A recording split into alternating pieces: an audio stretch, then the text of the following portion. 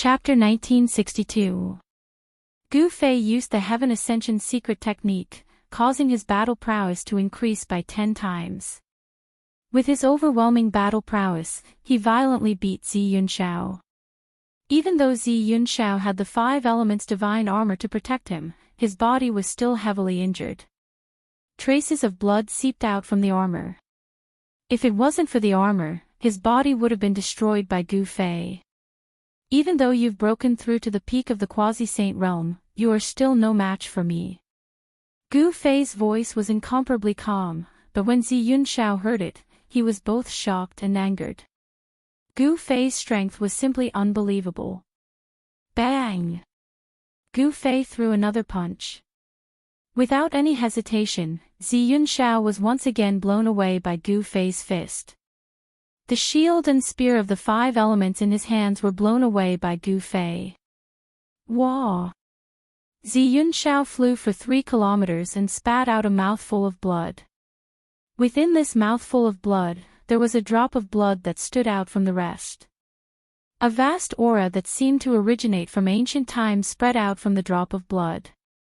Although it was only a drop of blood, it gave off a great sense of oppression. This is, far in the sky, the elder of the Ziyun clan saw the drop of blood that flew out from Zi Yunxiao's mouth and couldn't help but lose his composure. Whoosh! The elder of the Ziyun clan leaped forward. He couldn't let anything happen to that drop of blood. Otherwise, the Ziyun clan would suffer a great loss. I didn't think that the Ziyun clan would have something like this. High up in the sky, inside the golden warship, the arrogant old man couldn't sit still anymore. That drop of blood was extraordinary, it was the blood of a supreme being. Although it was just a drop of blood, and it had already been refined by the supreme being, it still caused everyone's souls to tremble. The arrogant elder rushed out as well. There were many antiques who had the same thought as the arrogant elder. The moment the drop of blood was knocked out of Zi Yunxiao's body by Gu Fei, at least 5 silhouettes rushed out. Powerful auras spread out in all directions. These were 5 existences that were much stronger than Zi Yunxiao. Their suppressive might spread out in all directions, causing the hearts of all the cultivators to tremble. The 5 antiques were no small matter. However, they were still half a step slower than Gu Fei. By the time the group arrived, the drop of blood had already been taken by Gu Fei. Gu Fei did not dare to directly grab that drop of Earth's sovereign celestial blood. Instead, a fist-sized ancient cauldron appeared in his hand and he used it to collect the Earth's sovereign celestial blood. Roar! In the end, he was still half a step too late. The elder from the Ziyun clan roared at the sky and directly attacked Gu Fei. A huge hand rushed out from the back of his head, enveloping the sky and grabbing at Gu Fei. This was the hand of a soul. No matter how powerful one was, there was no way they could escape from it. The transformation of a soul was just too fast. As soon as the hand appeared, Gu Fei immediately felt his body tighten. He had been bound by some sort of force, which shocked him. Bang!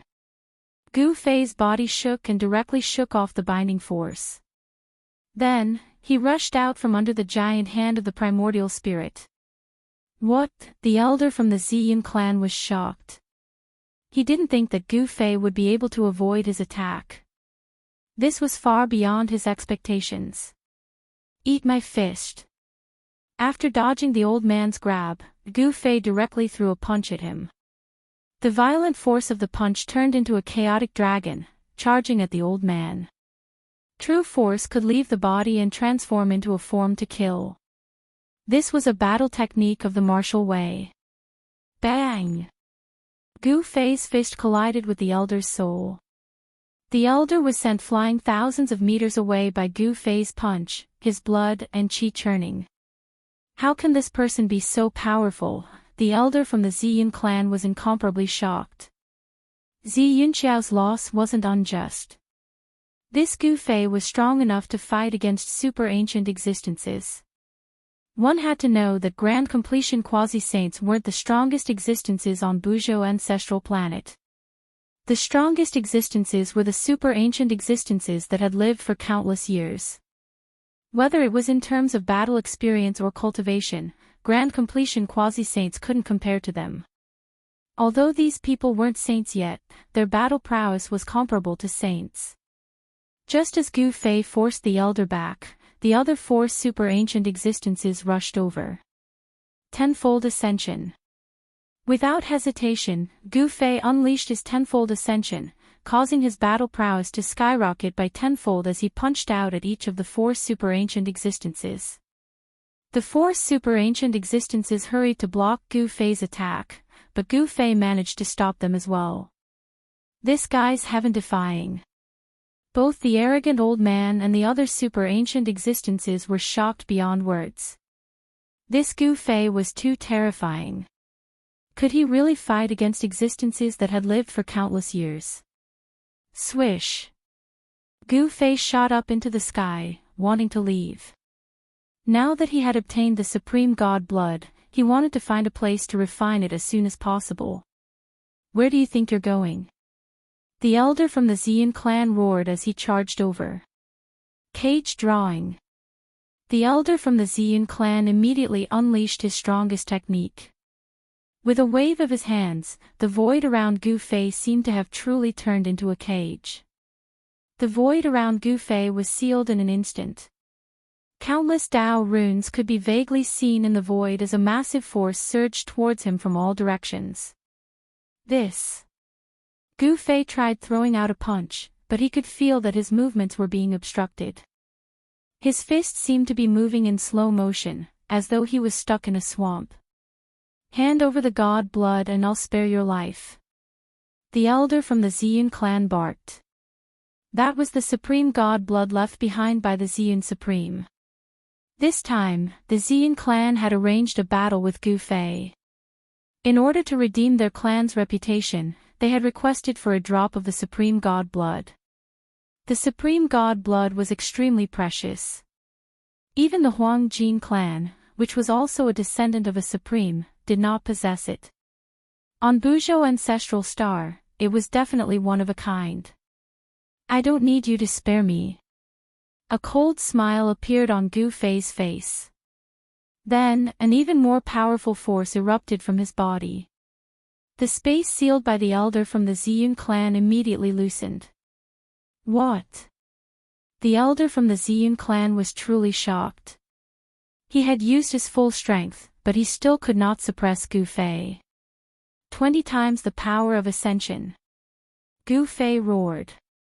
His martial body trembled, and the powerful sealing force around him was immediately dispersed by the force of his martial path. Swish! Gu Fei took a step and instantly appeared before the elder from the Xian clan. He reached out, grabbed the elder by the neck, and lifted him up. Do I spare you, or do you have to spare me? Gu Fei's voice was extremely cold. He hated it when people threatened him. You. Only then did the elder realize that he had still underestimated Gu Fei. However, it was already too late. He was grabbed by Gu Fei, and his entire body was locked in place by the power that came from Gu Fei's hand. He could not even move a finger. How is this possible? Old man Ao Chang and the others wanted to continue attacking, but they couldn't help but stop when they saw this scene. The power radiating from Gu Fei's body was too great. It was as if a primordial dragon had awakened, causing the entire world to tremble under the pressure of his might. Too powerful. That was the only thought in everyone's mind. Gu Fei was just too powerful right now. Even the elder from the Xian clan was subdued by him in a single move. The elder's cultivation and battle prowess were definitely not any weaker than the other supreme elders. Do you know what you're doing? Even though the elder from the Xian clan was subdued by Gu Fei, he was not someone who had experienced much. He remained calm. Of course I know what I'm doing. Gu Fei sneered. He had already thought of all the possibilities. If he were to take the drop of divine blood, he would become the enemy of the entire Xian clan. The sovereign's divine blood left behind by the Violet Cloud sovereign was an absolute treasure to the Xian clan. The clan would never trade it for a flawless saint artifact. It's good that you know. Hand it over and I'll pretend that nothing happened. The ancestor from the Xian clan said. Since it's already in my hands, there's no reason for me to hand it over. Gu Fei smiled as he spoke. At the same time, a chilling murderous aura surged from his body. Don't. The ancestor from the Xian clan paled in fright when he sensed the murderous intent from Gu Fei. He knew that Gu Fei wanted to kill him. Spurt. Gu Fei exerted some force in his hand and the ancestor's head immediately exploded. It turned into a bloody mist. Even his soul did not manage to escape. Roar! Just as Gu Fei killed the ancestor from the Xian clan, a furious roar rang out from afar. Xianxia roared at the sky from a mountain peak. His 5 elements armor was already soaked in his own blood. Gu Fei, I'm going to kill you. Xianxia roared. The elder killed by Gu Fei was the ancestor of his branch. This was a great feud. Is that so? I'm afraid you won't get the chance. Gu Fei tossed the headless corpse in his hand to the side and stared at Xianxia on the distant mountain peak. He wanted to cut the weeds and eliminate the roots. Xianxia's muscles and bones were not bad, but if he was allowed to improve further, then Gu Fei would be out of luck. He wanted to get rid of this potential threat before the time limit of the 20 times rising strength was up. However, just as Gu Fei was about to make a move, a shocking aura suddenly appeared in the distance. A peerless figure was rapidly approaching this place. What? Gu Fei's expression changed when he sensed the monstrous pressure from afar. The cultivation and strength of this peerless figure was not any weaker than Ghost Emperor Fingdu from the Soaring Dragon Ancestral Star. Chapter 1963. A terrifying pressure swept over from afar, causing the entire world to tremble. Everyone was shocked to the extreme, and they were all filled with fear. How could there be someone like this on planet Buzhou? Arrogant Elder's heart pounded. An existence like this was countless times scarier than the super antiques that had lived for countless years like them. Even old-timers like them were as weak as children in front of an adult. Even they were filled with fear. This fear originated from the deepest part of their souls. An unimaginable existence had been alerted and had personally descended upon this mountain range. Arrogant Elder and the others were all attracted by this powerful figure. In the sky above the mountain range, a silhouette appeared. It was a young man with long hair that reached his shoulders. Although this youth looked young, all the experts present could feel a great pressure coming from him.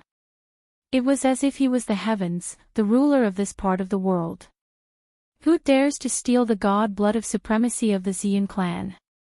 The young man in black merely took one step forward and crossed through the sky. He appeared in the sky above the Amethyst Mountain and looked down. He glanced at Arrogant Elder and the others. It's Gu Fei, where's Gu Fei? When everyone snapped back to reality, Gu Fei had already disappeared.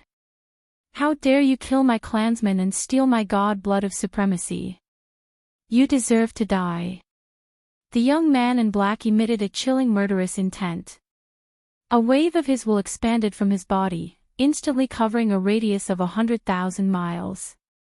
Under this wave of will, everyone trembled in fear, afraid to offend the young man in black.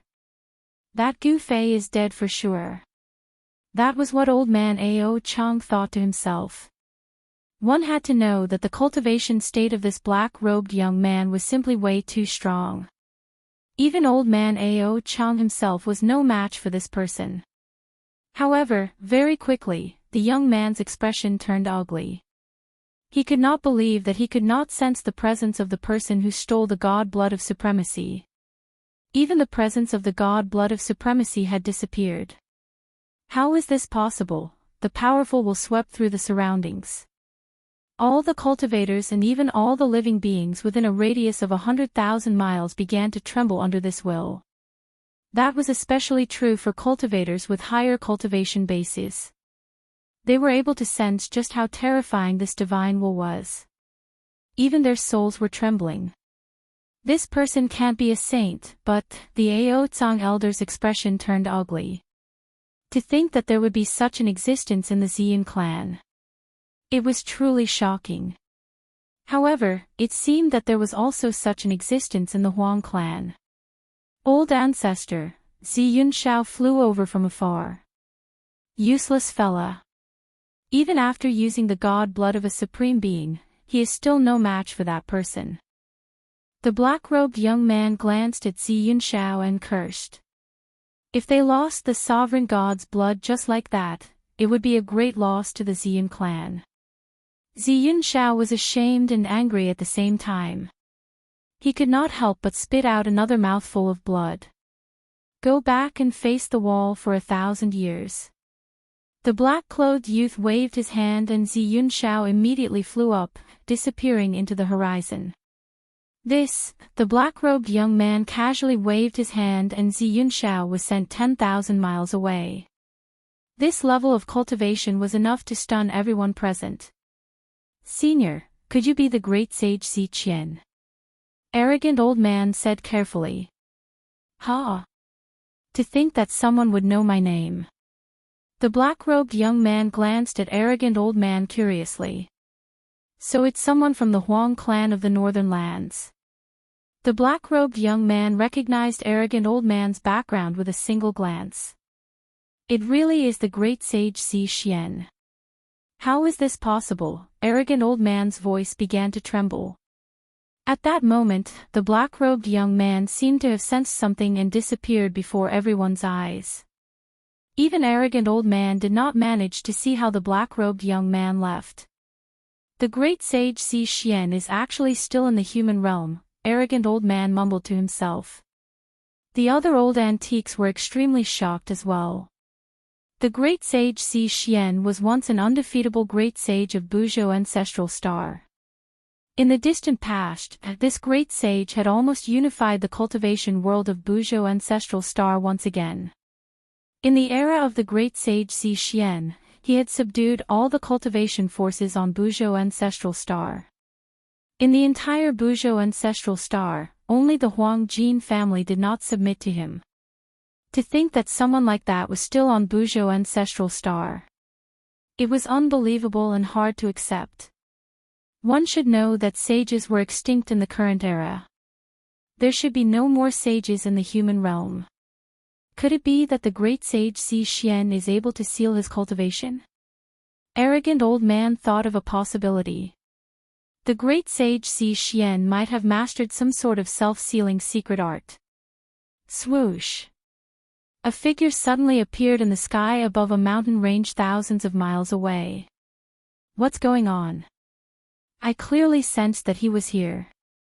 Why isn't he here? The black-robed young man's expression was a little unnatural.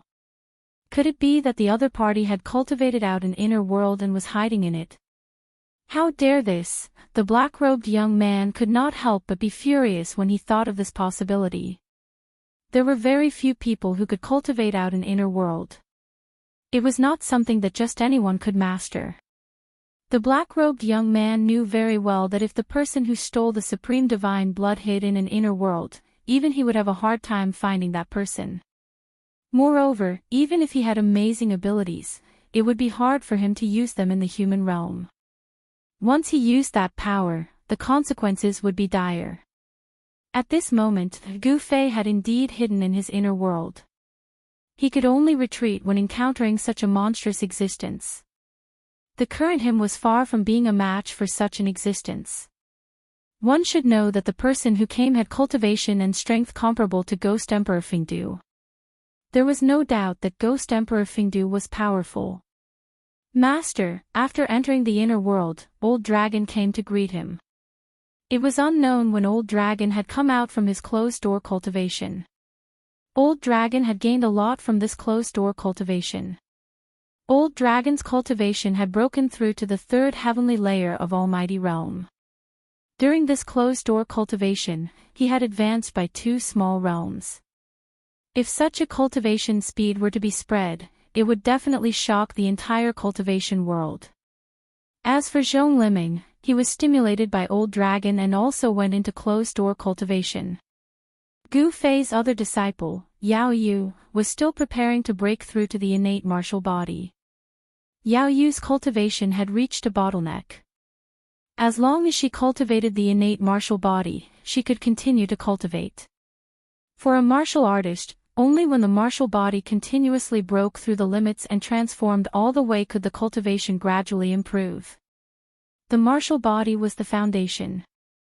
Chapter 1964. As expected of the innate water martial physique, Yao Yu was naturally close to the essence of water. When she cultivated, she was much faster than ordinary people. In just a short period of time, she had already cultivated to the realm of awakening self. In the realm of awakening self, the potential of her martial physique had already been awakened. This was the first step in the path of martial arts. After the realm of awakening self was the realm of transcending mortality, which was a transformation of the martial physique from acquired to innate. This was the first transformation of the martial physique. In the realm of transcending mortality, Yao Yu's martial physique could communicate with the spiritual energy of heaven and earth, drawing it into her body and refining it into true qi. After that, she could open up her dantian and become a true martial artist. The great Saint Zi Su of the Ziyun clan was searching for Gu Fei everywhere. However, Gu Fei had already entered the bottom of his inner world. The great Saint Zi Su was a great saint in the ancient era, but now, he had already sealed himself. His cultivation had long fallen from the saint realm. If he still had the cultivation he had in the ancient era, forget about Gu Fei hiding in his inner world. Even if Gu Fei ran outside of Buzhou Star region, the great Saint Zi Su would still be able to find him. Damn it! On top of a mountain, the black-clothed Zi Su roared furiously. The person called Gu Fei who stole the sovereign god's blood had actually disappeared. There's not even a trace left behind. How is this possible? Zi Su knew that his previous guess was probably correct. This little guy called Gu Fei should have already opened up his own inner world. Only by hiding in the inner world would he not be able to find him. Zi Su was very confident. Although he had sealed himself, he still had the battle strength to look down on the world. In the ancestral Buzhou Star, there were really not many people who had the qualifications to be his opponent. If it wasn't for the sovereign god's blood, he would definitely not come out at this time. No one could deduce any clues about the great world and the human world this time. No one knew what direction this great world would develop in. The heaven's secrets had already been concealed by some sort of power. In this super great storm, even an existence like Zi Su would most likely fall. Even an existence like Zi Dan had to be careful when dealing with this great world. Zi Ruo directly sat down cross-legged on the mountain peak. He was waiting for the person called Gu Fei to come out from his inner world. He did not believe that that person would continue hiding in his inner world. The sovereign god blood was too important to the Ziyun clan. Gu Fei didn't know that he had already been targeted by Zi Ruo.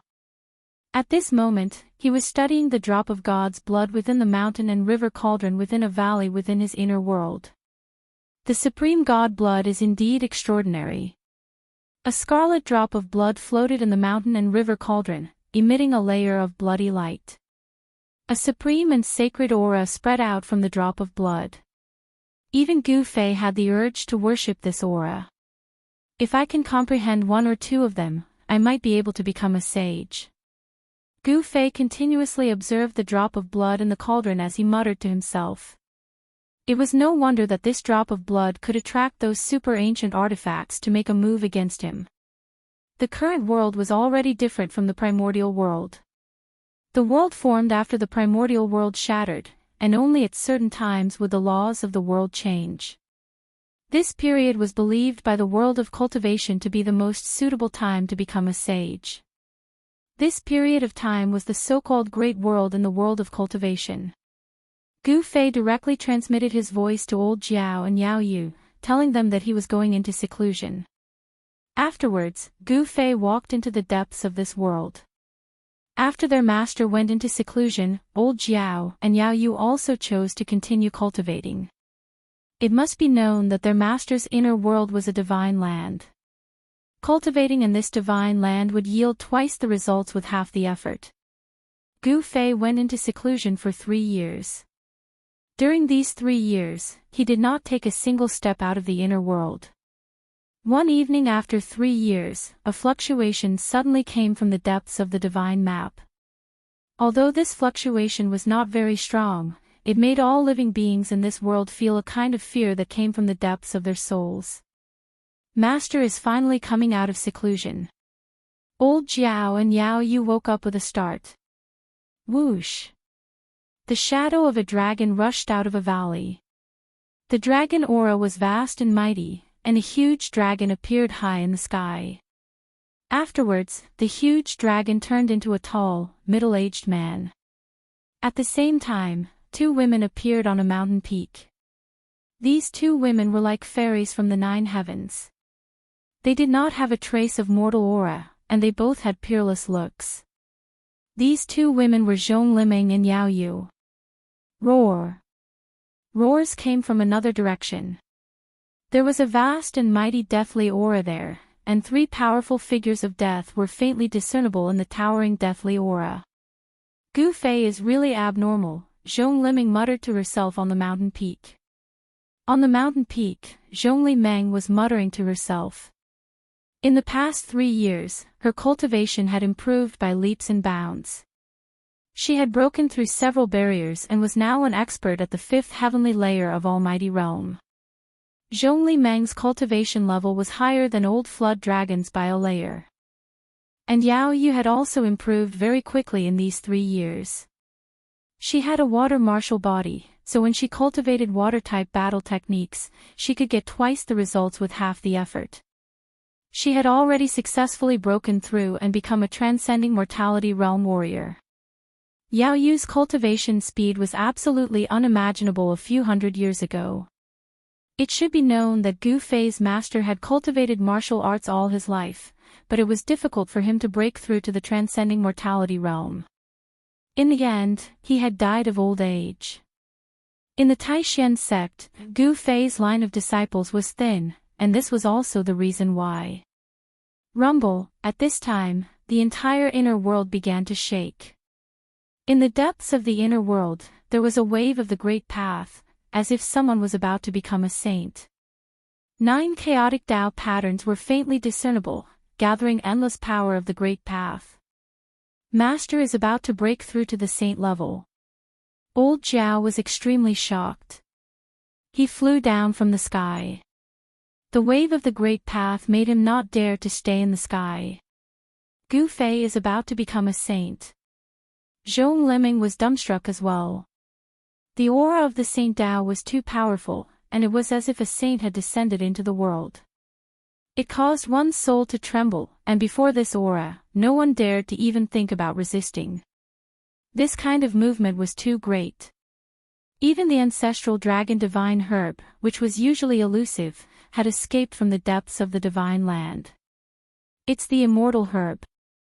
Zhong Liming's eyes lit up when she saw the stalk of godly herb. However, before she could do anything, the ancestral dragon immortal herb disappeared in a flash. Preposterous. Chapter 1965. Rumble, the heavens and earth shook. Spiritual chi from all directions crazily gathered in the depths of this divine land. Rays of light flickered. This was the visible spiritual chi of heaven and earth. Seeing this scene, everyone couldn't help but be shocked. There seemed to be a bottomless black hole in the depths of this divine land, devouring the spiritual chi of heaven and earth. Is Gu Fei really going to become a saint? Zhong Liming's voice trembled. Becoming a saint was the goal of all cultivators. However, since the collapse of the untainted world, it seemed that no one could become a saint.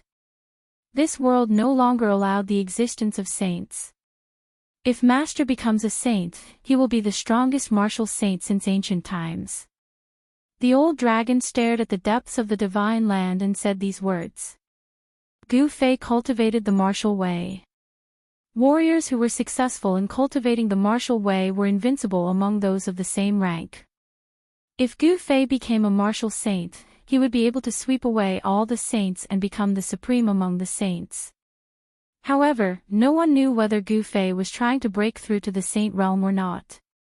However, what was certain was that Gu Fei's cultivation had broken through again. In the depths of the divine land, thousands of strands of auspicious qi flashed. Endless spiritual qi of heaven and earth gathered in Gu Fei's location. The density of the spiritual qi of the entire inner world was decreasing. Old Jiao and the others couldn't help but be shocked. It should be known that there were several divine springs of life in Gu Fei's divine land. With the nourishment of these springs, Gu Fei's inner world's spiritual qi was almost endless. And at this time, the density of the spiritual qi of heaven and earth in this divine land was actually decreasing. This was an unimaginable thing.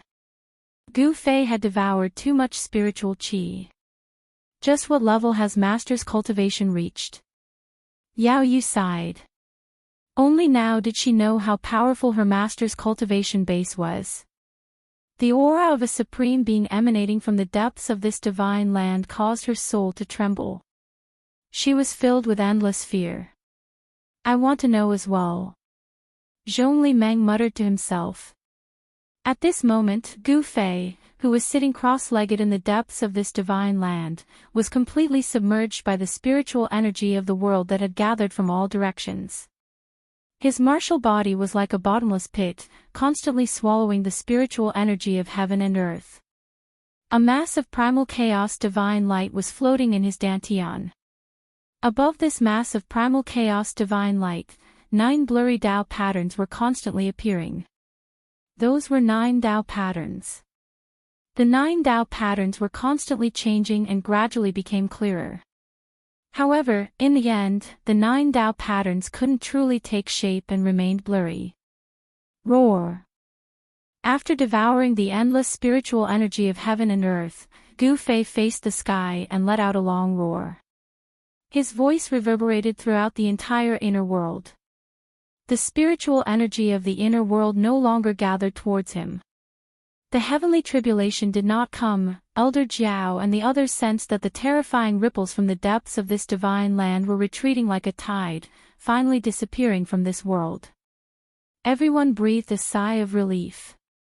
While they were still in shock, a figure appeared in the sky above the mountain they were on, smiling at them.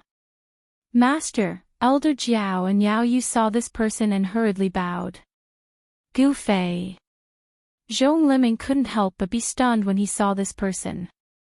Then, he was pleasantly surprised. This Gu Fei has finally come out of seclusion. Just what level has his cultivation reached? They couldn't see through Gu Fei at all. That drop of sovereign god blood was really useful.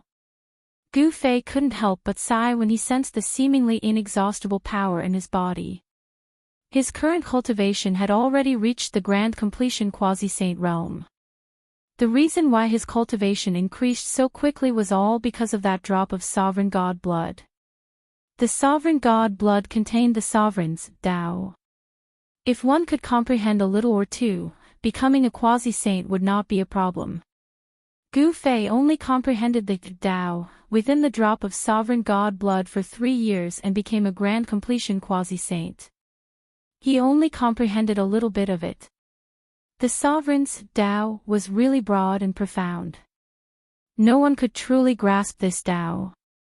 No wonder the people of the Ziyun clan were so nervous after losing that drop of sovereign god blood. Now, Gu Fei was not afraid of anyone. With his grand completion quasi-saint cultivation, he was confident that he could even fight against the terrifying existence of the Ziyun clan. Gu Fei saw that Elder Jiao and Yao Yu's cultivation had increased a lot. He couldn't help but feel happy. Then, he went to the top of the mountain to teach the 2 disciples the Dao. Soon, Elder Jiao and Yao Yu were immersed in it. Even Zhong Liming was immersed in it. Many questions that he couldn't understand in cultivation were now understood. Gu Fei didn't teach them any powerful techniques. He only explained the Tao of heaven and earth, directly pointing to the origin of cultivation. Even Yao Yu, who was only at the transcending mortality realm, could understand this logic. 2 hours later, Gu Fei stopped and let Elder Jiao and the others comprehend on their own. It's time to go out. That guy shouldn't be here anymore. Elder Jiao and the others entered some kind of cultivation state. They wouldn't wake up so easily. Gu Fei wanted to leave the inner world and take a look. One should know that Gu Zhong was still training on ancestral star Buzhou. In 3 years, Gu Zhong should be able to make a name for himself on ancestral star Buzhou. Whoosh! An empty space near Amethyst Mountain suddenly rippled like water. Then, a figure passed through the layer of empty space and walked out. At this moment, a figure sitting on the top of the Amethyst Mountain suddenly opened his eyes. It's been 3 years. You're finally out. A powerful will immediately descended on Gu Fei. This made Gu Fei tense up. He couldn't help but be shocked. Oh no. As soon as Gu Fei came out of the inner world, he was locked onto by someone's will. Moreover, the person who locked onto him was extremely powerful. He seemed to be much stronger than those super antiques. Haha, a loud laugh came from the Amethyst Mountain. Then, a young man in black stood up and took a step forward. In an instant, he appeared in front of Gu Fei. Did you think that I wouldn't be able to find you by hiding in the inner world? The young man in black looked at Gu Fei with a faint smile on his face. A powerful pressure spread from his body and shocked the surroundings. Gu Fei could see that the young man in black did not deliberately release his pressure. However, the young man just stood there and the pressure naturally emitted from his body. It's you. Although Gu Fei was surprised, he still pretended to be shocked. Chapter 1966. Hand over the god's sovereign blood. The black-robed young man said indifferently. He did not think that Gu Fei was his opponent. Even if Gu Fei was already a grand completion quasi-saint, the outcome would still be the same. From Zidan's point of view, the reason why Gu Fei's cultivation was able to rise so quickly was definitely because of the god's sovereign blood. Otherwise, how could a beginner quasi-saint become a grand completion quasi-saint in just 3 short years? Other than the members of the Xian clan, outsiders would definitely not be able to refine the god's sovereign blood. Zidan was not worried that this person called Gu Fei would refine the god's sovereign blood. Why should I hand it over? The black-robed young man acted all high and mighty, clearly not putting him in his eyes at all. However, Gu Fei was not afraid of this black-robed young man. If it was 3 years ago, he would still be wary of this black-robed young man. But now, the situation was different. Very well. Since you want to court death, don't blame me. Zidan did not speak much. He immediately stretched out his hand, and with his right hand spread open, he grabbed towards Gu Fei.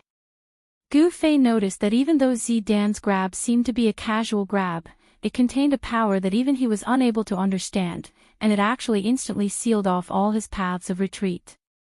Zidan's hand was magnified endlessly in Gu Fei's eyes. Gu Fei threw out a punch. Extreme chaotic Dao runes appeared on his fist and a powerful wave of energy surged out from his fist. Bang! Gu Fei's fist collided with Zidan's hand, and a muffled sound rang out. After that, Gu Fei's fist was caught by Zidan's hand. You're still too inexperienced to fight against me. Zidan exerted force and actually lifted Gu Fei's entire body up before smashing him fiercely onto the ground. Boom! With a loud sound, Gu Fei smashed onto the ground.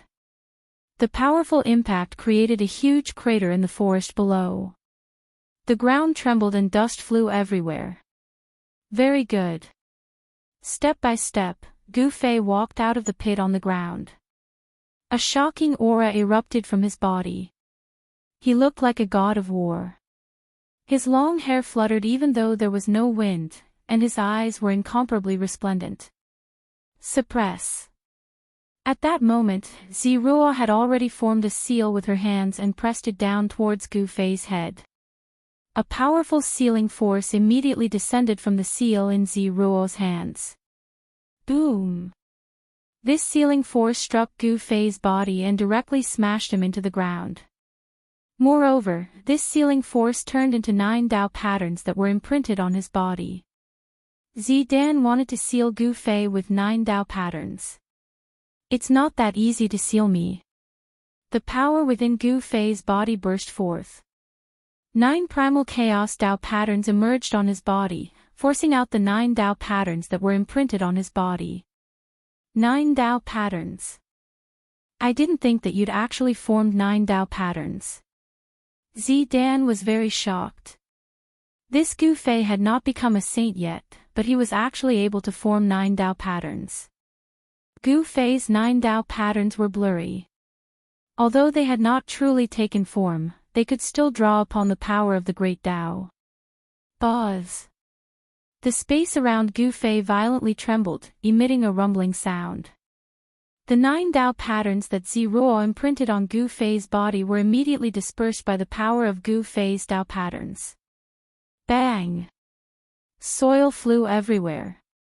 Gu Fei charged out from the ground, then struck out with a heaven-encompassing palm. Rumble! The huge palm covered the sky and directly slammed towards Ziruo in the sky. It was as if 100,000 ancient divine mountains were moving, causing the entire world to tremble. Gu Fei did not think that this person would actually guard the Violet Cloud Mountain for 3 years. In the end, he was still too careless, allowing this guy from the Ziyun clan to lock onto his chi. However, Gu Fei was no longer the Gu Fei from 3 years ago. His cultivation and battle prowess at the peak of the quasi-saint realm allowed him to fight against a supreme expert of this level. Ancient martial arts battle skills. When Zidan saw Gu Fei casting the heaven-encompassing palm, his pupils involuntarily contracted. He did not dare to be careless. After all, in the ancient era, martial artists were synonymous with power. It was not a legend for martial artists to be invincible among those of the same level. Endless reincarnation. Zidan shouted out loudly. He unleashed the great technique he had created. In an instant, countless vortexes appeared around his body, and behind every single vortex was a reincarnation. The heaven-encompassing palm was devoured by the countless whirlpools.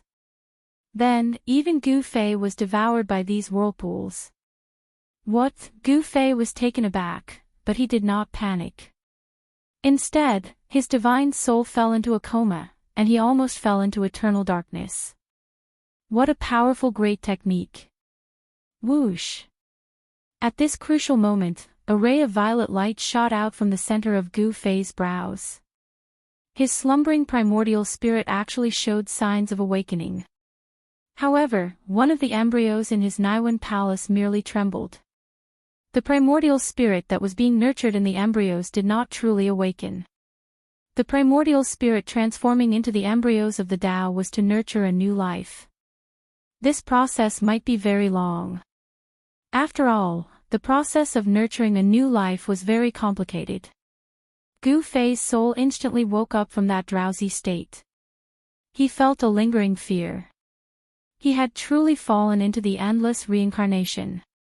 If that was really the case, then he would be doomed eternally and would be obliterated within the endless reincarnation. What? Ziruo, who controlled the endless reincarnation, sensed that Gu Fei had not fallen into the reincarnation at all. He couldn't help being incomparably shocked. The technique he had created had already annihilated countless powerful opponents. There were only a few people who could be trapped by his technique and escape from it. Primal Chaos Sword, split the heavens and earth. Gu Fei's body was filled with Primal Chaos True Force. A Primal Chaos Divine Sword condensed in front of him, emitting a terrifying sword chi. Buzz! The Primal Chaos Sword hummed. The primal chaos divine sword soared into the sky, displaying great might. In an instant, it soared into the sky and tore a hole in Zidan's endless reincarnation. This time, Zidan was truly shocked. He realized that he had underestimated this opponent. He was truly invincible amongst those in the same realm. He was unconvinced. One must know that he was not an ordinary Grand Completion Quasi-Saint. The so-called Grand Completion Quasi-Saint was a joke in front of him. With his battle prowess, he could easily annihilate a large group of Grand Completion Quasi-Saints. This is preposterous. Zidan was slightly angered. A strange sound suddenly came from his body. Then, a sealing force rushed out from his body. He had undone the seal that was suppressing his body. After the seal was broken, a powerful force in his body was instantly awakened. A saint aura spread out from Zidan's body, causing the world to lose its color and the sun and moon to lose their luster. This was actually the true aura of a saint, shocking the heavens. Rumble. Chapter 1967. Gu Fei's strength had far surpassed Zidan's imagination. He had no choice but to undo the first seal on his body. Rumble. When the first seal was undone, the entire world began to tremble. The initially clear sky actually quickly darkened, and a terrifying power of the world began to gather. Heavenly tribulation. Gu Fei could not be more familiar with this ripple of power. This was the sign of a heavenly tribulation. This sky actually attracted a heavenly tribulation. This caused Gu Fei to feel incomparably shocked. How many years has it been? You are the first person who forced me to undo the first seal. Zidan let out a long sigh. After that, a terrifying pressure that seemed to look down on the world spread out from his body, shocking the heavens. It was as if a true invincible saint had descended. Self-seal. Gu Fei was shocked once again. He did not think that there would truly be such an existence in this world. Self-seal, and then exist in this world for an eternity. This method was simply too heaven-defying. You don't dare to completely undo the seal. Gu Fei knew that it was impossible for a saintier existence to be allowed in this world. The moment this guy completely undid the seal, the consequences would be very severe. The black-clothed man had only undone the first seal on his body, yet the weather had already changed.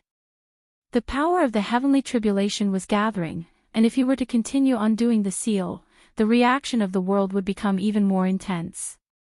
I do not dare to completely undo the seal, but, if I only undo one seal, I will be able to kill you. Zidan's face revealed a hint of an evil smile. His eyes became brighter and brighter, and in the end, they seemed to have transformed into two dazzling stars. Is that so? Then let's see who kills who. Gu Fei's battle intent surged. The powerful power on his opponent's body caused the blood in his entire body to boil.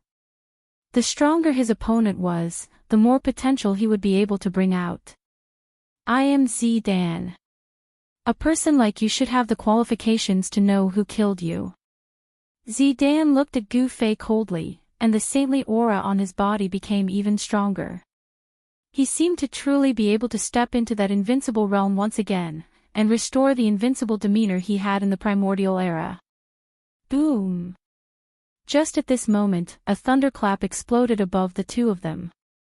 The earth-shattering sound of thunder caused everything in the world to tremble.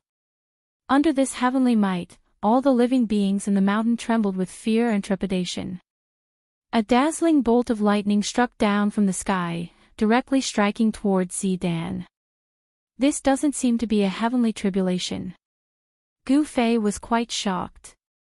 This kind of power did not seem to be a heavenly tribulation, but a reaction from the heaven and earth's power. The heaven and earth did not allow the existence of divine bloodline power. What the hell is going on? In Gu Fei's mind, thoughts were constantly spinning. He seemed to feel that he had grasped something, but he didn't know what it was. He couldn't explain it clearly.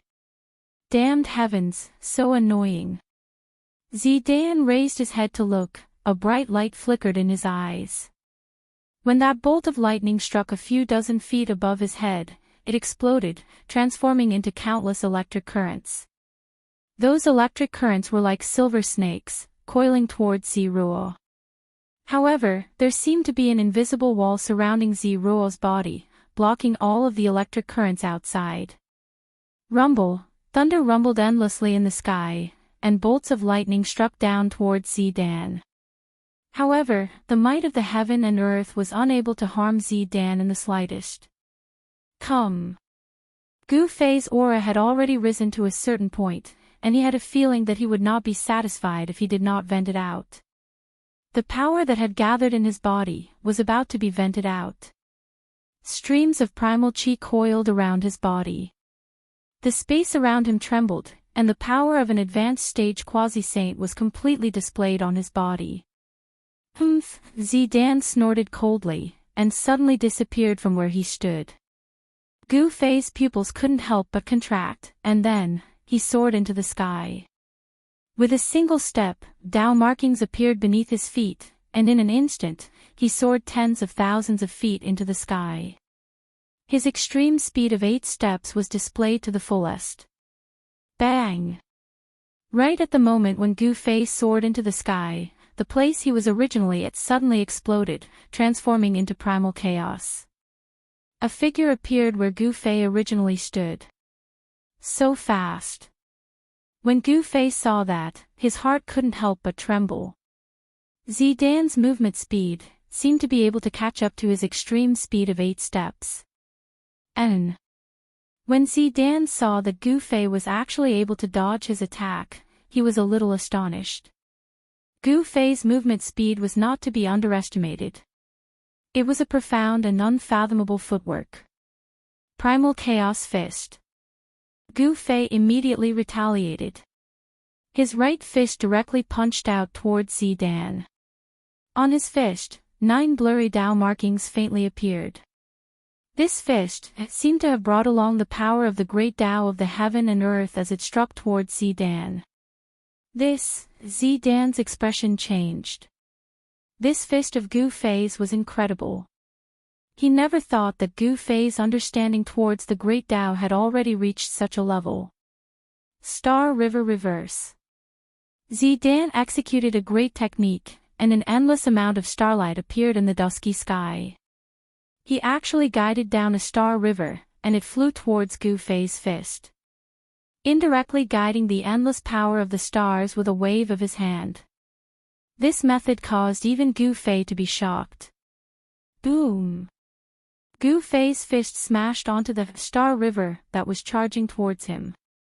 The might of his fist exploded, and the star river collapsed. The endless starlight dissipated within the void. Although he managed to disperse the star river, he himself was also sent flying several hundred meters away. So powerful. Gu Fei felt a slight pain coming from his right fist, as though his skin and flesh were being torn apart. This caused him to be incomparably shocked. One must know that he was a full-tier quasi-saint martial artist. Other than battle prowess, a powerful martial body was also a form of capital for a martial artist. Zidan, who had undone the first seal on his body, was truly powerful. At the very least, he was more than 10 times stronger than before. The surge of power on Zidan's body caused Gu Fei to feel an immense pressure. Roar! Gu Fei roared out furiously. In the next moment, he directly charged towards Zidan. Swish! In the process of charging towards Zidan, Gu Fei's body suddenly became blurry, and actually split into 2. One Gu Fei turned into 2 Gu Feis. Then, the 2 Gu Feis turned into 3 Gu Feis. 3 powerful figures charged towards Zidan at the same time. The 3 figures' power and speed were all the same. No one knew which one was Gu Fei's real body. What? This is, when Zidan saw this scene, he was truly shocked. He had already recognized this secret technique. This was one of the 9 secret techniques created by the Daoist ancestor. Chapter 1968. Three Pure Ones. How is this possible? Ziruo was truly shocked. He was an existence that was even more ancient than a super-antique. He was a true figure from the ancient era who had sealed himself in the present. He had experienced the ancient era where experts were as numerous as trees in a forest. The 9 secrets of immortal Tao created by the Wuxian Tao ancestor were supreme divine arts that shook the heavens during the ancient era. Of course, the 9 secrets of immortal Tao were already incomplete during the ancient era. However, some of the successors of the Wuxian Tao ancestor still managed to cultivate some of the secret arts within the 9 secrets. The Wuxian Tao ancestor passed down the secret art of 3 pure ones to one of his 9 great disciples, the 3 pure ones. The reason why the 3 pure ones were called the 3 pure ones was because they cultivated the secret art of 3 pure ones. During the ancient era, the 3 pure ones' fame shook the entire ancient era. He was a ruthless character who once ventured deep into the devil domain and killed 18 innate great devils before escaping unscathed. The 3 pure ones were publicly acknowledged to be the strongest among the 9 great disciples of the Wuxian Tao ancestor. The moment the secret art of 3 pure ones was unleashed, it was equivalent to 3 pure ones attacking at the same time. The 3 pure ones were existences at the quasi-sovereign level. Who could withstand 3 pure ones attacking at the same time? At this moment, the 3 Gu Feis attacked Ziruo at the same time. This caused Ziruo to be incomparably shocked and fearful at the same time. The might of this secret art was truly terrifying. Boom! A huge primal hand rushed out from one of the Gu Fei's hands and slapped towards Ziruo. A powerful ripple shook the heavens and earth. This was the heaven-covering hand. This was how terrifying the 3 pure ones were. Regardless of which one of the 3 Gu Feis was the real one, they were all able to unleash his own martial arts battle skills. Heaven-covering hand, primal chaos fist, 5 elemental sword. 3 battle skills were unleashed at the same time, causing a terrifying ripple to shake the heavens and earth. Bam! Zidan used a great technique to block the heaven-shrouding hand. However, a primal chaos fist smashed onto Zidan's shoulder. Zidan was instantly sent flying by the huge force. At the same time, 5 sword lights instantly streaked across Ziruo's body, leaving 5 sword scars on his body. This, Gu Fei was incomparably shocked. He knew very well how powerful his punch was. However, his opponent seemed to be unharmed after taking his punch head-on. Especially those 5 strikes, it caused Gu Fei to feel even more disbelief. The clothes on Zidan's body were slashed open 5 times by his sword aura, yet, no bloodstains seeped out from beneath his clothes. Humph! Ziruo sneered, then charged over from afar. He threw a punch towards Gu Fei, and an overflowing power surged out from his fist, enveloping the 3 figures that Gu Fei had transformed into within the power of his fist. Boom! Gu Fei's 3 figures each smashed out a fist, blocking Zidan's fist. However, the powerful force that came from Zidan's fist caused him to be pushed back several hundred meters. On the other hand, Ziruo was like an unshakable primordial divine mountain, and he did not take even half a step back. What? Only then did Gu Fei realize that he seemed to have neglected something.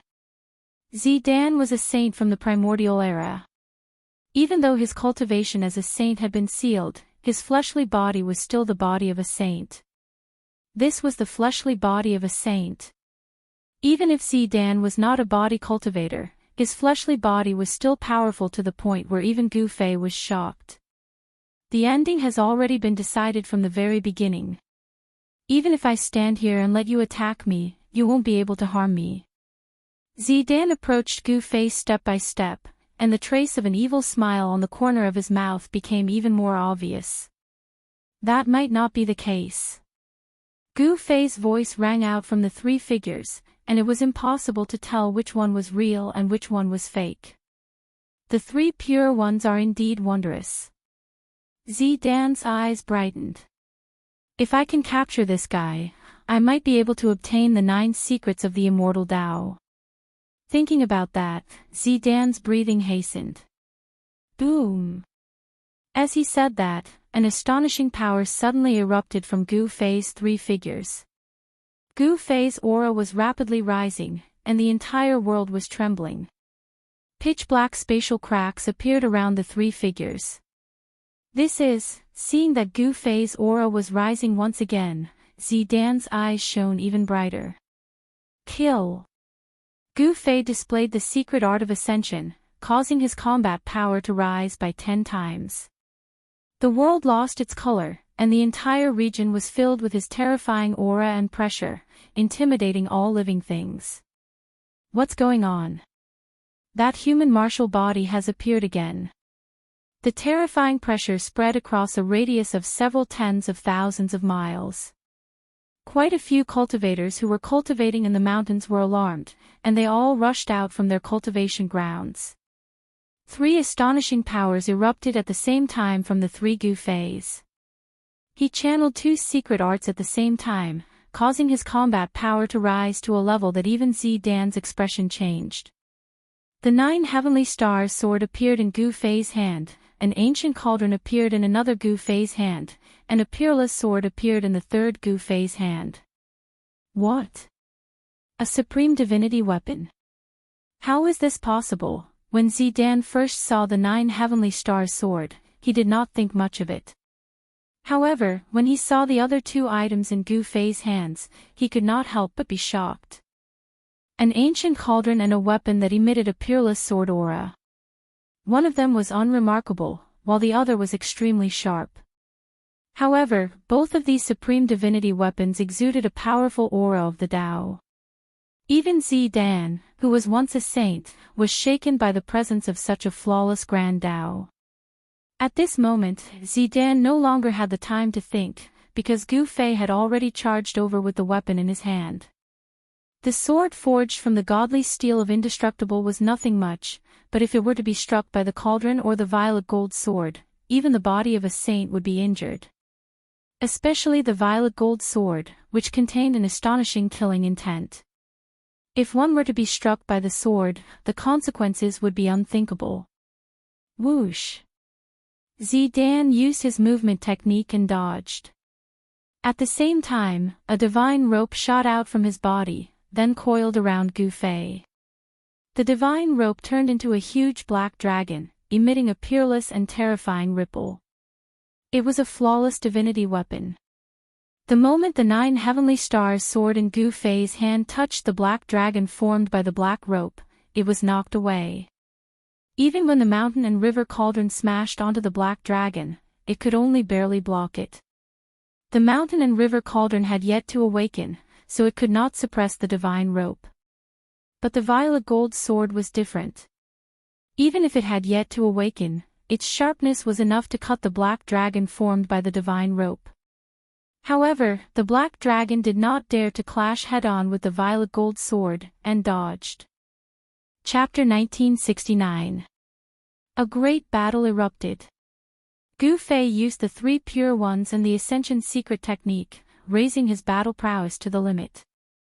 Wielding the 9 heavenly stars sword and the mountain and river cauldron, the violet gold divine sword, he clashed with Ziruo. Terrifying ripples spread in all directions. All living beings within several tens of thousands of miles were startled. Many cultivators who were cultivating in the mountains soared into the sky and looked towards the source of the ripples in fear. Who's fighting? Everyone was bewildered. Many people rushed towards the area where Gu Fei and the others were, wanting to find out what was happening near the Amethyst Mountain. Kill! At that moment, Gu Fei's killing intent skyrocketed. He did not hold back and attacked with all his strength.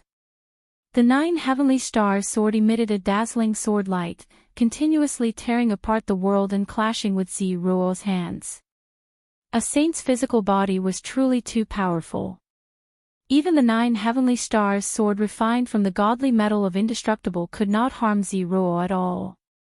However, no matter how conceited Ziruo was, he did not dare to use his hands to block the sharpness of the violet gold divine sword.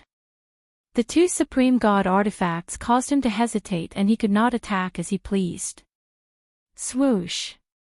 A ray of violet gold divine sword light streaked past Ziruo.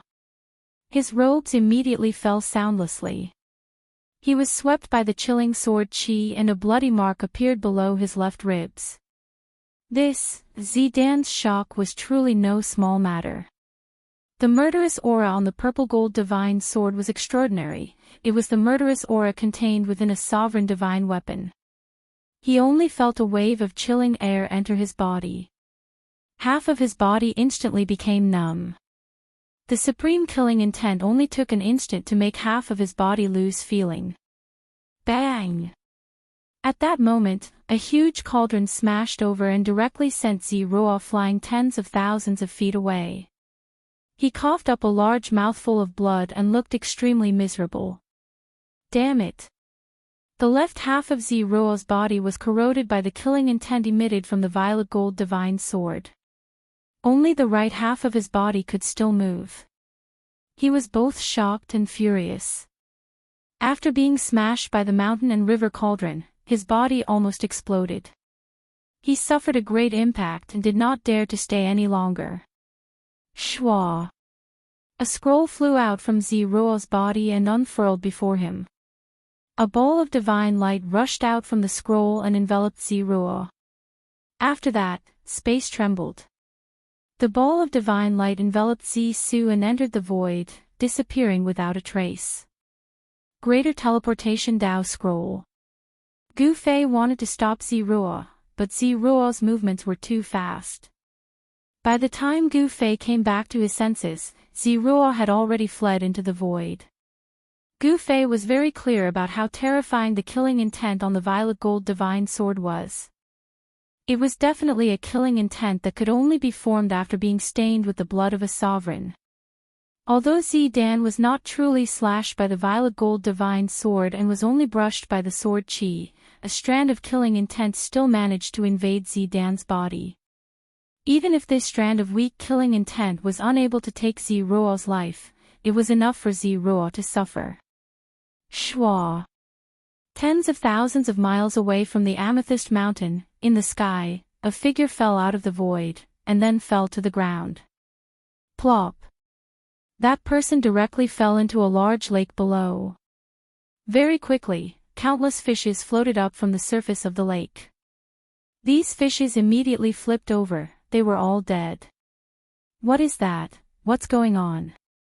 Many people rushed out from all directions and pointed at the shore of the lake. This was the location of one of the 10 great sects in the southern region of Buzhou, the Qingyang Temple.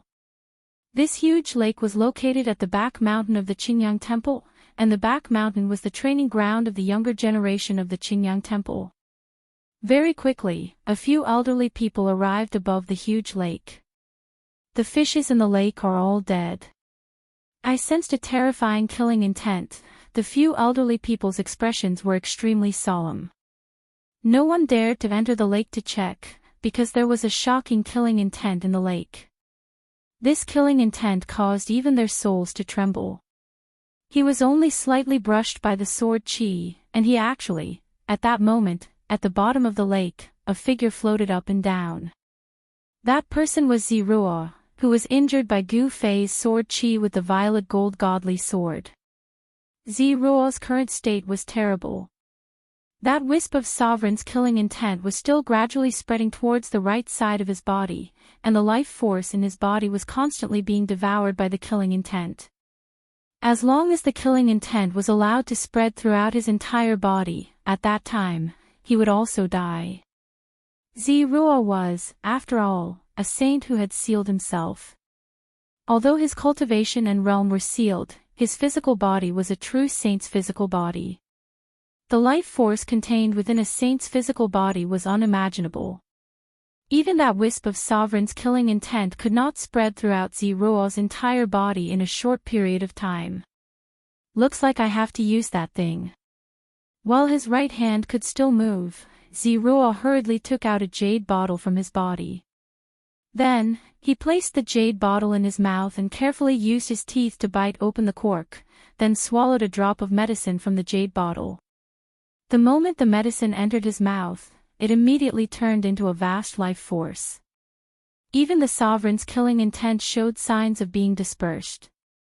Only the godly medicine of immortality could dispel the sovereign's killing intent.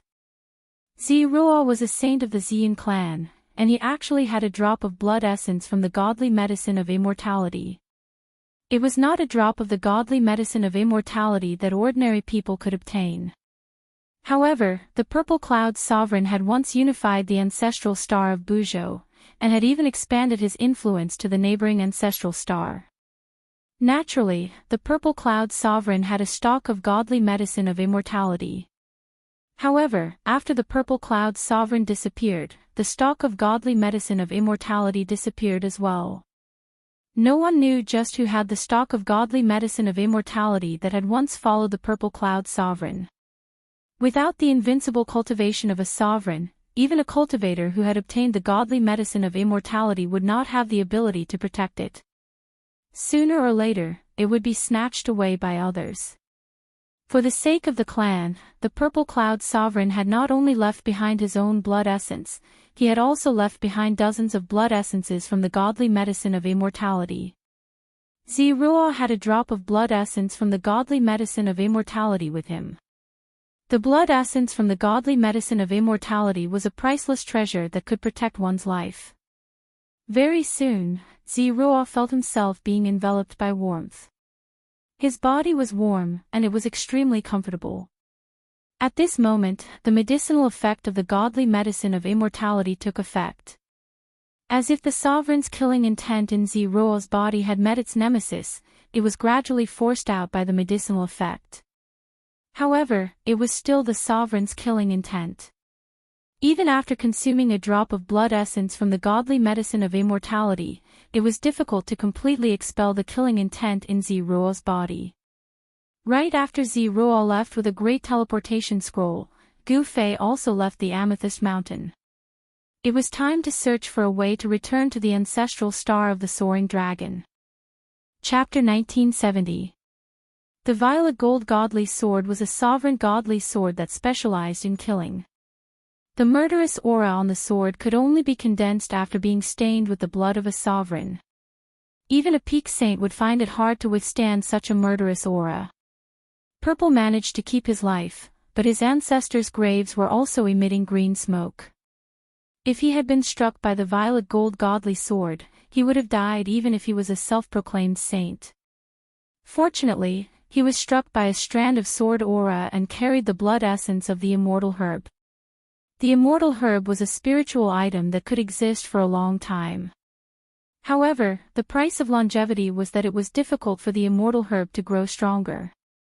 Since ancient times, Immortal Herbs would always follow some powerhouses and seek protection from them. The Violet Cloud Sovereign had an Immortal Herb, but after the Violet Cloud Sovereign disappeared, this Immortal Herb disappeared along with him. Having the Immortal Herb was equivalent to having an extra life. Even if a sovereign was fatally injured, he could use the Immortal Herb to prolong his life. At the bottom of the lake at the back mountain of the Qingyang Pavilion, Purple was circulating the mystical art in his body to dissolve the blood essence of the Immortal Herb. The murderous aura that had infiltrated his body was gradually expelled, and he could feel the vitality on the left side of his body gradually recovering. Soon, experts from the Xian clan arrived at the Qingyang Pavilion, causing the people of the Qingyang Pavilion to panic. They did not know what had happened. After all, the true ruler of the southern region of Buzhou was the Xian clan. The Qingyang Pavilion was only a peripheral force of the Xian clan. The lake at the back mountain of the Qingyang Pavilion was quickly sealed off by the experts of the Xian clan. No one was allowed to approach it. Just as the experts of the Xian clan arrived at the Qingyang Pavilion, Gu Fei had left the Violet Cloud Mountains. He wanted to find a way to leave the ancestral star of Buzhou. It was time to return to the ancestral star of the Soaring Dragon. For several days, Gu Fei appeared in various cities in the southern region of Buzhou.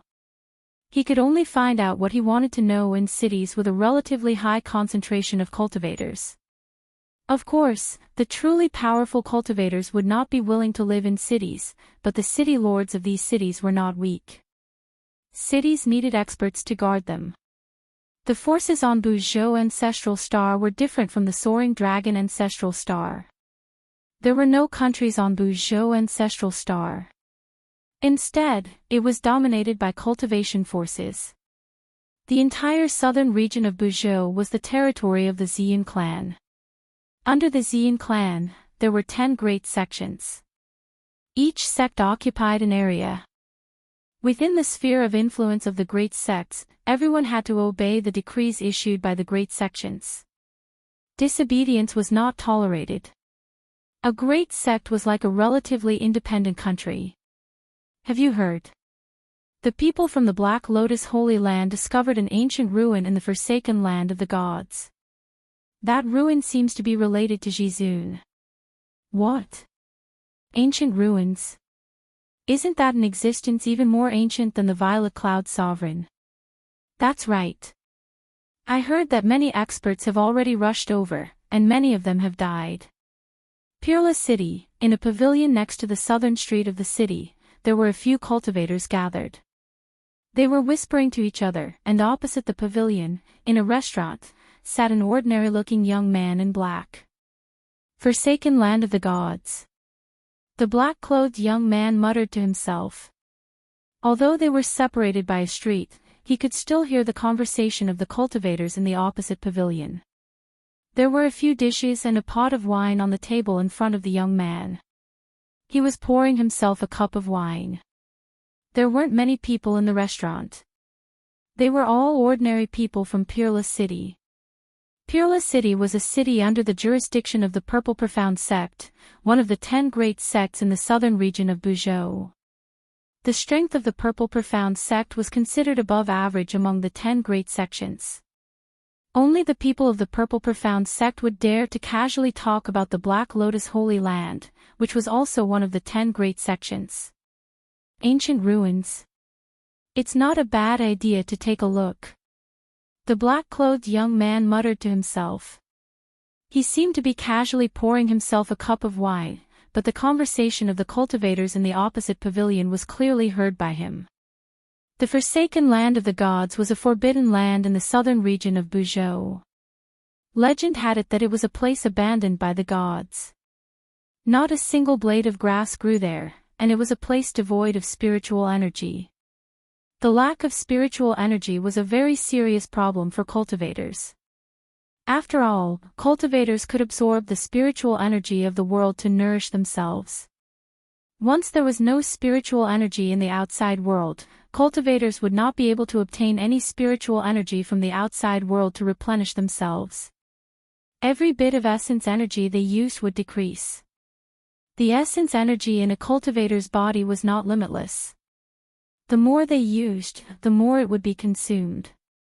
However, although the forsaken land of the gods was a forbidden land, there were still many cultivators who entered despite knowing the dangers to try their luck.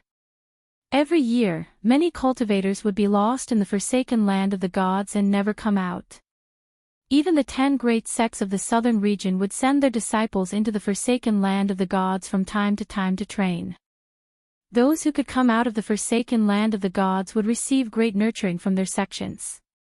The news that a disciple of the Black Lotus Holy Land had actually found a ruin in the forsaken land of the gods had already spread far and wide, attracting the attention of all the major powers in the southern region. However, the Xian clan did not respond even after a long time.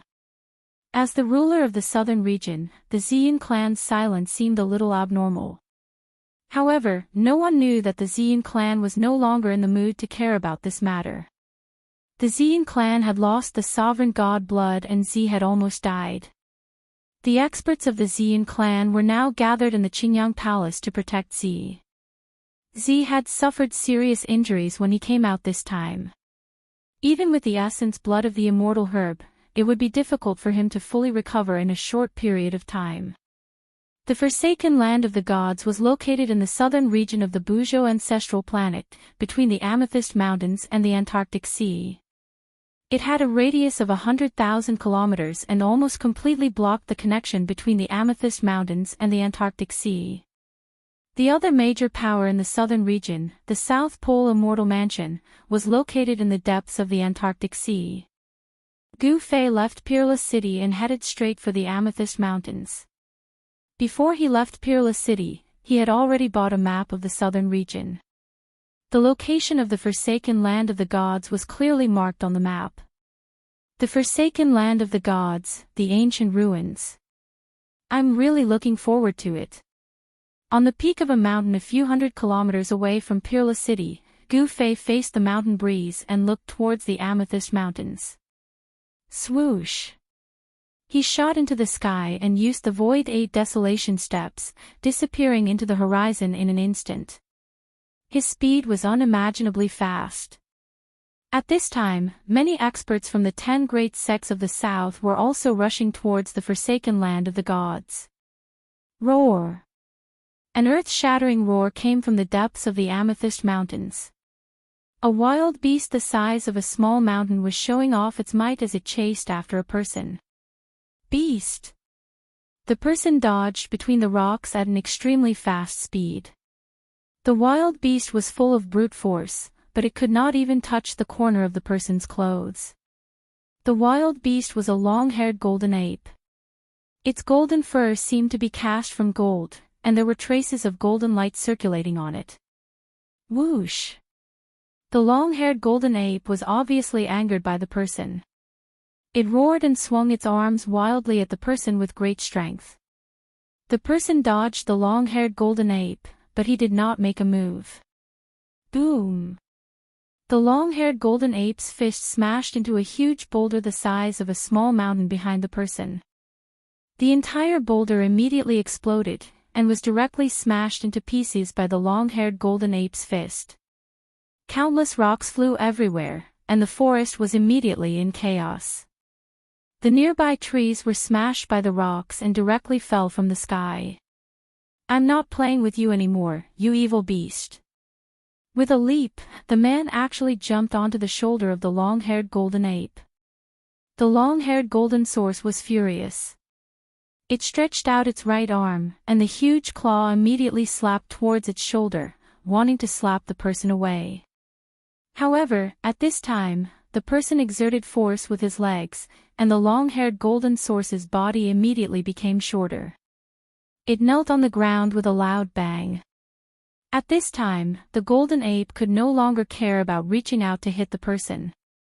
It hurriedly used its arms to support itself on the ground, stabilizing its body and not falling down.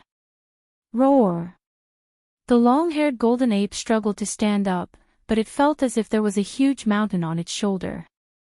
No matter how hard it tried, it could not stand up. This was a shocking scene. A person who wasn't that tall actually pressed down on a golden ape that was as huge as a small mountain until it couldn't even straighten its back. Ha! I'm in a good mood today, so I'll let you go. With that, the man soared into the sky. Roar! The long-haired golden ape roared unwillingly and stood up from the ground. It then looked at the figure in the sky in awe, and did not dare to attack again. The Forsaken Land of the Gods, the appearance of the ancient ruins.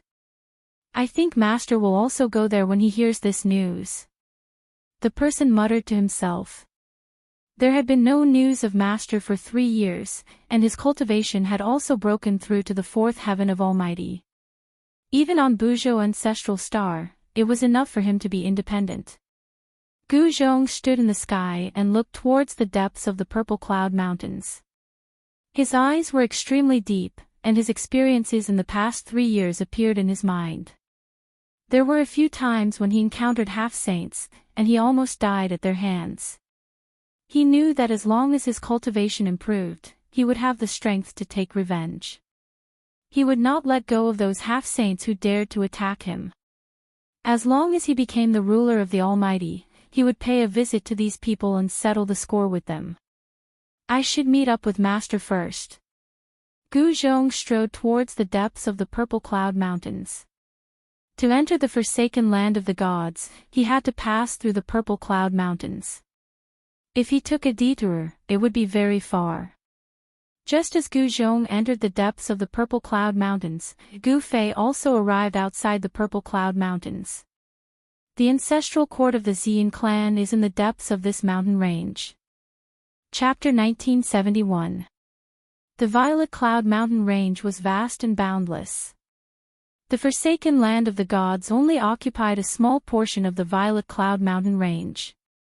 However, the location of the forsaken land of the gods just happened to be between the Violet Cloud Mountain Range and the Antarctic Sea. If the cultivators from the Amethyst Mountain Range wanted to go out to sea, they would have to pass through the forsaken land of the gods. Otherwise, they would have to take a detour. This detour would take a long time. However, they had no choice but to take a detour, because no one had ever crossed the entire forsaken land of the gods. Those who had attempted to do so had all died. On this day, there were many cultivators outside the forsaken land of the gods. Rumble, a war chariot charged over from the direction of the Violet Cloud Mountain Range, crushing down from high up in the sky, causing the heavens and earth to tremble. A powerful aura emanated from the war chariot. That's the chariot of the Purple Profound sect. The experts of the Purple Profound sect are here. In the mountains, someone recognized the war chariot that had charged directly into the forsaken land of the gods. The Purple Profound sect was one of the top 10 sects in the south. There were many experts in the sect. There were rumors that the founding ancestor of the Purple Profound sect was still alive, but he had sealed himself. Whether this news was true or false, it was enough to shock everyone. One had to know that the founding masters of the 10 great sects had once followed the Violet Cloud Sovereign's 10 tribes. The 10 tribes' war gods were great saints who had once fought for the Violet Cloud Sovereign and made great achievements in battle. Who is it that came?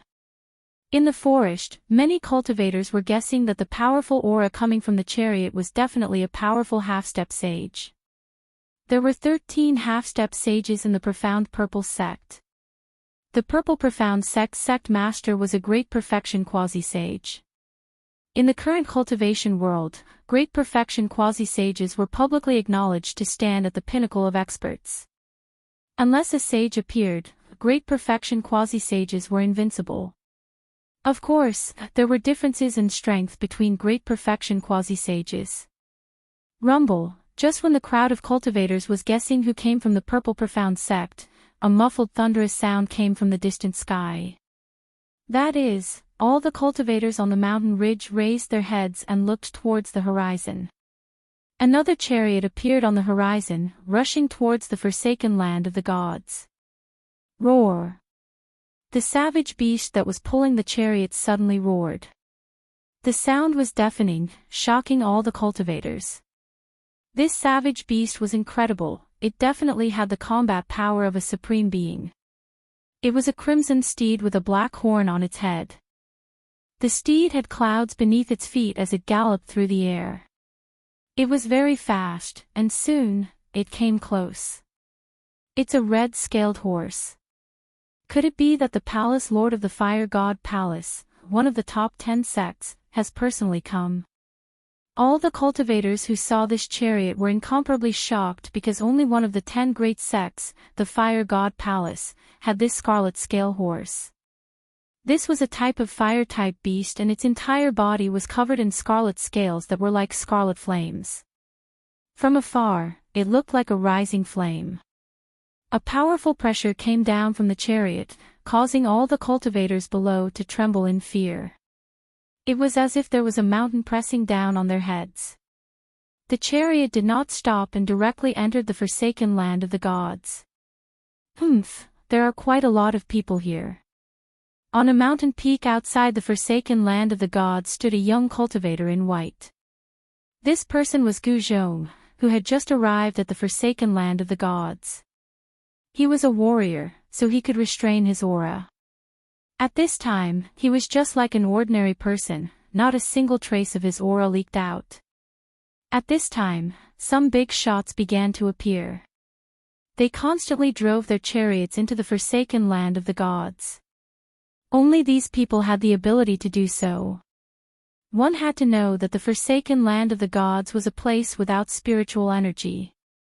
These big shots carried a lot of things that could replenish their vitality, which was why they dared to drive their chariots into the forsaken land of the gods. If it was anyone else, they would not be able to withstand such consumption. This forsaken land of the gods is very strange. Gu Zhong muttered to himself. He looked at the barren land in front of him and suddenly felt a trace of uneasiness, which woke him up. Could it be that something ominous was about to happen? The cultivation of a fourth layer almighty was enough for Gu Zhong to protect himself. Even if he encountered a few half-step saints, he would still be able to escape even if he was not a match for them. Gu Zhong did not think too much about it. He directly walked down the mountain and headed towards the barren land that stretched as far as the eye could see. The forsaken land of the gods was a place that had been abandoned by the gods. There was no spiritual energy in it, so it was not suitable for any living thing to grow. There was only sand and stones, and no vegetation could be seen on the ground. The sudden appearance of such a place in the middle of a mountain that was full of vitality was very unexpected. All the vegetation in front of him suddenly disappeared. No one knew how this place was formed, because the forsaken land of the gods had existed since ancient times. No one was like Gu Zhong, who dared to enter the forsaken land of the gods alone. Only those powerful half-step saints dared to wander in the forsaken land of the gods alone. Even almighties had to team up with others before they dared to enter the forsaken land of the gods. At this time, there were already many teams that had entered the forsaken land of the gods. In a hilly area, a team of people was carefully advancing. Although there was no spiritual energy in the forsaken land of the gods, there were still dangers. There were all kinds of barriers here, and there were even all kinds of remnant laws of the world. These were the immortal marks left behind by those peerless existences in the distant past. Old Ming, this path can really lead to the ancient ruins, Chen Feng said with a smile. There were only 5 people in this team, but each of them had the cultivation of an almighty. The person walking in front of this team was a thin, dark-skinned old man in black clothes. At this time, a young cultivator in the team spoke. The old man was called Mingmia, and he was a loose cultivator. He was good at observing the surroundings, so he could determine if there were any dangerous factors in the nearby area based on the terrain and the distribution of the spiritual energy in the surroundings. If you don't believe me, then scram. Old man Ming Mia couldn't help but roll his eyes when he saw that the young cultivator actually dared to question him.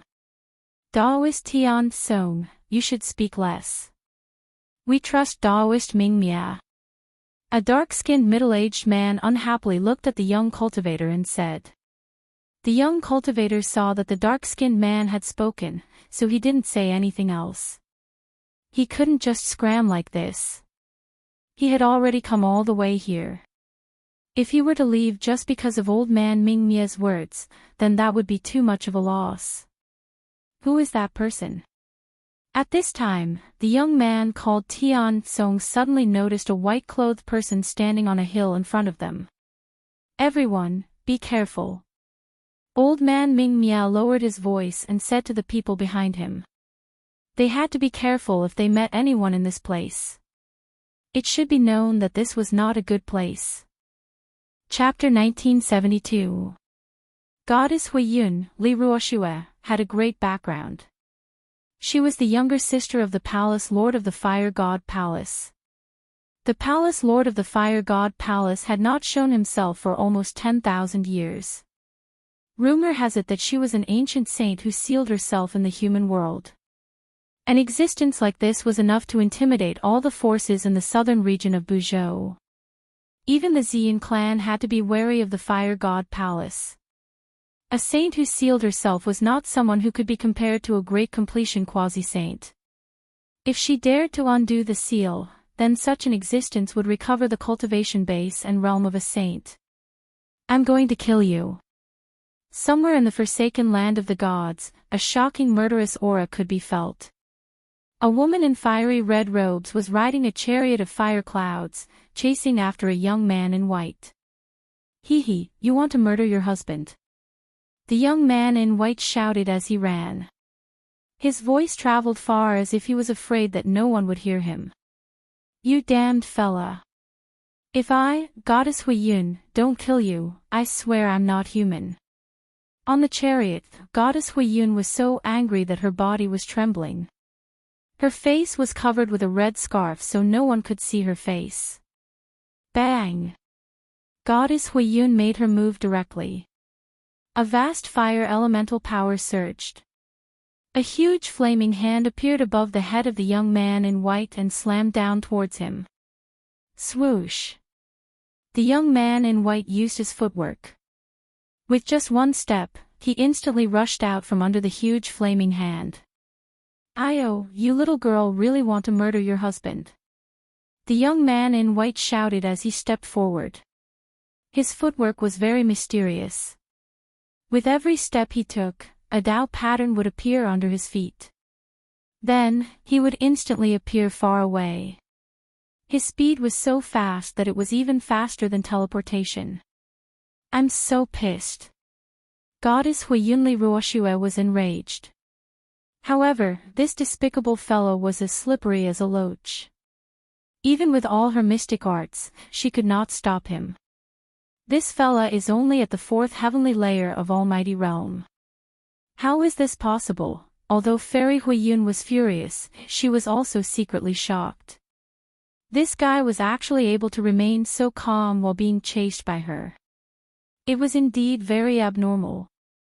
One had to know that if it was an ordinary cultivator of the fourth heaven, she would have already killed him. However, this person's battle prowess seemed to surpass that of a cultivator of the fourth heaven. In particular, this person's footwork was extraordinary. The person who caused Fairy Huiyun to chase after him for thousands of miles was Gu Zhong. When Gu Zhong was traveling in the southern region of Buzhou ancestral planet, he happened to meet Fairy Huiyun in a mountain ridge. Then, when Fairy Huiyun was not paying attention, he tried to steal her red scale horse. Then, tragedy befell Gu Zhong. Not only did he fail to steal the Qi Lin horse, but he also angered Fairy Huiyun. Fairy Huiyun was a great perfection half-saint while Gu Zhong was only a third heavenly layer almighty at that time. He wasn't a match for Fairy Huiyun at all. He was beaten half to death by Fairy Huiyun and luckily escaped. From then on, Gu Zhong was determined to subdue this little pepper. Rumble, just as Gu Fei and Fairy Huiyun were in pursuit, a thunderous sound came from the depths of the forsaken land of the gods. The entire forsaken land of the gods could feel the ground trembling. Those guys have made their move. Fairy Huiyun was shocked and stopped chasing Gu Zhong. Her expression changed several times before she finally gritted her teeth and gave up on chasing Gu Zhong. She drove the war chariot and rushed into the depths of the forsaken land of the gods. Gu Zhong looked in the direction where Fairy Huiyun disappeared and was shocked. The ancient ruins in the depths of the forsaken land of the gods seemed to have undergone some changes. An incomparably ancient aura came from the depths of the forsaken land of the gods. Swoosh! Gu Zhong also took large strides and chased after Fairy Huiyun. At this time, an ancient city was floating in the air in the depths of the forsaken land of the gods. It was a dilapidated ancient city with pitch-black walls that had long collapsed. Most of the houses in the ancient city had also collapsed. It was a city that seemed to have gone through a fierce battle. On the buildings of the city, there were marks left by swords, spears, and halberds. It was hard to imagine how such a great battle happened back then. After the battle, even the ancient city was almost destroyed. Even if it wasn't destroyed, the ancient city would have become a ruin now. At this time, the ancient city that was floating in the air suddenly vibrated. It was as if a peerless beast was attacking the seal. Many cultivators appeared around the ancient city. Some big shots stopped in the air with war chariots, emitting a powerful pressure that shocked all directions. Those who could come here were not simple. Boom! At this time, someone made a move. A war chariot directly rushed towards the ancient city that was floating in the air. A powerful pressure instantly erupted, causing the void to tremble. Someone sneered. Then, a tall man whose body was emitting a dazzling divine light appeared in the sky and rushed towards the war chariot. Daoist Wuxiang, what's the meaning of this? Are you trying to go against my Zixuan sect? On the war chariot, a middle-aged man wearing bronze armor and holding a divine spear said coldly. He stared at the man shrouded in divine light as a chilling killing intent emitted from his body. Zixuan sect, what a great reputation. The middle-aged man called Wuxiang sneered.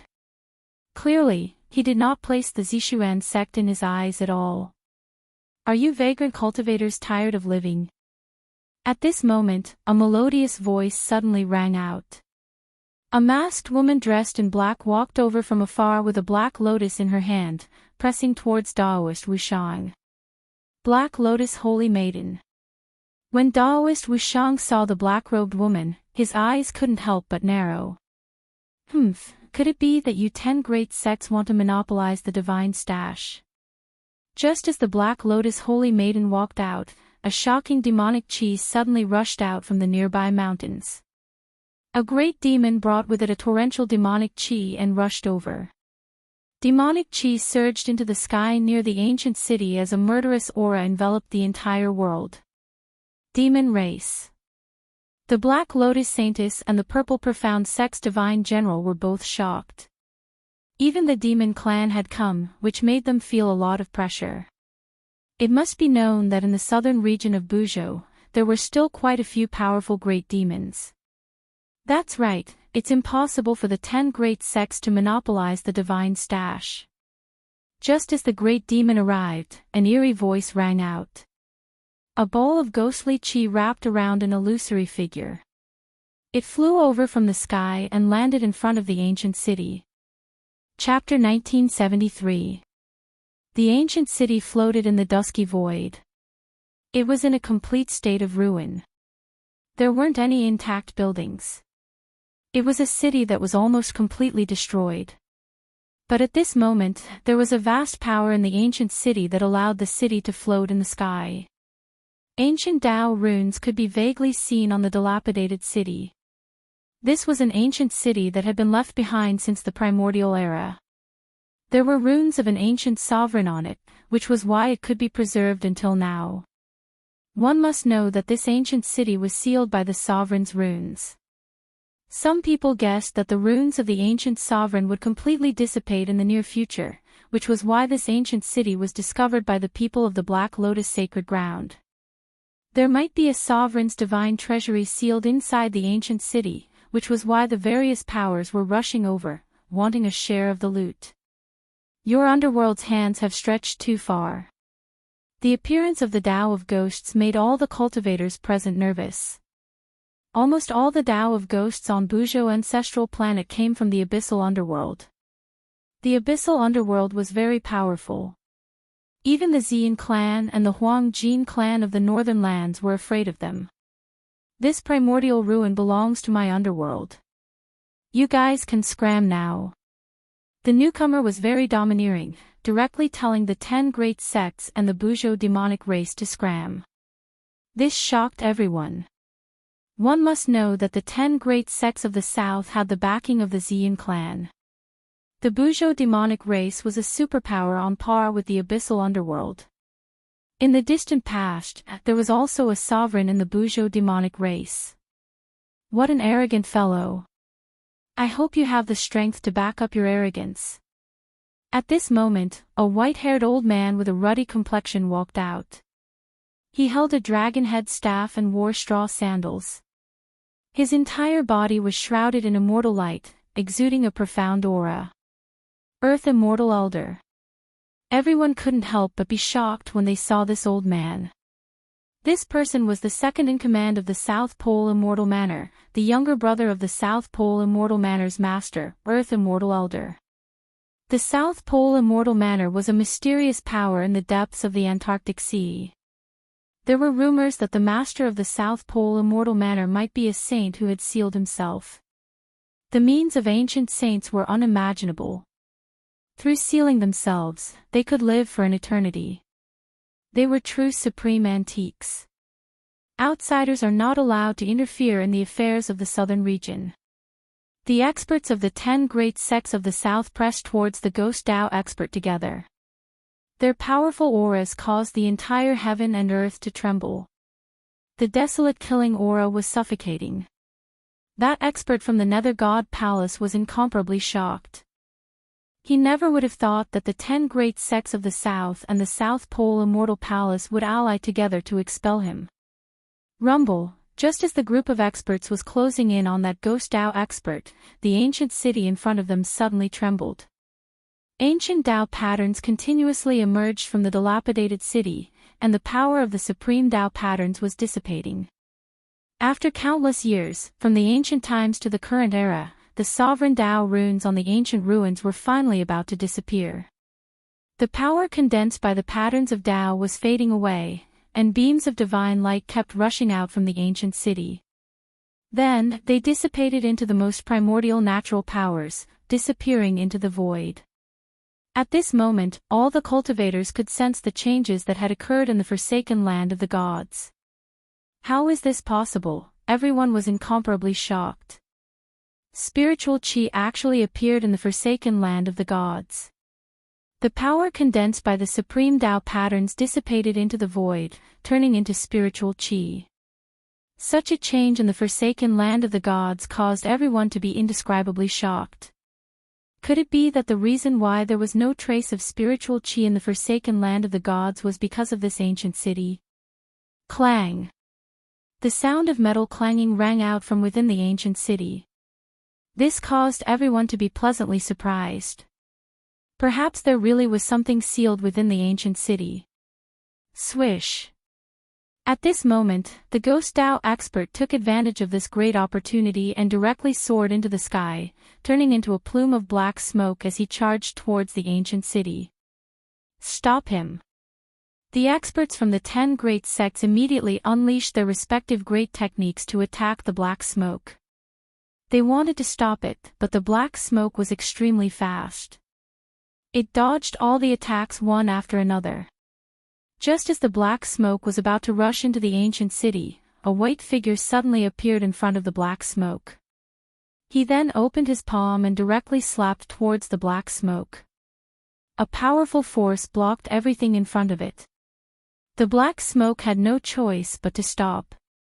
After that, a pale white palm slapped out from within the black ghost chi. The powerful mysterious Yin energy caused the void to solidify. Bang! 2 huge palms fiercely clashed against each other. The Ghost Dao expert was sent flying a few hundred feet away while the white-robed man only took a few steps back. What? The Ghost Dao expert turned pale with fright. His opponent's combat strength was unparalleled, especially the strength of his physical body. It was even stronger than his own. This was truly unbelievable. This wasn't the combat strength that a level 4 Almighty should have. After receiving the palm of the Ghost Dao expert, Gu Zhong only felt a wave of cold air coming from his opponent's palm. He couldn't help but shiver. What a powerful mysterious Yin ghost energy.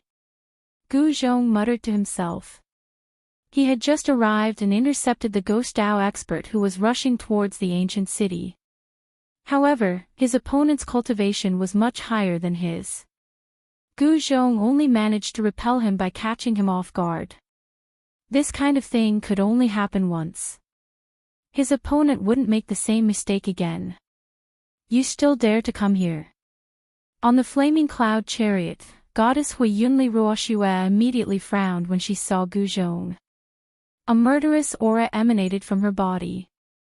Goddess Hui Yun was about to attack Gu Zhong, but Gu Zhong had already retreated.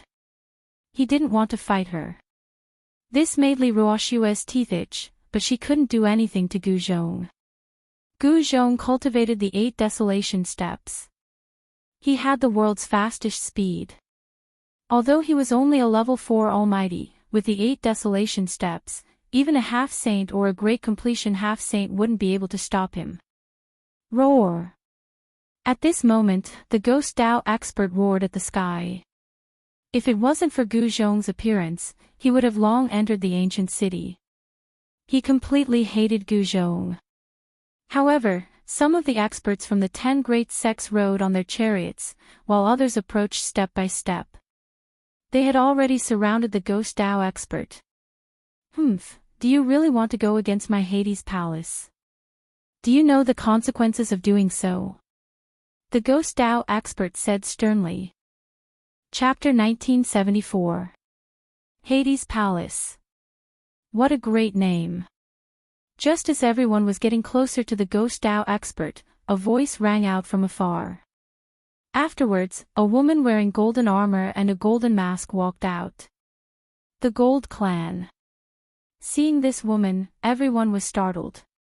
She gave off a sharp metal element aura. That was a characteristic of the Huang Jin family. At this time, the people from the Supreme Powers also walked out. Just like that, the 10 great sects of the South seemed to be at a disadvantage. It should be known that any one of these Supreme Powers would be enough to give them a headache. I didn't expect the Golden Goddess to personally come.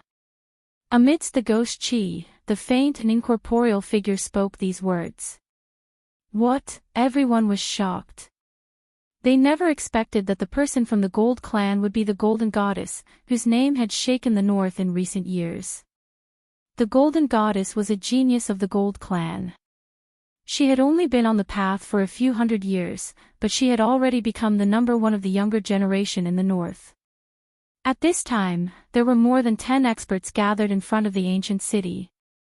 None of them were weak. Even the weakest was a half-saint. Xianxia actually didn't come.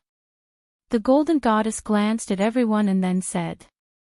She was wearing a golden mask, so no one could see her true appearance.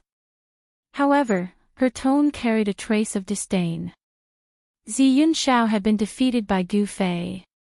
He had already been punished by Zi Su to face the wall for 1,000 years. However, not many people in the cultivation world knew about this. During this 1,000 years, everything that happened in the outside world had nothing to do with Xianxia. Ha! Golden Goddess, why are you looking for my brother? Could it be that you've taken a fancy to him and want to be my sister-in-law? Suddenly, a loud laugh rang out. At some point, a girl in purple had appeared in the sky. She was smiling at the Golden Goddess.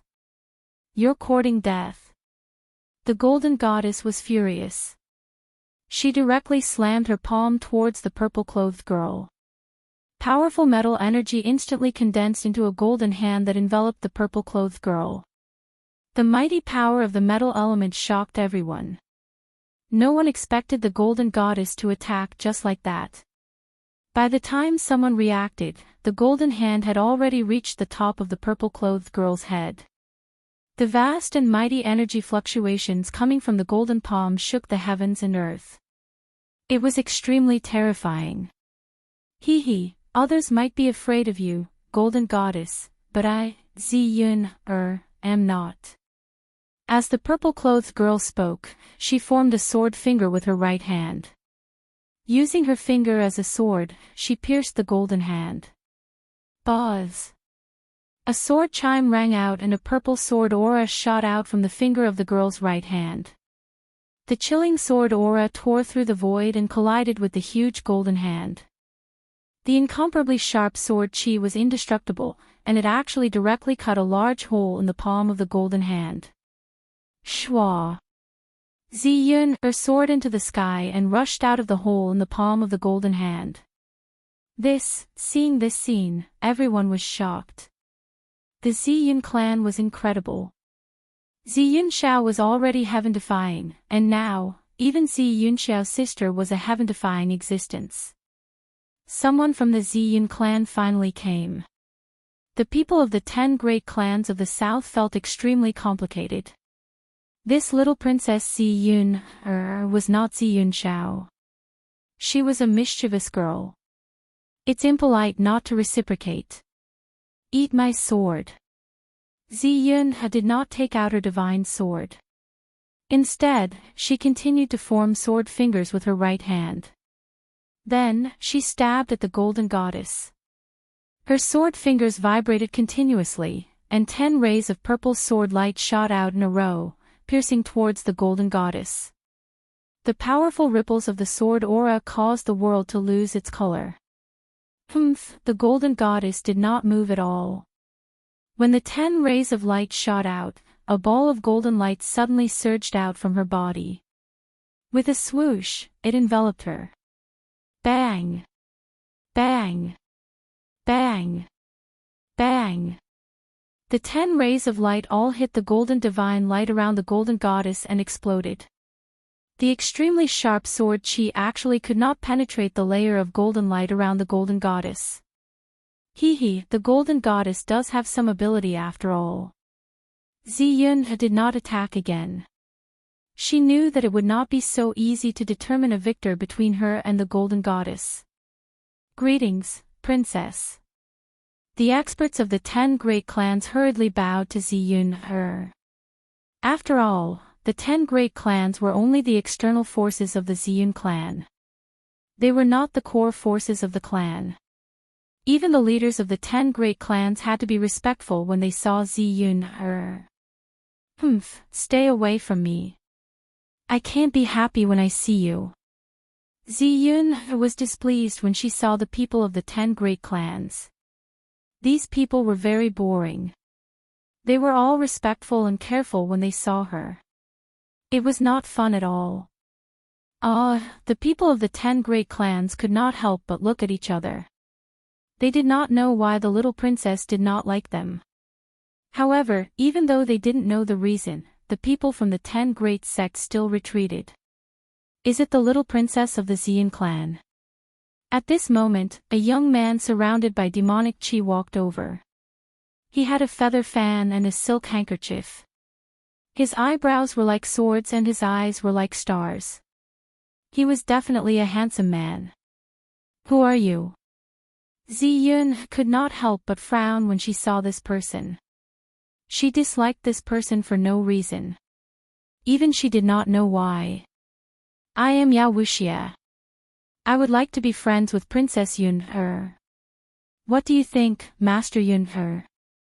Wuxia waved his fan and said with a smile.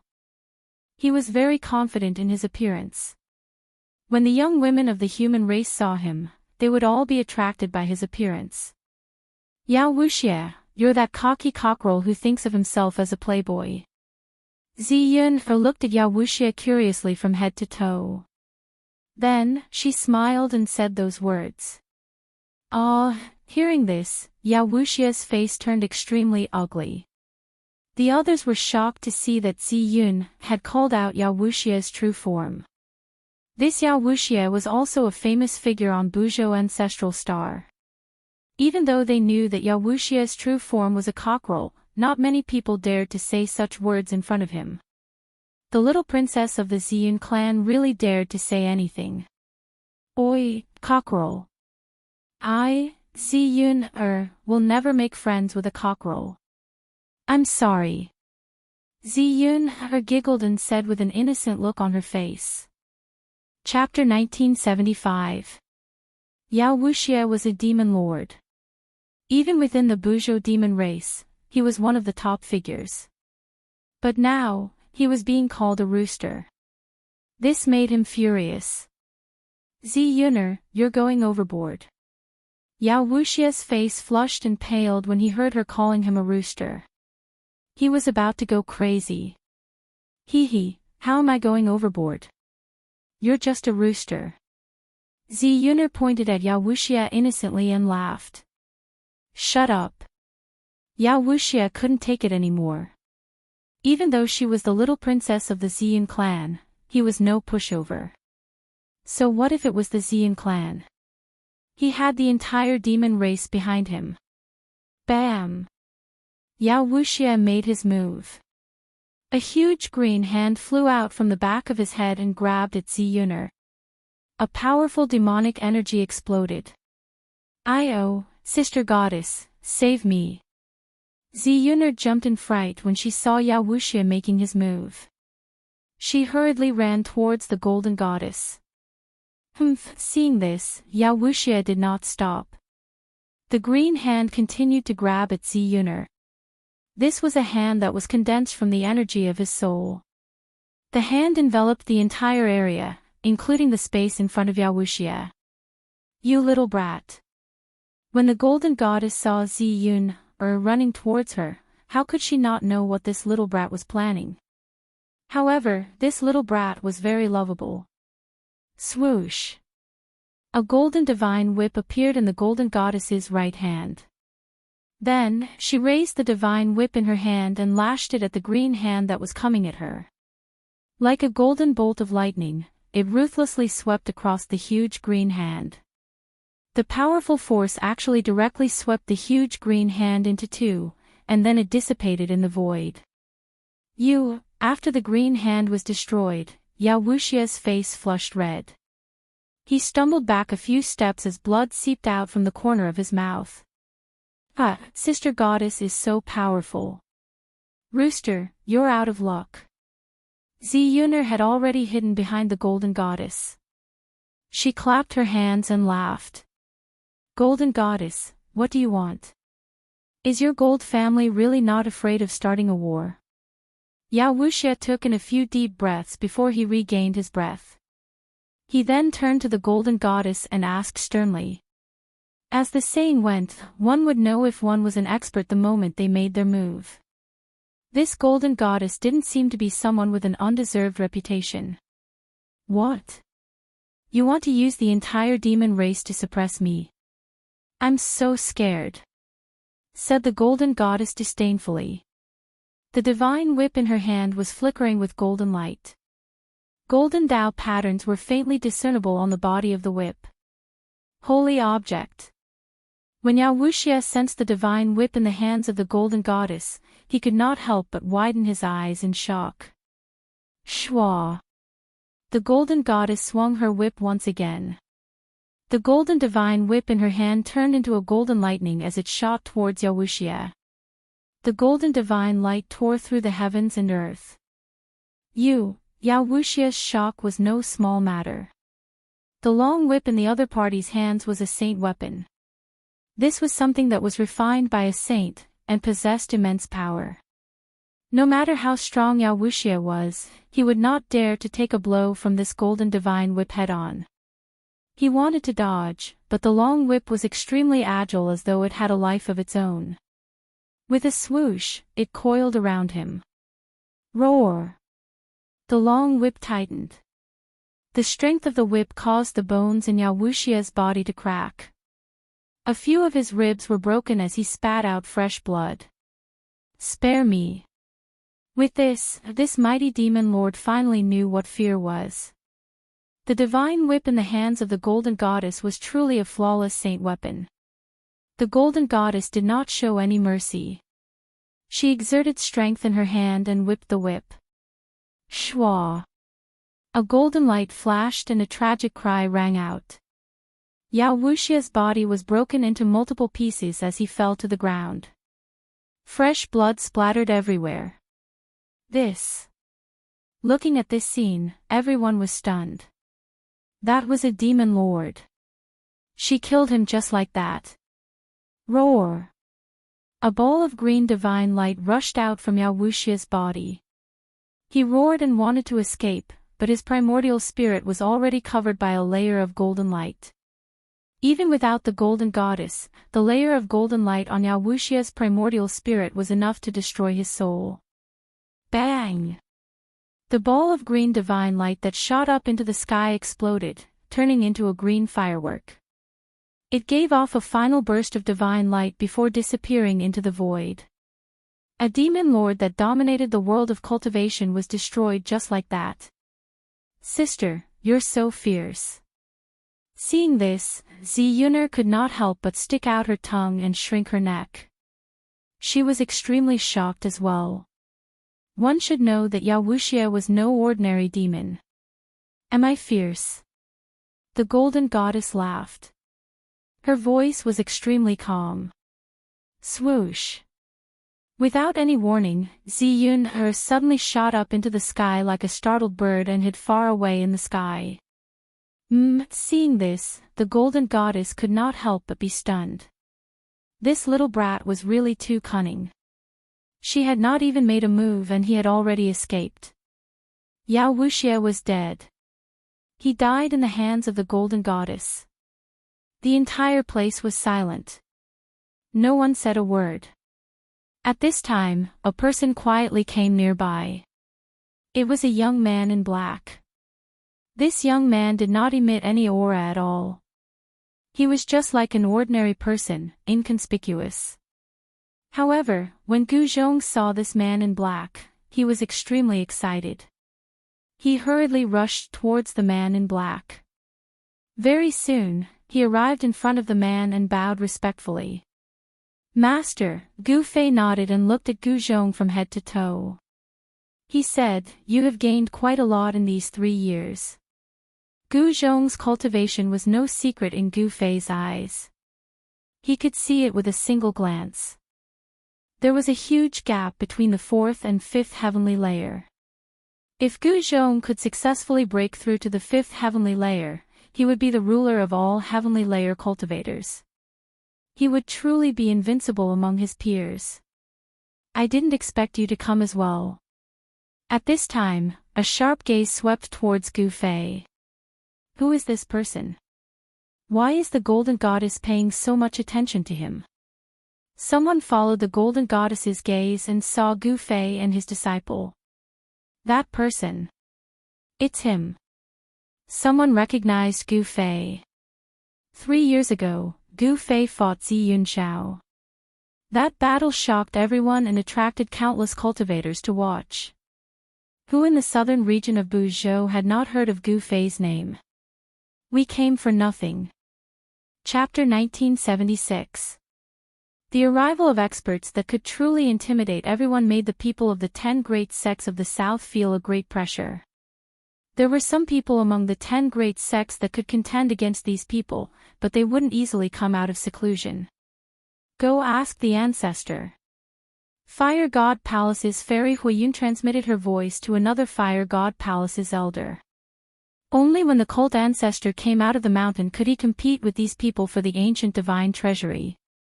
The elder from the Fire God Palace was a little hesitant. It should be known that consulting the sect ancestor was not a small matter. Waking up the sleeping sect ancestor was a big risk. Once the ancestor was enraged, everyone would suffer. Go if I tell you to. Goddess Huiyun was displeased at the elder's hesitation. Yes. The elder could only accept the order and quickly leave. Let's see how arrogant you people can be when the ancestor comes. Goddess Huiyun was very calm. She didn't look for Gu Zhong because he was the disciple of the god of slaughter. No wonder he dared to provoke the 10 great sections. The chariot retreated into the distance. Many people noticed the chariot's movements. The 10 great sects thought of the goddess's intentions and quietly retreated as well. Some of them sent people to ask for help from their sections. However, not all of the 10 great sects had super old-timers. For example, the Heavenless sect was relatively weak. After Gu Fei's battle, the Skyless sect declined even more. Its territory had been reduced by a third. Out of the 11 cities, 3 had been occupied by other sections. With the Skyless sect's current strength, it would be extremely difficult to take back the 3 cities unless they asked the Ziyun clan for help. However, the Ziyun clan rarely paid attention to the enmity between the 10 great sections. The Skyless sect also sent people over, but they retreated even further. They were here to try their luck and didn't dare to get involved. Master, this woman seems to have her eyes on you. At this moment, Gu Zhong, who was standing next to Gu Fei, could clearly sense the powerful battle intent coming from the golden goddess. This woman from the golden family seemed to really want to fight his master. Ignore them. Our goal is only the ancient god treasury. Gu Fei didn't respond to the golden goddess. He still didn't release any powerful aura. He was just like an ordinary mortal. Return to the natural state. Everyone naturally knew that this Gu Fei was not an ordinary person who knew nothing. On the contrary, he was a famous god of slaughter. This guy's fame was earned through killing, even Xianxia was defeated by him. It should be noted that Xianxia was publicly acknowledged as the strongest among the younger generation in the southern region of the ancestral star of Buzhou, but he was defeated by Gu Fei. Currently, there were only a few young experts in the entire cultivation world of Buzhou ancestral star who could compete with a heaven-defying figure like Gu Fei. The Golden Goddess was one of them. Since when did the god of slaughter, Gu Fei, become a coward? The Golden Goddess stood on top of a barren mountain and glanced at Gu Fei with her golden eyes. Although they were a dozen miles apart, her gaze seemed to be able to see through Gu Fei. If you want to court death, I'll grant your wish. Gu Fei didn't have any protective feelings for the fairer sex. If the Golden Goddess continued to provoke him, he wouldn't mind teaching this descendant of a supreme a lesson. The Golden Goddess was infuriated when she heard this. However, this wasn't the time to fight with Gu Fei, because the ancient god treasury was about to appear. What a pity. I really wanted to see these two fight. Up in the sky, the naive Ziyun had a look of disappointment in her eyes. Gu Fei had actually defeated her big brother. She found it hard to believe. Her elder brother, Xianxia, was the strongest among the younger generation in the southern region of Buzhou. Is this fellow really that strong? Ziyun stared at Gu Fei and narrowed her spirited eyes. Rumble, at that moment, the ancient city in front of them started to collapse. Countless supreme Tao patterns gradually dissipated and the power condensed by the Tao patterns returned to heaven and earth. The spiritual energy in the entire forsaken land of the gods started to recover. Everyone could clearly feel that the density of the spiritual energy in the forsaken land of the gods, which originally didn't have a trace of spiritual energy, was actually rising rapidly. As long as the spiritual energy of heaven and earth existed in the forsaken land of the gods, it wouldn't be a barren land.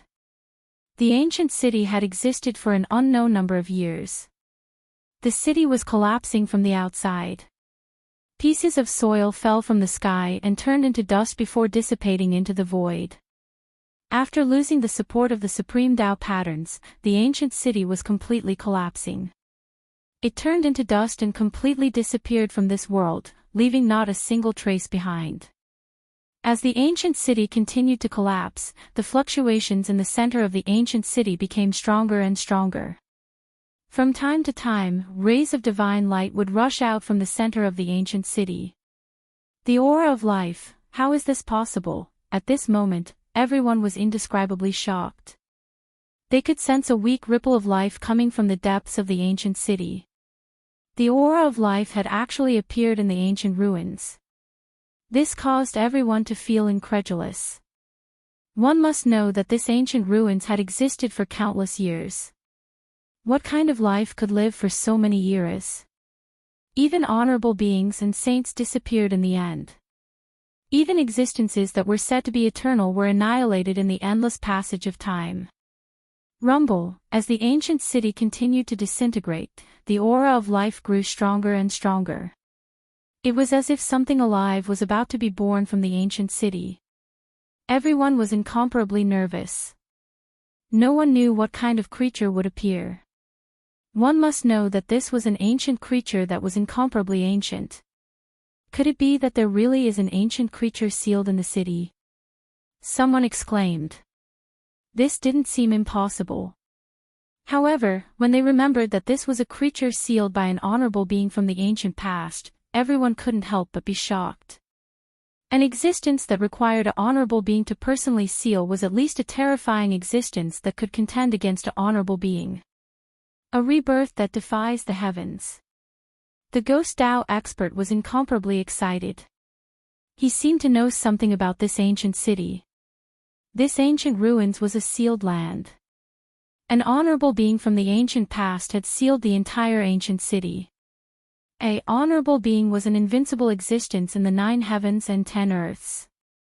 Since an honorable being personally took action, the sealed existence couldn't possibly still be alive. However, right now, there was a fluctuation of life coming from the ancient city. Chapter 1977. The ancient city was still collapsing. The power of the sovereign's Tao pattern had completely collapsed and was gradually dissipating. Rumble, the entire ancient city had shrunk to 2/3 of its original size. In the depths of the ancient city, the aura of life gradually became stronger as rays of divine light rushed out.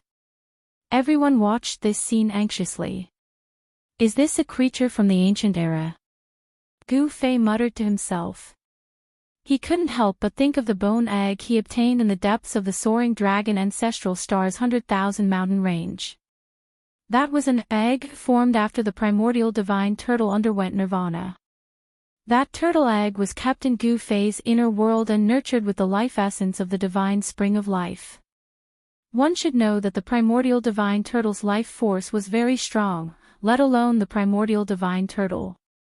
But even so, the turtle egg formed after the primordial divine turtle underwent nirvana still had extremely weak life force after so many years. This in itself was a miracle. However, it was different now. In the constantly collapsing ancient city, there was actually a life from the ancient era that was about to break the seal and come into the world. This was different from the primordial divine turtle undergoing nirvana. This was a real life from the ancient era that was about to come into the world. Master, this. Gu Zhong was extremely shocked. As the ancient city continued to collapse, the terrifying existence in the city emitted waves of energy. A terrifying murderous aura shrouded the sky above the ancient city. Rays of divine light soared into the sky and dissipated in the void. This was the dissipation of the sovereign's sealing power. Within the divine light, there was a chilling aura. It was as though a peerless demon was lurking there and could jump out at any time. How is this the primordial divine treasury? Someone discovered that something was wrong. There was indeed something sealed in the ancient city, but it wasn't the legendary primordial divine treasury. Instead, there was a terrifying existence sealed within. Roar! A deep roar came from the depths of the ancient city. It wasn't loud, but the penetrating power was very strong. All the cultivators present could hear it clearly. Someone was dumbfounded. There was really a terrifying existence sealed within the ancient city. What is that? The ancient city continued to shrink. The city was collapsing, falling off, and turning into dust before returning to the world. At this moment, a figure appeared at the center of the ancient city. Although it was just an illusory figure, it gave off an extremely savage feeling. An ancient creature. All the cultivators stared at the silhouette. They soon realized that the silhouette was not a human, but a member of a different race. It was a minotaur with a human body. Roar! The ancient creature with the head of a bull and the body of a human roared at the sky. Terrifying sound waves spread out, and countless cracks appeared on the city that was already on the verge of collapse. Clang! The sound of metal chains clashing against each other rang out. The ox-headed celestial being that was sealed here was struggling. His body was coiled by numerous black chains. It was these unassuming black chains that bound the Minotaur to the inside of the ancient city. Humans. A powerful divine will rippled out from the Minotaur's body as a voice rang out in everyone's hearts. This voice was filled with killing intent. Rumble, the Minotaur struggled violently, causing the entire world to shake. It was as terrifying as an ancient god. Open for me. The Minotaur roared furiously, using all the energy in his body. A terrifying pressure that looked down on the world appeared in the sky. The Minotaur's energy exploded without holding anything back. Boom! After an earth-shattering explosion, the rest of the city instantly exploded. The Minotaur's body was devoured by this energy. Terrifying energy swept out in all directions. The energy rippled down to the ground, causing sand and stones to fly everywhere. The sun and moon lost their radiance. Is it going to be born? Upon seeing this, Gu Fei's eyes could not help but narrow as his expression became extremely solemn. The strength of the Minotaur was not to be underestimated. It was impossible for him to die in the explosion just now. At this moment, a figure rushed out from the billowing dust. Let's go. When the people from the 10 great sects saw that there were no ancient treasures in the ancient city, they were extremely disappointed and immediately retreated. This Minotaur was not someone they could deal with. Puff. The Minotaur fiercely exhaled. 2 puffs of white smoke came out from his nose. Whoosh. After the Minotaur panted a few times, he suddenly stretched out his hand and grabbed a chariot nearby. After that, he punched the chariot and shattered it. Flesh and blood mixed with the fragments of the chariot, splattering everywhere. An incomparably powerful existence was directly destroyed by the Minotaur's punch. What? Everyone was extremely shocked when they saw this. This Minotaur was too powerful. After all, those who could drive chariots here were all important figures in the great sections. What did I just see? An elder of the Zishuan sect died just like that. Everything seemed a bit illusory, giving people a feeling that it was unreal. Whoosh. At this moment, a golden lightning suddenly appeared and entangled the Minotaur. It was extremely sharp. Especially on the whip, there was a saint's power faintly appearing. The golden goddess made her move. The Minotaur's body was entangled by several black chains. He grabbed the chains on his body and waved them. The chains immediately turned into 2 rays of black light and went towards the golden goddess whip. Clang! The sound of the chains colliding resounded continuously. The golden divine whip lashed at the chains and the powerful force sent them flying. Whoosh! The golden whip immediately entangled the Minotaur's body. Die! The golden goddess pulled her right hand. She wanted to kill this Minotaur the same way she killed Wuxia. However, this time, she was wrong. She only felt that her hand was heavy, and she couldn't move the divine whip in her hand. She was truly shocked. Then, the golden goddess felt her hand shake. The whip in her hand was actually knocked out of her hand and fell into the Minotaur's hand. What? The golden goddess never thought that someone would actually grab her whip with their bare hands and snatch it away. This is an ancient Minotaur. Chapter 1978. An ox head and a human body. This was the legendary ancient ox demon clan. This ox demon had been sealed in the ancient city by a supreme. Even though it was extremely weak, it was still extremely terrifying.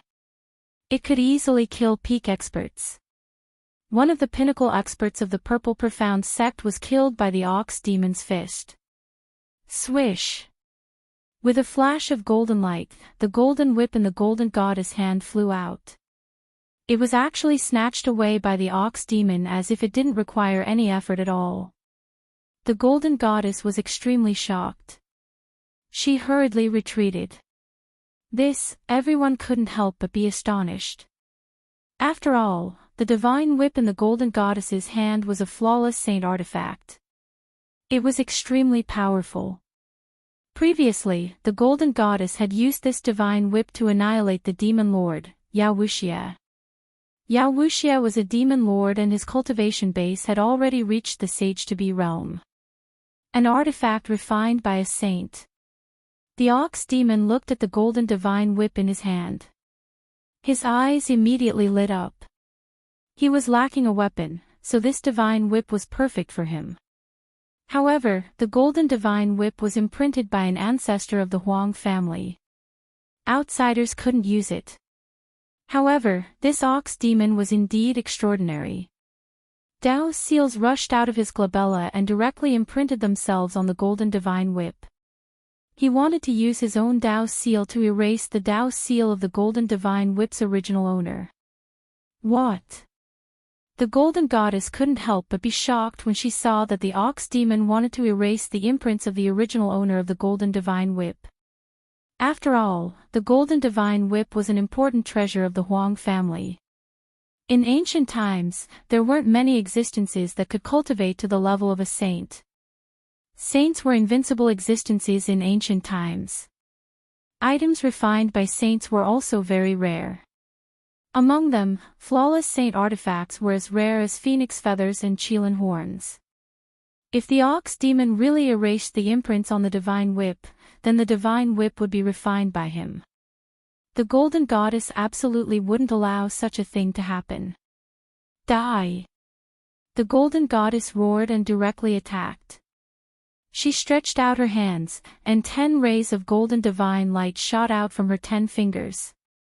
They were like 10 golden heavenly swords that pierced towards the demonic ox. Every beam of golden divine light shattered the void, leaving behind a pitch-black spatial crack wherever it passed. Yes. The ox demon raised his head fiercely. His eyes shone with a dazzling light. He was clearly enraged. This little girl actually dared to disturb him. The seal on the golden divine whip was left behind by a saint.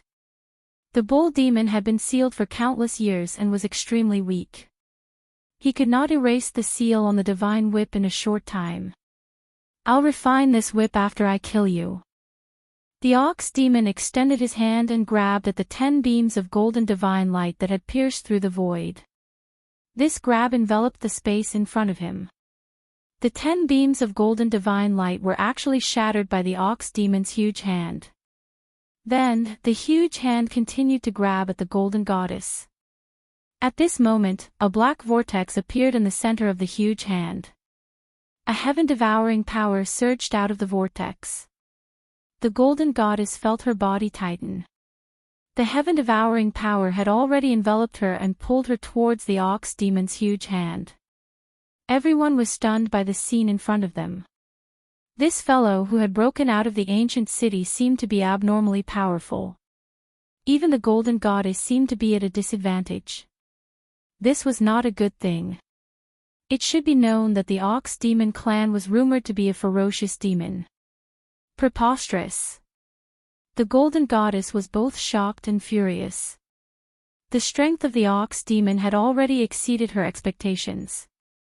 How could such an existence be allowed to exist in this world? Clanging sounds rang out from the golden goddess. Rays of golden light rushed out from her body and turned into peerless weapons. Wherever they slashed, they tore apart the sky and earth. They also slashed apart the sky-devouring power from the ox demon's hand. The golden goddess felt her body loosen up. Then, she directly soared into the sky and dodged the ox demon's claw. Boom! The void shook. The space where the golden goddess was originally at was directly shattered by the ox demon's claw. It turned into a piece of chaos. Even the chaotic chi came out. The golden goddess was shocked when she saw this. The ox demon's seemingly casual claw actually had such power. It was really shocking. The other cultivators who were watching the battle were also extremely shocked. At this moment, Ziyun looked at the ox demon and then at Gu Fei. Who was stronger? When was Gu Fei going to make a move? Who would have thought that a creature that shouldn't have existed would jump out when the primordial relic appeared? The primordial ox demon was indeed impressive. He was personally sealed by a supremacy. Even though he had fallen, he could still go against the heavens and reappear in the world. The ox demon's methods had undoubtedly stunned everyone present. However, the ox demon's ferocious nature hadn't changed even after countless years had passed. Devouring the heavens. The ox demon opened its mouth and sucked in the golden goddess in the sky. The golden goddess only felt the void around her suddenly tremble violently. Then, it instantly collapsed. The shattered void wrapped around her and flew towards the ox demon's mouth. Oh no! The golden goddess was extremely shocked. This ox demon was much more powerful and terrifying than she had imagined. The power that the ox demon had displayed was too powerful. Could it be that this ox demon still had the cultivation and combat strength of a saint? That was impossible. If this ox demon had the cultivation of a saint, the world would have reacted long ago. At this moment, there was no time for the golden goddess to think too much. She opened her mouth and a divine pearl flew out. Then, it rapidly enlarged. Rumble, a golden sun appeared between the heavens and the earth. It emitted boundless metal elemental power and smashed towards the ox demon that had opened its mouth to suck in the pearl. The great power that emanated from the golden sun caused the entire world to tremble. This is pure metal elemental power radiated from the golden sun, intimidating the surroundings. There was a trace of saintly aura lingering on the sun. Another perfect saint artifact. The cultivators who were watching the battle were shocked. The golden goddess actually had 2 perfect saint artifacts on her. It was truly shocking. However, when they remembered that the Gold clan was the descendant of the Golden Supremacy, they understood. After all, the Golden Supremacy was an extreme saint. At this moment, the ox demon was finally moved. The dazzling golden sun smashed towards it. It was as if there was really a sun falling from the sky. Chapter 1979. Boom! The golden sun fell from the sky, destroying everything in every direction. It directly smashed the primordial Devilox into the shattered void. With the sun as the center, everything within a 10-mile radius was destroyed. The earth was sinking and the void was being destroyed. This was practically the end of the world. Everyone was dumbfounded by the scene before them. Damn, Gu Fei couldn't help but be moved when he saw this scene from a distant peak. He could see that the power of the Golden Goddess attack had been limited to a certain range. Otherwise, let alone a 10-mile radius, even 100 miles of land would have been destroyed. The power of a perfect saint artifact was comparable to a saint's attack.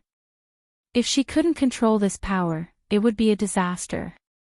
Fortunately, this was the forsaken land of the gods. If this had happened outside, who knew how many lives the Golden Goddess attack would have taken?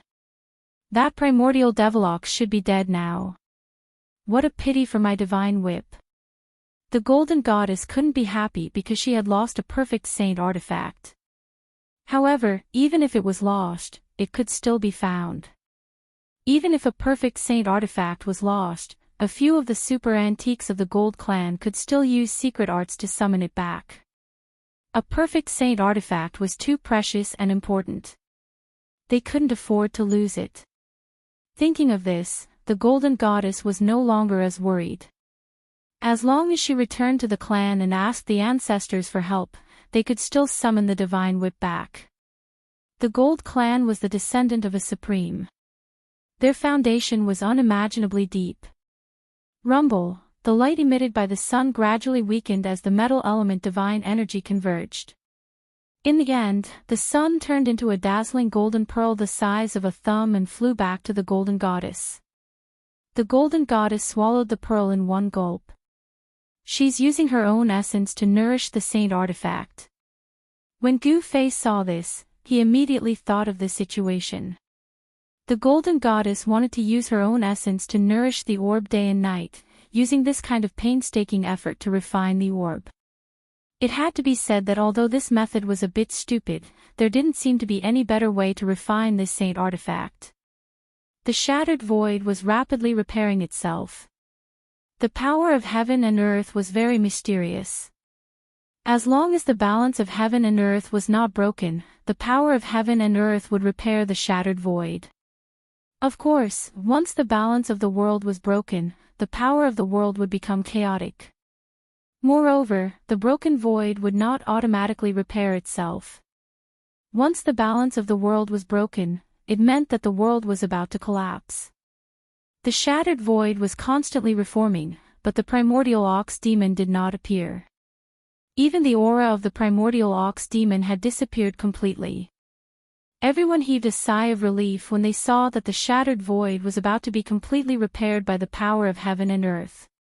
That terrifying primordial ox demon might have really been killed by the golden goddess. However, just as the shattered void was about 100 feet away from being completely restored, a powerful and terrifying wave of energy surged out from the shattered void. When everyone sensed this fluctuation, they were all moved. How is this possible? How could he still be alive? All the cultivators were indescribably shocked. Boom!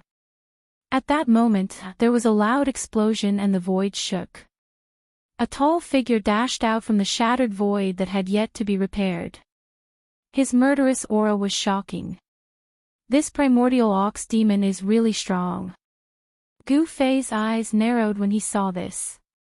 He realized that the primordial ox demon was not very strong, but his physical body was extremely strong. This was a genuine saint-level physical body. The golden goddess's attack had indeed sent the primordial ox demon into the chaos. However, no one had expected that the primordial ox demon would still be able to rush out from the chaos. Only a saint of the human race can kill me.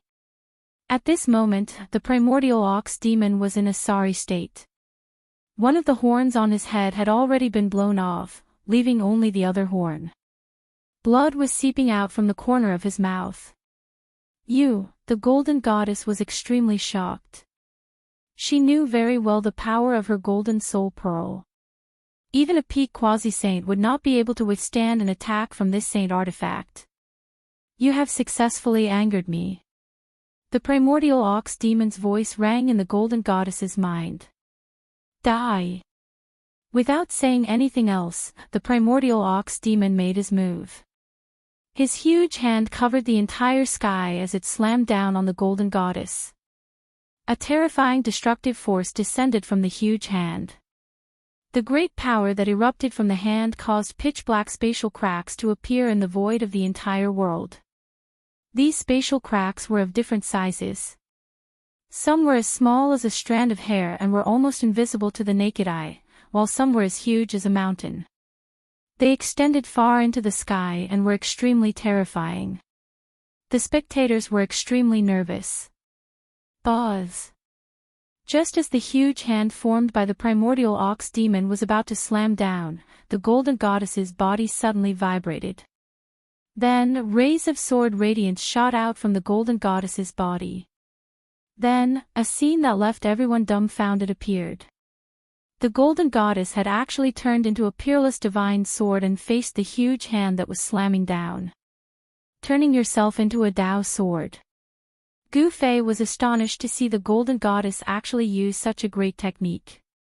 The golden goddess transformed herself into a sword and soared into the sky. She instantly collided with the huge hand that was slapping down from the sky. The extremely sharp divine sword displayed great power and directly pierced through the huge hand that the primordial ox demon had conjured. Roar! The primordial ox demon roared furiously at the sky. A violent aura spread in all directions. Bang! The golden goddess opened her mouth and spat out the golden essence pearl again. This time, the pearl did not turn into a golden sun. Instead, it directly smashed into the primordial ox demon's back. The powerful impact caused even the primordial ox demon to stagger and lose his footing. Master, the primordial ox demon's physical body seems to be very strong. Gu Zhong, who was standing behind Gu Fei on a mountain peak in the distance, said. The primordial ox demon's physical body was really strong. It could directly withstand an attack from a flawless holy item. No matter how strong he is still no match for the golden goddess. Gu Fei said calmly. What? Gu Zhong could not help but be shocked. Could it be that the golden goddess still had a trick up her sleeve? If that was really the case, the golden goddess was not stupid. As expected, the primordial ox demon suffered continuously in the following battle. Even the golden divine whip in his hand was snatched back by the golden goddess. Chapter 1980. In the forsaken land of the gods, the golden goddess was fighting the ancient ox demon powerhouse. The golden goddess was getting more and more courageous as she fought. She even showed signs of suppressing the ancient ox demon. How can this be? Everyone watching the battle was baffled. When the ox demon's powerhouse broke out of the seal, he was extremely powerful and suppressed the golden goddess. But now, the ox demon clan's powerhouse seemed to be gradually weakening. This change surprised everyone. Bang! The ancient ox demon powerhouse was sent flying thousands of meters away by the golden goddess. He roared in anger. This was the first time he had been sent flying by an opponent, so he was both shocked and furious. What's going on? Why can't I absorb the world essence chi? The ox demon emperor roared in his heart. He realized that the concentration of world essence chi in this area was actually very low. It was so low that it was negligible. An ancient race like him was naturally close to world essence chi. He could use the power of world essence chi with just a wave of his hand, and his power would never dry up. But now, the ox demon monarch of the ox demon clan was shocked to find that he couldn't absorb any spiritual energy from the outside world. Such a thing was absolutely unimaginable for an ancient living being like him. It should be known that world essence chi was abundant in the ancient era. It was precisely because of the abundance of world essence chi that the races of that era were extremely powerful. Some races could even absorb world essence chi the moment they were born. They were comparable to immortal essences. However, in the current era, the concentration of world essence chi could no longer be compared to the ancient era, especially in the forsaken land of the gods. The forsaken land of the gods was a strange place to begin with. There wasn't a trace of world essence chi here, so the ox demons couldn't replenish their yuan chi at all. The ancient races relied on world essence chi far more than the cultivators of the current era. What exactly is this place? The ancient ox demon emperor had already realized the strangeness of this place. There was almost no world essence chi, so his combat strength was greatly reduced. What was worse was that his yuan chi was constantly being consumed, but he couldn't replenish it at all. As a result, he gradually became weaker. On the other hand, the golden goddess naturally had many spirit herbs that could recover her essence energy. Although her essence energy was also being consumed, it would immediately recover after taking the spirit herbs. In this place, this Taoran will definitely lose. Gu Fei stood on the peak of the mountain. He already knew the result when he saw this scene. Although this ancient minotaur was powerful, this era was no longer the ancient era. At this point, some of the super old-timers realized what was going on. Shwa! The golden whip flickered and coiled around the minotaur like a snake. Then, the golden goddess appeared above the minotaur and spat out the golden spirit bead from her mouth towards the top of the minotaur's head. Boom! A golden pearl flew out of the golden goddess' mouth and instantly enlarged. It emitted a terrifying wave of metal elemental energy and descended towards the top of the minotaur's head like a sun. Roar! The minotaur struggled violently. He wanted to dodge, but his hands were already entangled by the divine whip. He could only watch as the ball of golden light smashed towards his head. The golden spirit bead was as heavy as a primordial divine mountain. It was a magic treasure refined from the essence of heaven and earth. The power of the golden spirit bead was unbelievably strong. Even the minotaur was shaken by the golden spirit bead's attack. The golden divine whip was a sacred item. Even though the minotaur was a powerhouse of the ancient era, he had been sealed for countless years and his yuan chi had been greatly damaged. It was difficult for him to break the divine whip. His muscles were trembling, and his veins were popping up on his skin. The golden spirit bead had already pierced deep into his muscles and bound him tightly. If he had been at his peak, even a great perfection sacred weapon refined by a great perfection saint wouldn't have been able to do anything to him, let alone a divine whip refined by a saint. The minotaur was extremely dissatisfied. He couldn't even deal with a little fellow who hadn't even become a saint yet. Boom! It was as if a golden sun had fallen from the sky. The ball of dazzling divine light that emitted the shocking power of metal slammed heavily on the top of the primordial demon emperor's head. This extremely ferocious smash directly knocked the Minotaur unconscious. His only remaining horn was also broken, and a bloody wound appeared on the top of his head. Bang! The Minotaur was like a meteorite that fell from the sky and smashed deep into the ground. The ground shook violently. Even the cultivators who were hundreds of miles away could feel the tremors under their feet. Even this can't kill this fellow. The golden goddess was really shocked. The physical body of this ancient race was really too strong. Even a sacred item could not compare to it. One must know that the golden spirit bead was refined from the essence of heaven and earth. The essence of heaven and earth was formed when the primordial world was formed. Yin and Yang evolved into the 5 elements. Although the golden spirit bead was only the size of a thumb, it was heavier than a mountain. It contained an endless amount of 5 elements golden essence qi. This was an immortal material. The golden spirit bead's grade was very high. After being refined by countless experts of the gold family, this divine bead already possessed the grade of a sacred item. Moreover, this divine bead still had the possibility of evolving endlessly.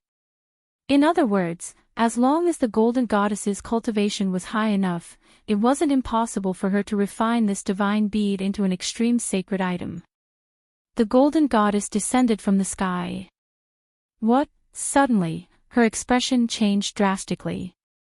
The aura of the Minotaur that she had smashed into the ground with the golden spirit bead had completely disappeared.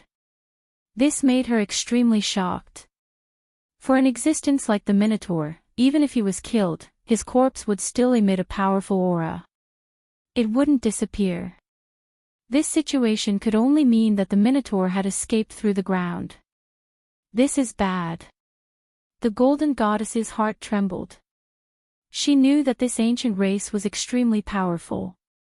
Once it recovered, it would be a disaster for anyone. Even the Gold family wouldn't be willing to provoke such an existence.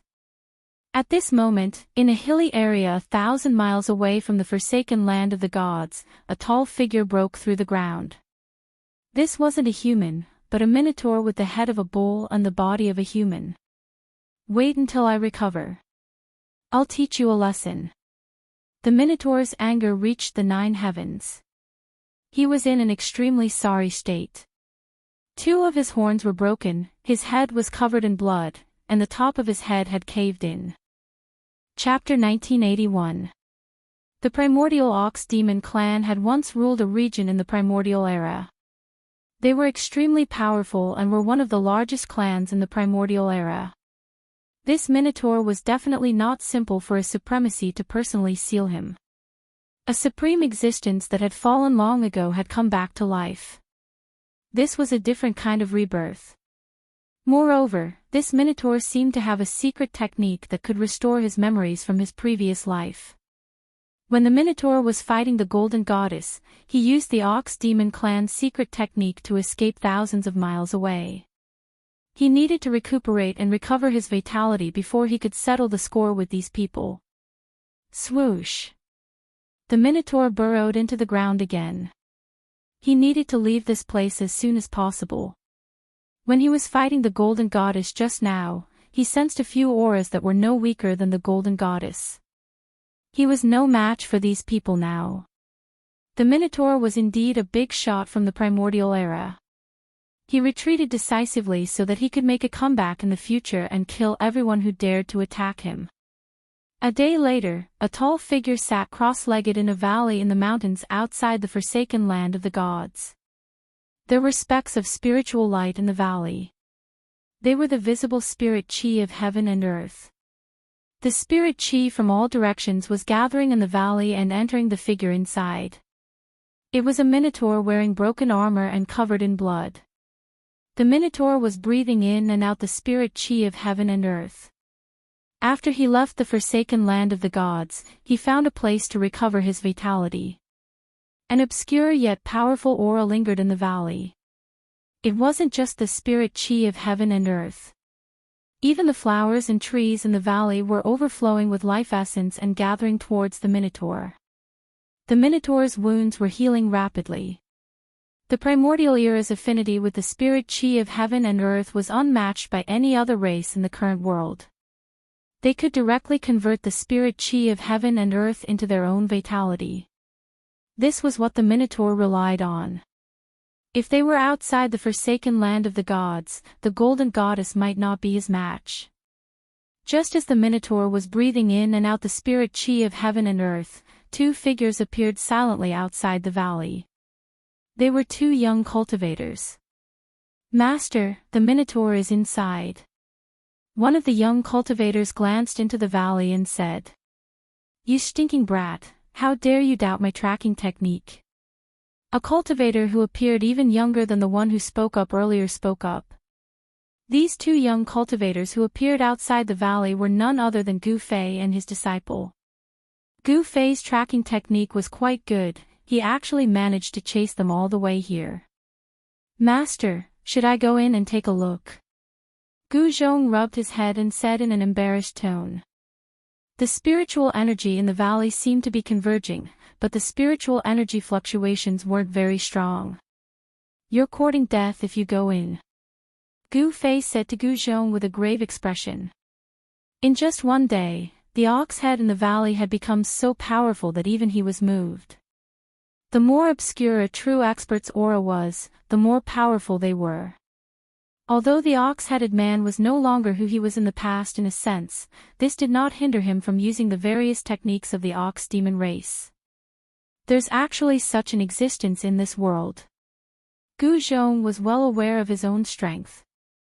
With his cultivation of the fourth heavenly layer, it would be difficult for him to fight against a half-sage, let alone the demonic ox-emperor in the valley. "Wait for me outside." After Gu Fei instructed Gu Zhong, he directly walked into the valley.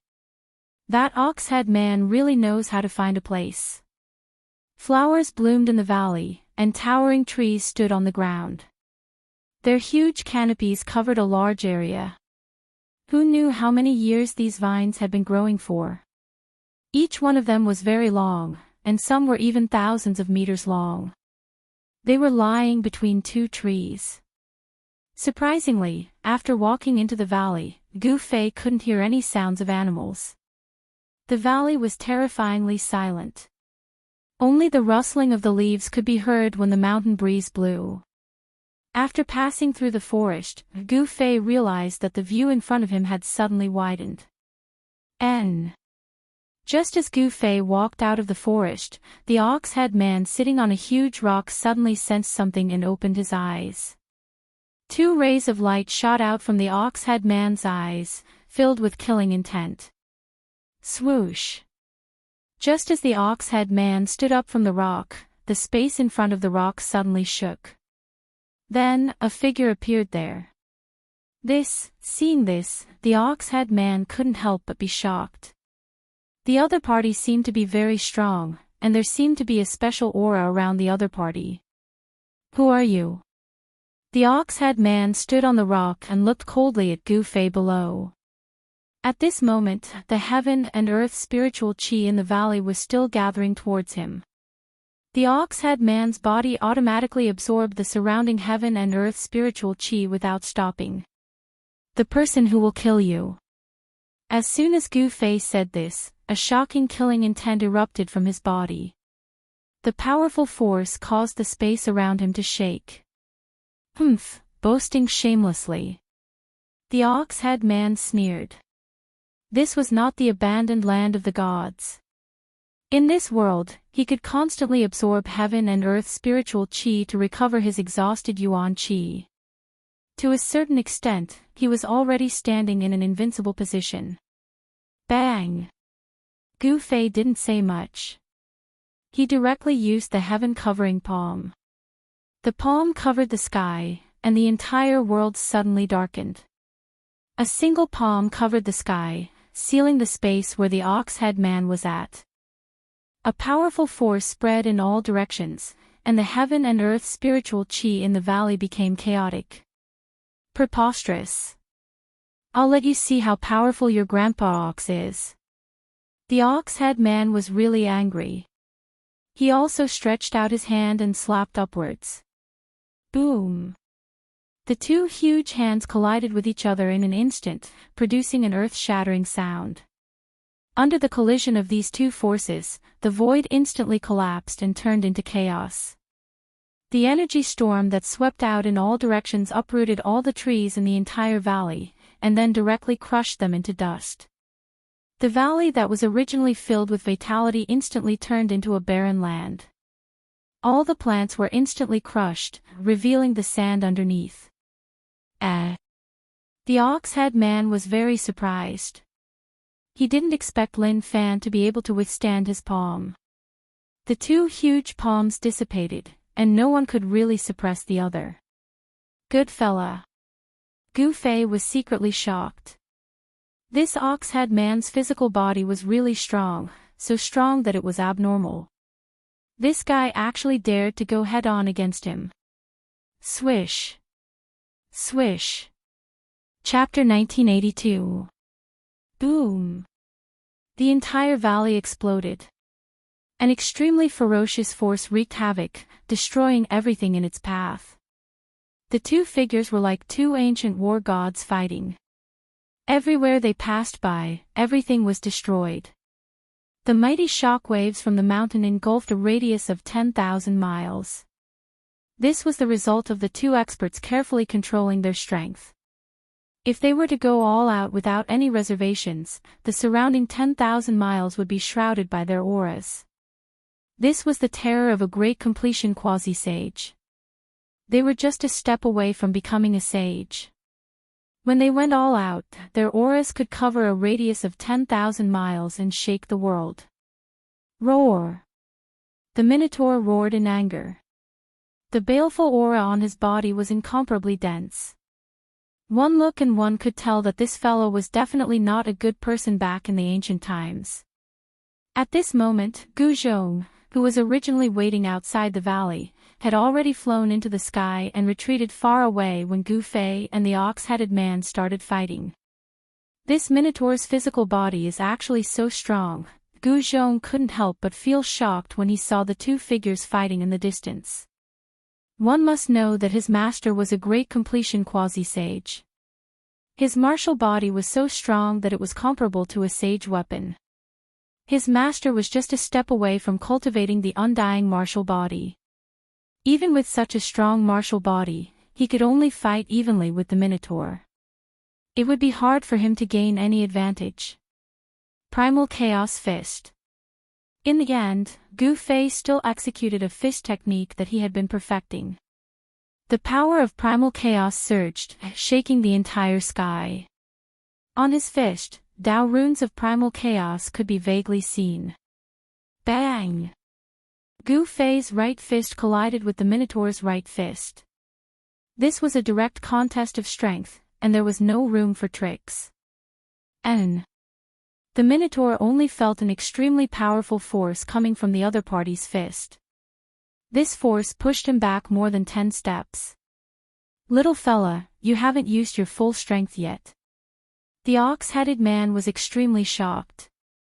In the ancient times, there were very few races that could contend against the physical bodies of the ox-headed man. But today, the physical body of this human was enough to make him feel threatened. The Minotaur couldn't help but frown when he felt the pain from his fist. Preposterous. If it was in ancient times, when I was at my peak, I would be able to squash this little thing to death with a single finger. But now... The Tauren felt like a tiger being bullied by a dog. If I go all out, I'm afraid you'll be finished immediately. That won't be fun anymore. The corner of Gu Fei's mouth rose, revealing an incomparably cold smile. He knew that this Tauren was very strong, but he wasn't one to be trifled with. This place wasn't too far from the forsaken land of the gods, but it was very remote and uninhabited. Gu Fei was still fighting with the Minotaur, and even now, no one had come. In other words, there were no cultivators within a 10,000-mile radius. At the very least, there were no powerful cultivators. However, as time passed, someone would definitely notice the commotion here. The ox-headed man did not want to alarm other experts. After all, he had yet to recover his vitality. Shameless boasting. The ox-headed man was both shocked and angry. He opened his mouth and inhaled, using the heaven-devouring divine art. A heaven-devouring power surged out of his mouth and swept towards Gu Fei. The terrifying devouring power sucked Gu Fei and the space around Gu Fei over. The ox-headed man wanted to swallow Gu Fei in one gulp. If you want to die, then I'll grant your wish. Gu Fei thought that this guy actually dared to swallow him into his stomach. If this wasn't courting death, then what was? He pretended to resist, but he was pulled over by the heaven-devouring power and swallowed into the ox-headed man's stomach. Seeing this scene, Gu Zhong couldn't help but be dumbfounded. His master had actually been swallowed into the ox-headed man's stomach. This was too inconceivable. Could it be that master did this on purpose? Gu Zhong muttered to himself. He wasn't stupid. He quickly guessed Gu Fei's intentions and couldn't help breaking out in a cold sweat for Gu Fei. This was too risky. The ox-headed man was pleasantly surprised. He raised his head and laughed. He didn't think that this little thing would be so easily swallowed into his stomach. As long as he swallowed someone, even a saint would be reduced to a puddle of blood. At this moment, Gu Fei, who had been swallowed by the ox-headed man, entered the ox-headed man's stomach. He was shocked to find that the ox-headed man's stomach was actually a ball of dark blue demonic light. He was trapped in this dark blue demonic light, and his essence was actually leaking out. Demonic runes were faintly discernible on the dark blue demonic light, interweaving with each other to form a powerful demonic energy. The demonic ox clan was a branch of the demonic demon clan. They possessed the bloodline of the demonic demon clan and had a powerful body. Coupled with the demonic energy, the demonic ox clan was a powerful clan in the ancient era. Gu Fei felt that the demonic light around him was shrinking. A demonic energy that could destroy everything in the world was surging towards him from all directions. Humph, Gu Fei snorted coldly. Then, with a thought, an illusory image of a huge cauldron immediately emerged from his body and enveloped him. The destructive energy that came from all directions was immediately blocked by the ancient cauldron image on Gu Fei's body. It couldn't get close to Gu Fei at all. Yes. At this moment, the ox-headed man outside was about to kill Gu Zhong. But at this moment, his expression suddenly changed. He seemed to have sensed a change that shocked him. It was a change that came from within his body. The ox-headed man directly sat down cross-legged with an expression of disbelief on his face. Explode your body. Inside the ox-headed man's body, Gu Fei also sat down cross-legged. Then, he activated the power of the mountain and river cauldron. The ancient cauldron outside his body immediately grew bigger. Roar! The ox-headed man roared angrily. He could feel the change that was happening in his body. He activated the power in his body to suppress the mountain and river cauldron that was growing bigger. An endless amount of power was directed towards the ancient cauldron. However, what made the ox-headed man's heart cold was that no matter how much he activated the power in his body, he couldn't suppress the ancient cauldron image. What's going on? My body is the body of a sage. How can it be threatened by the ancient cauldron image? The ox-headed man didn't believe it. However, when he tried many methods to suppress the ancient cauldron image to no avail, he had to believe it. Could it be the mountain and river cauldron? Chapter 1983. How is this possible? It's really the mountain and river cauldron. The ancient ox demon was scared out of his wits. If a mountain and river cauldron appeared in his body, it would definitely cause his body to explode, destroying both his body and soul. Unlike when he was sealed by a supreme being, the current ox demon was no longer the peerless evil demon that dared to challenge a supreme being. Buzz! The ancient cauldron shadow around Gu Fei trembled. The demonic light that enveloped him was the first to disperse. Then, the ox demon's abdomen began to swell. The Minotaur's eyes were bloodshot, and the bones in his body emitted cracking sounds. A powerful and unstoppable force caused his body to swell up. His sweat had already soaked through the broken armor on his body. Didn't the mountain and river cauldron disappear with that person? How could it appear in this little guy's body? The bull-headed man was unwilling to die like this. It was too humiliating. Although he had a saint-level physical body, in front of the mountain river cauldron, not to mention a saint-level physical body, even a saint-level physical body would not dare to swallow the mountain river cauldron. Kacha! Kacha! Kacha! Kacha! The ox demon's body continued to swell. His bones were shattering. His muscles and tendons were being pulled. His entire body was like a rubber ball, expanding. Despicable little guy. The ox demon roared. He clenched his teeth. Then, a demonic light shot out from between his eyebrows. Within the demonic light, there was a small figure. It was the primordial spirit of the ox demon. The ox demon abandoned his body. Then, his primordial spirit didn't escape. Instead, it rushed into his body. A figure appeared where Gu Fei was. It's really the mountain and river cauldron. The ox demon's primordial spirit was extremely shocked. In the ancient era, the mountain and river cauldron's name was enough to shock the world. Legend had it that this ancient cauldron was a connate divine artifact formed by the heavens and earth.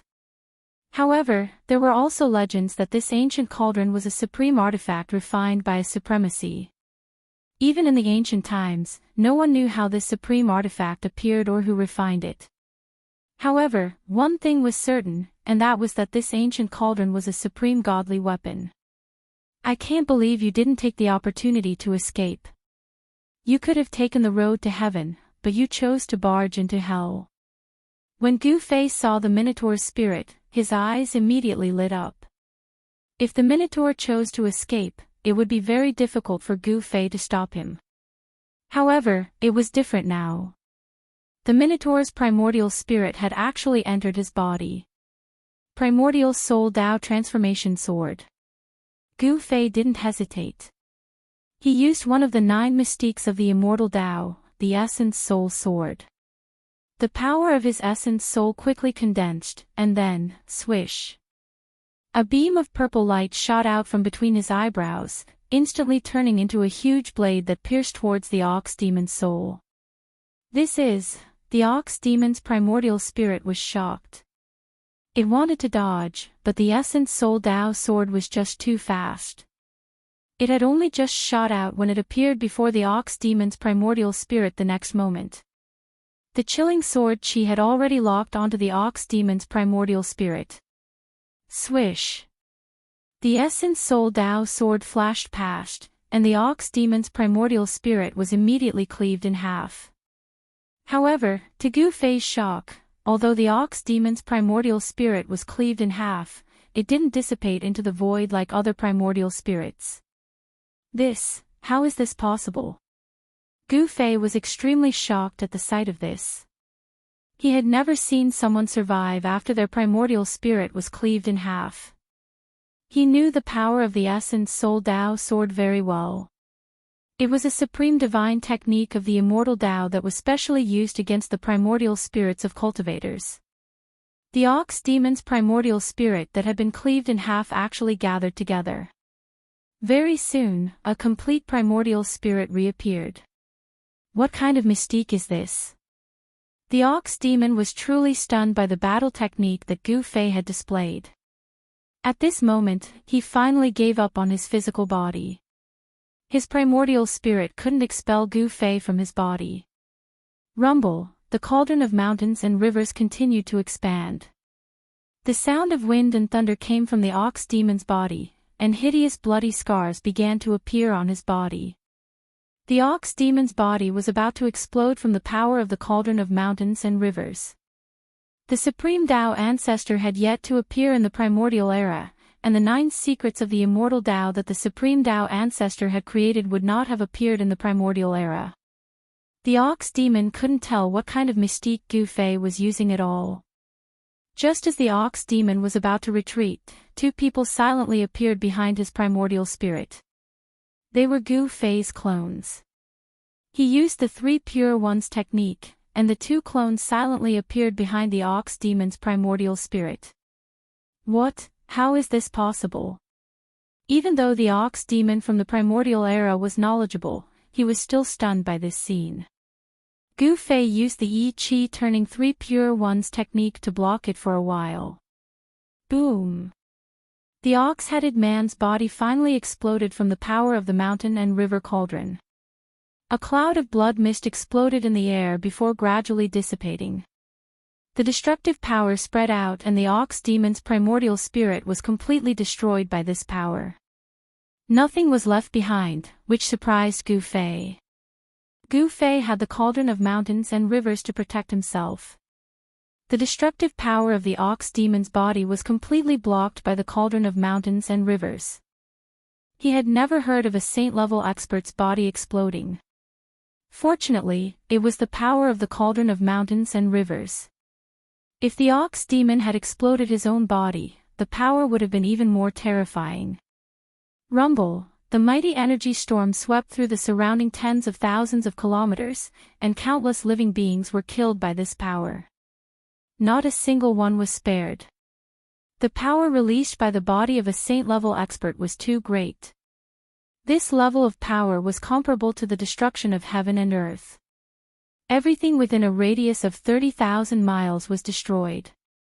Gu Zhong couldn't help but be stunned when he saw this scene from afar. This was too terrifying. Master, Gu Zhong couldn't help but worry for Gu Fei. Even 10 great accomplishment saint-level experts would die from such power.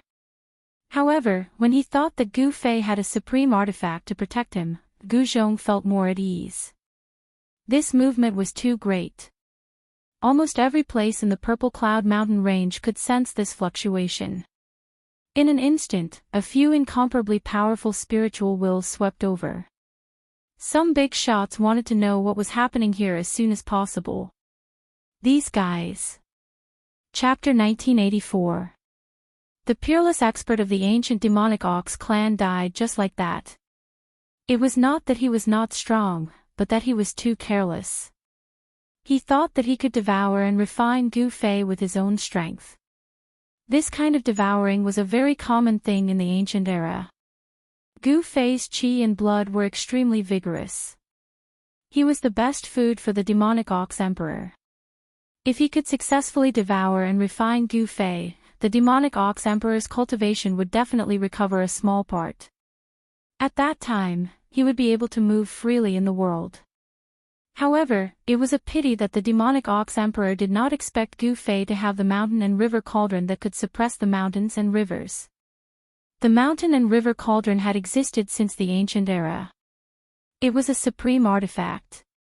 If this supreme artifact were to fall into the hands of a supreme being, with a single strike of the cauldron, the heavens, the earth, the mountains, and the rivers would all be suppressed. No matter how powerful one was, they would still be completely suppressed. Their life and death would be at the mercy of a single thought. It was not that the demonic ox emperor's physical body was weak. Even if he was hit by a supreme artifact, he would only be slightly injured. However, in front of the mountain and river cauldron, even if the demonic ox emperor completely recovered his cultivation and returned to his peak, his physical body would still be destroyed by the mountain and river cauldron. The terror of a supreme artifact was not something that the demonic ox emperor could withstand. He died just like that. Not even a hair. Under the protection of the mountain and river cauldron, Gu Fei was not injured at all in this great destruction. However, the power of the explosion of a saint-level physical body was too great. This made his heart palpitate. The area with a circumference of 30,000 miles was completely destroyed. A thick layer of the ground was shaved off. Countless lives disappeared in an instant. All of them were killed. Apart from being shocked, Gu Fei was also a little disappointed. This ancient creature did not even have a single treasure on him. This was really surprising. He had worked hard for nothing. These old guys. At that moment, Gu Fei sensed a few strands of divine scent sweeping over from afar. He couldn't help but feel angry. Purple light flashed on his forehead and a ray of sword light flashed through the air, destroying the strands of divine scents. Roar! How dare you! This Gu Fei is simply too arrogant.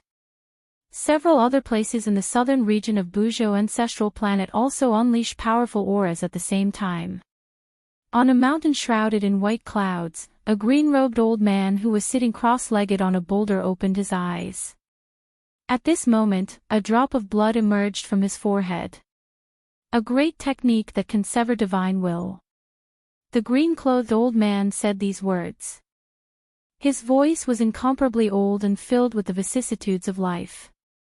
In another mountain range shrouded in immortal qi in the southern region of Buzhou, an angry roar came from a fairyland-like cave dwelling. All the living beings in this part of the heavenly abode were alarmed and fled in all directions. Opening up a paradise was something that only sages had the means to do. That was because it was easy to open up a paradise, but it was extremely difficult to maintain the stability of the paradise and make it exist forever. Only sages had the great power to stabilize the universe. In the depths of the Violet Cloud Mountains, in a valley where the ancestral vein of the earth was located, a purple-robed old man who was sitting on a jade platform suddenly stood up. She was an old woman with a head of white hair and a face full of wrinkles. Her teeth were almost all gone. However, at this moment, the old woman's eyes shone brilliantly as if two cold stars were embedded on her face. A powerful aura emanated from the skinny body that seemed to be on the verge of death. At this moment, a drop of blood flowed from the old woman's forehead. This was the reason why she was furious. Someone had actually severed the divine will that she had sent out. It's the Saint Grandmother. In the valley, all the experts of the Ziyun clan were alarmed. A purple figure rushed out and landed nimbly on the jade platform. Grandmother, who made you angry? I'll go beat him up. The young girl waved her tender fists and said angrily. Little the old woman's expression immediately improved when she saw the purple-robed young girl. The purple-robed young girl was the little princess of the Ziyun clan, She was the darling of the heavens and was loved by everyone in the Ziyun clan. Even the hot-tempered Saint Grandmother could not get angry in front of her. An arrogant young man actually severed my divine will, the Saint Grandmother said fiercely. Holy Grandma said ruthlessly. Gu Fei's insolence made her very unhappy.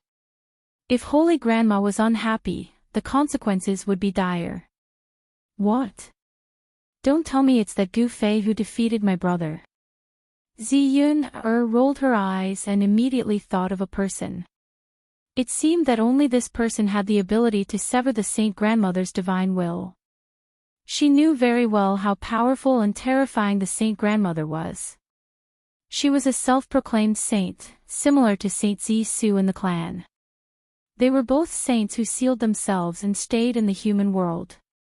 A saint who sealed themselves did not have the cultivation and strength of a saint, but they were still the strongest existences in the human world. Even a grand completion quasi-saint would only be a joke before them. Let's go and have a look. The Saint Grandmother grabbed Ziyun and disappeared from the jade platform. Seeing that the Saint Grandmother had left, there were people walking around in the valley. One should know that the old woman had a very bad temper. No one dared to appear in front of her when she was angry.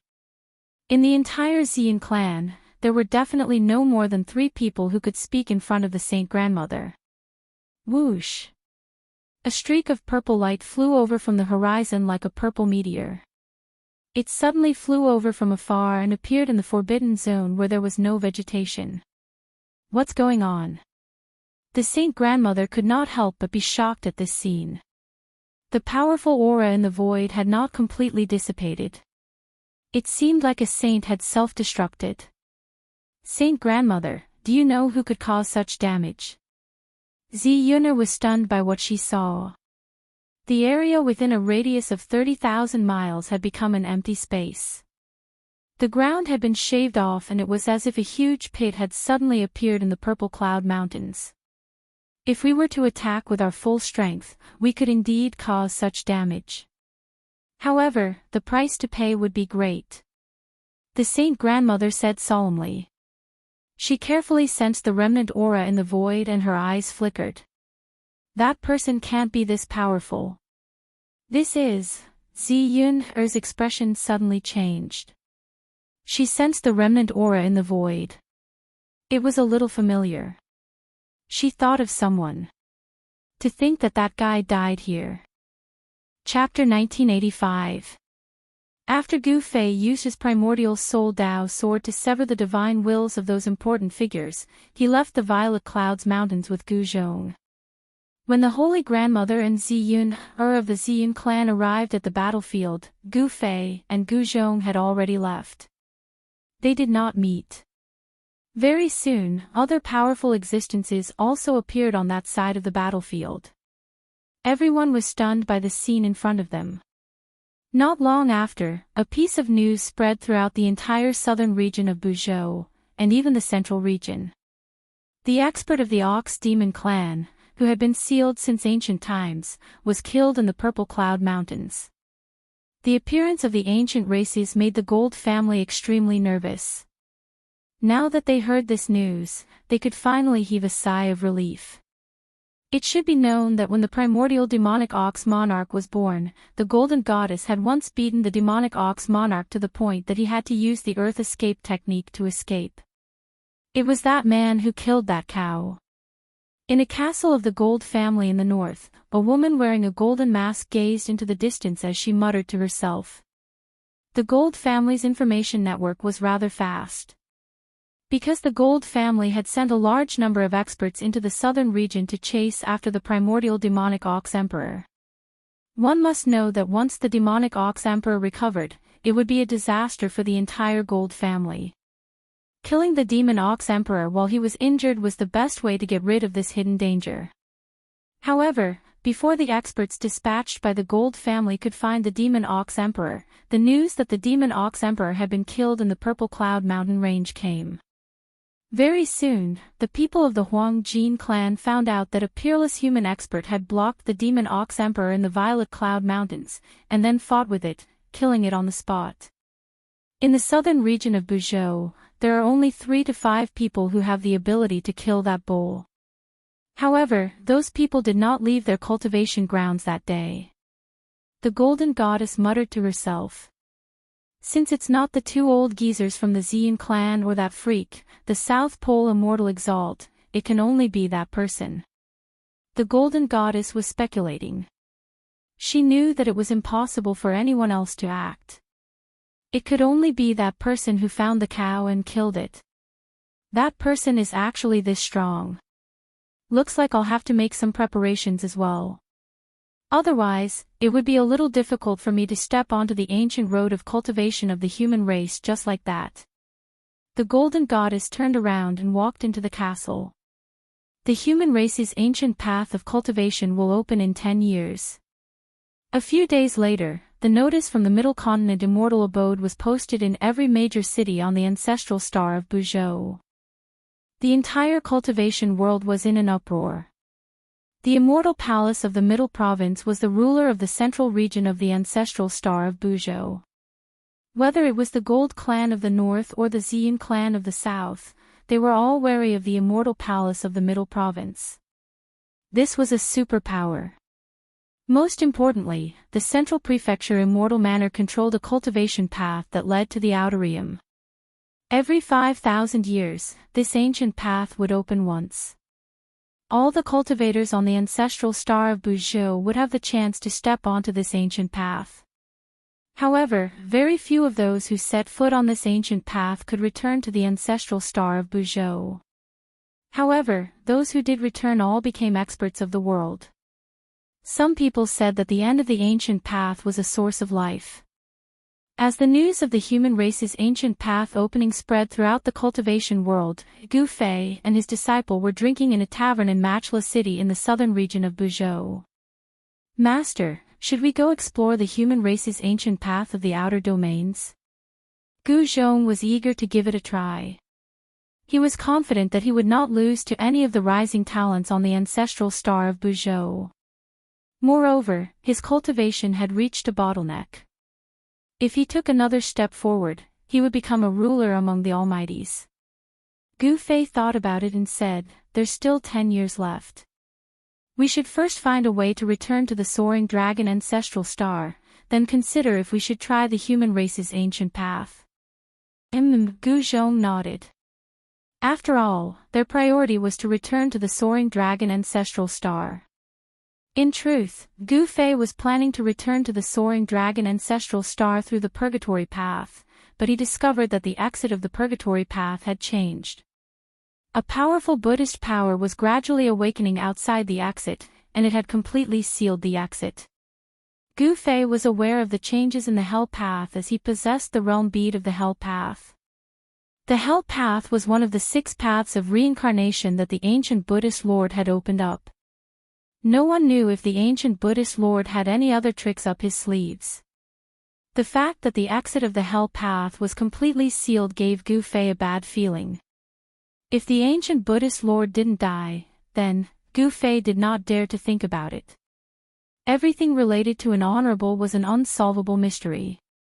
Subsequently, Gu Fei and Gu Zhong left Matchless City and headed for the Middle Continent. The Middle Continent was the most prosperous place in the human cultivation world on the ancestral star of Buzhou. Although it was not as vast and mysterious as the southern region and northern region, there were many talents here. The immortal mansion of the Middle Continent was a super force that had existed for countless years. Although it did not produce an honorable, it could still contend against the Huang Jin clan and the Xian clan. There was an immortal venerate city at the place where the Middle Continent and the southern region of Buzhou were connected. The city was not simple. It was said to have been built by an ancient immortal venerate. Such ancient ruins were rare even on the ancestral star of Buzhou. One must know that an immortal venerate was a supreme existence at the quasi-honorable realm. They were only a step away from completing the Great Tao and becoming an extreme sovereign. The immortal venerate city was located at the border between the Middle Continent and the southern region. Such a location made the ancient city highly valued by various forces. The people here were very complicated. There were spies from various forces, and there were also various rogue cultivators who frequented this place. One could even see the demon clan here. Gu Fei and Gu Zhong continued their journey. 10 days later, they arrived outside the celestial reverent city. They stopped a dozen miles away from the city. There were 2 mountains in front of them. There was a road between the 2 mountains that led directly to the immortal venerate city. There was a formation behind the 2 mountains. If Gu Fei's group didn't want to force their way in, they could only walk on the ground. The people of the immortal venerate city were too careful. The protective formation even covered a radius of 10 miles outside the city. The people of the immortal mansion of the Middle Continent were really generous. "Che, if you want to pass, leave behind the money you've spent on the road." When Gu Fei and Gu Zhong arrived in front of the 2 mountains, a dozen people jumped out from the forest on both sides. One of them was holding a large black saber, blocking Gu Fei's path. What? Robbing the road. Chapter 1986. Blocking the road and robbing us. No way. Gu Fei and his disciple were dumbfounded. The dozen people in front of them had the air of a bandit. It was obvious that they were the nearby bandits. Such people dared to rob a cultivator? They really didn't know the meaning of death. Yes. However, Gu Fei and his disciple soon realized that something was amiss.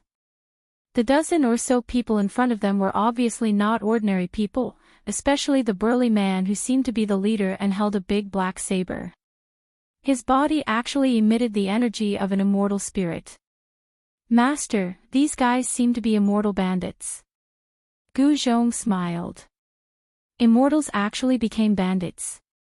This was something he had never seen or heard of before. They really are immortals.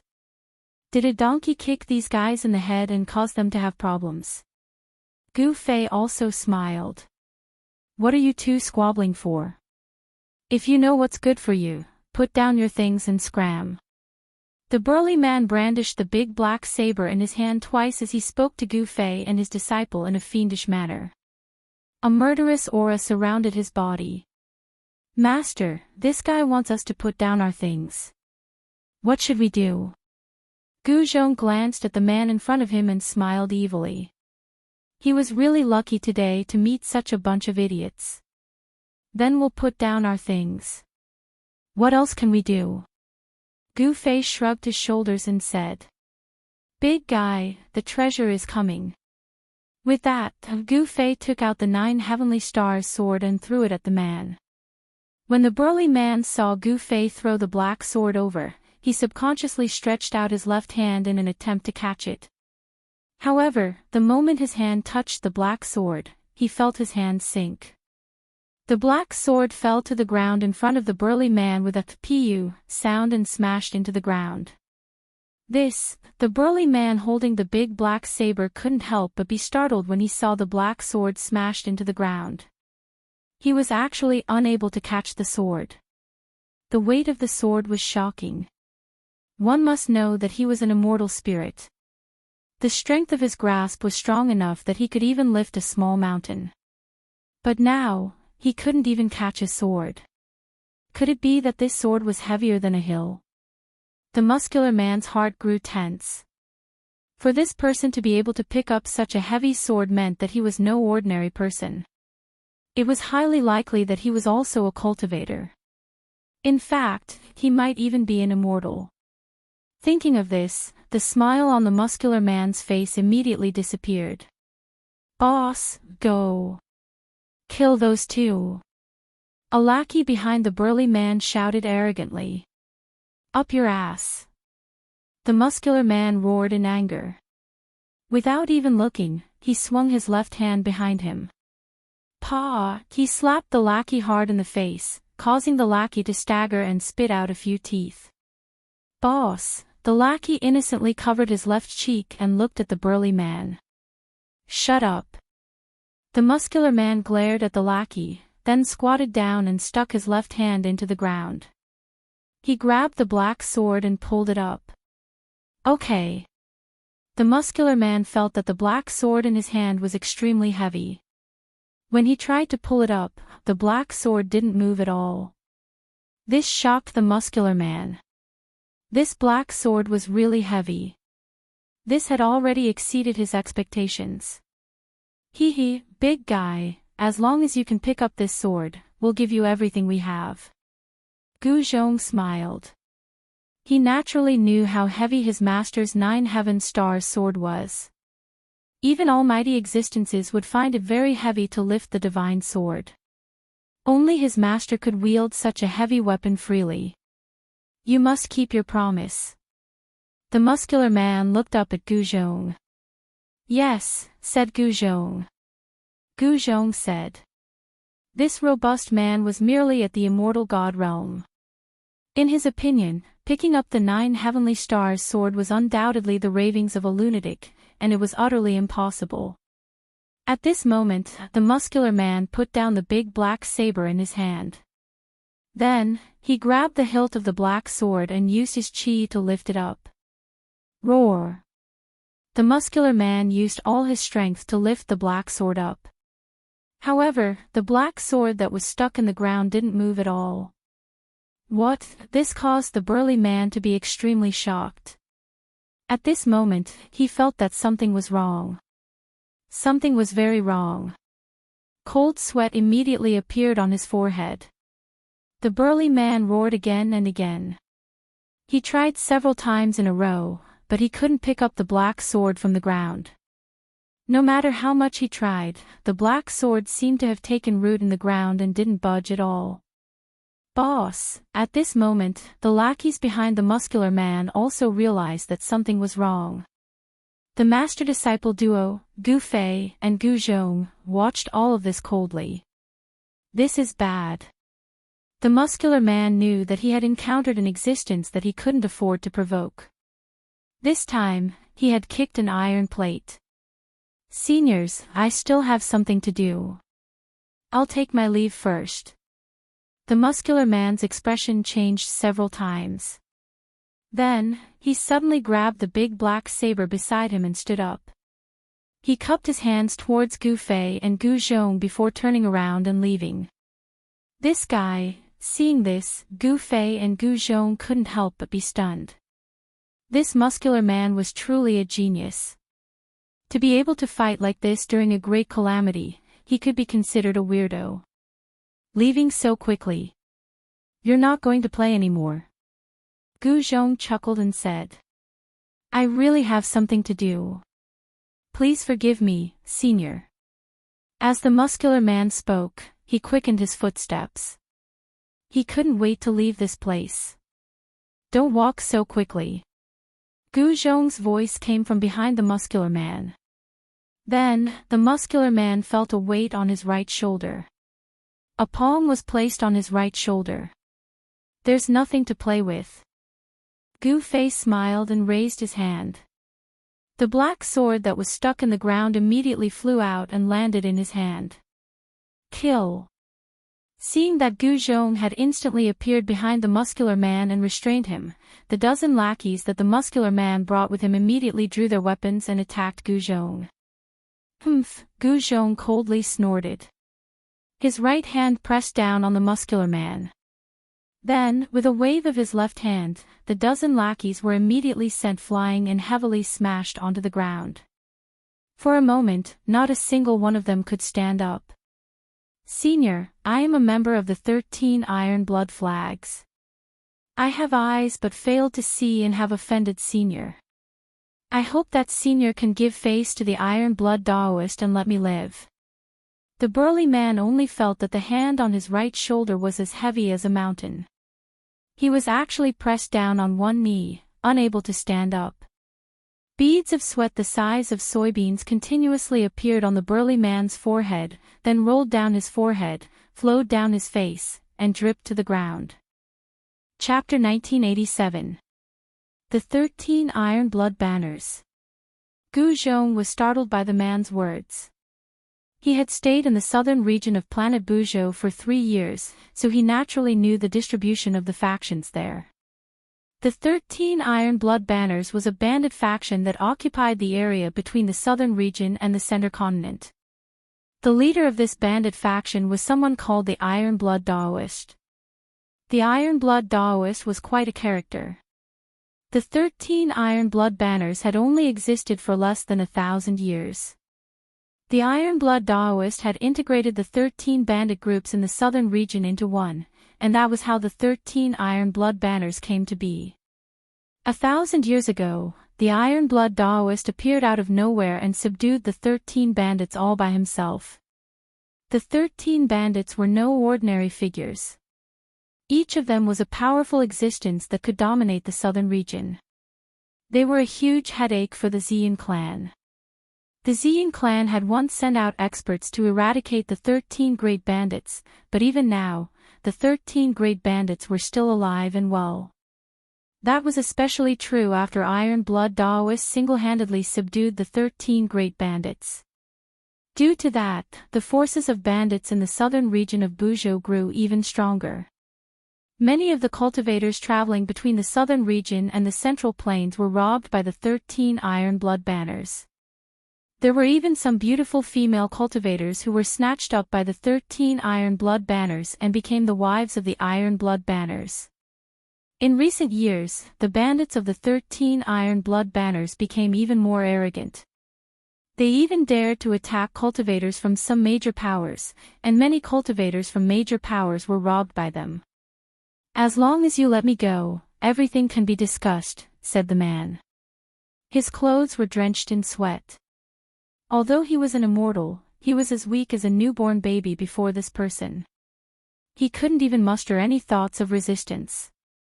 The reason why these people became bandits was to survive.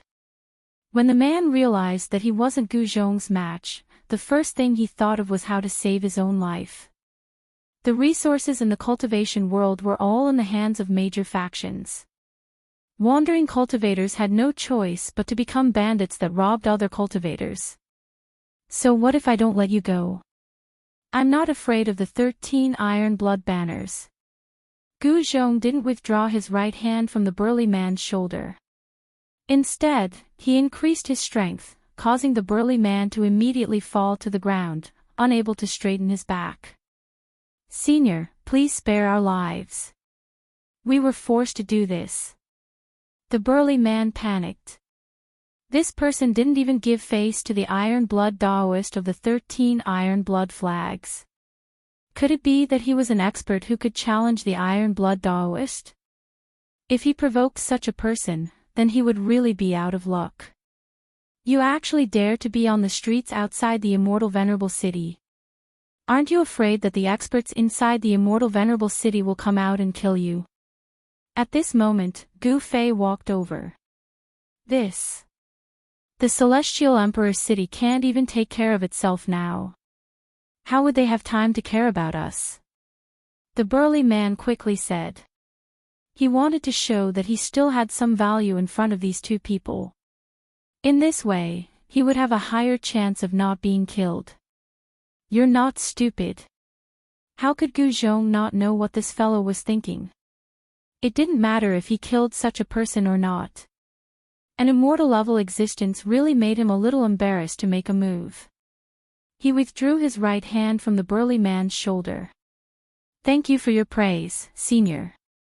In the world of cultivation, we have to be careful.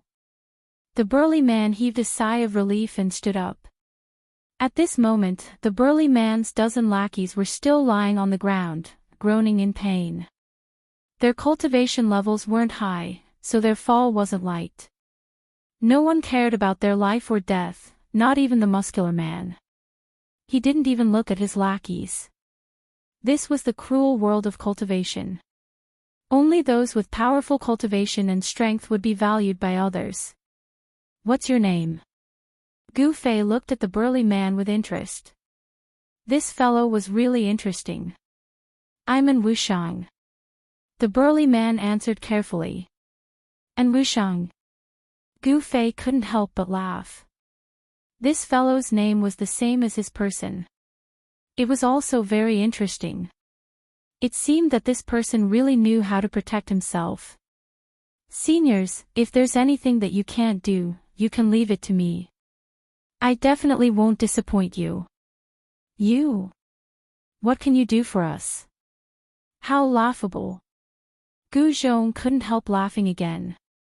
This fellow was just an insignificant immortal god. His abilities were very limited. In this grand world, even immortals would find it hard to protect themselves. However, and Wuxiang's words were very serious. Even if he was an ant, as long as he displayed his value, people would be interested. This was one of the experiences Wuxiang had accumulated as an independent cultivator step by step to become an immortal god. These experiences were incomparably precious and had allowed him to live until now. Yes. Take us to the 13 iron blood flags. Gu Fei thought for a while before saying this. What? When Wuxiang heard this, he was immediately taken aback. All sorts of thoughts quickly spun through his mind because of Gu Fei's words. He was thinking quickly, trying to guess what Gu Fei was going to do next. But he was disappointed. He wasn't Gu Fei, so how could he know what Gu Fei was thinking? Reading people's expressions was also a skill to survive in the cultivation world. And Wuxiang had already cultivated this skill to an extremely proficient level. But at this moment, he couldn't get any useful information from Gu Fei's expression. This was because Gu Fei's face was completely expressionless. No one could tell what he was feeling right now. Master, what are you? Even Gu Zhong didn't know why his master would do such a thing. The bandits of the 13 iron blood flags weren't easy to deal with, especially that iron blood Daoist. Rumor had it that he had successfully broken through the shackles of cultivation and became a sage-to-be. This was also the reason why the people of the Xian clan and the Immortal revered city were wary of the Daoist. The Xian clan and the Immortal revered city were indeed powerful, much more powerful than the 13 Iron Blood banners.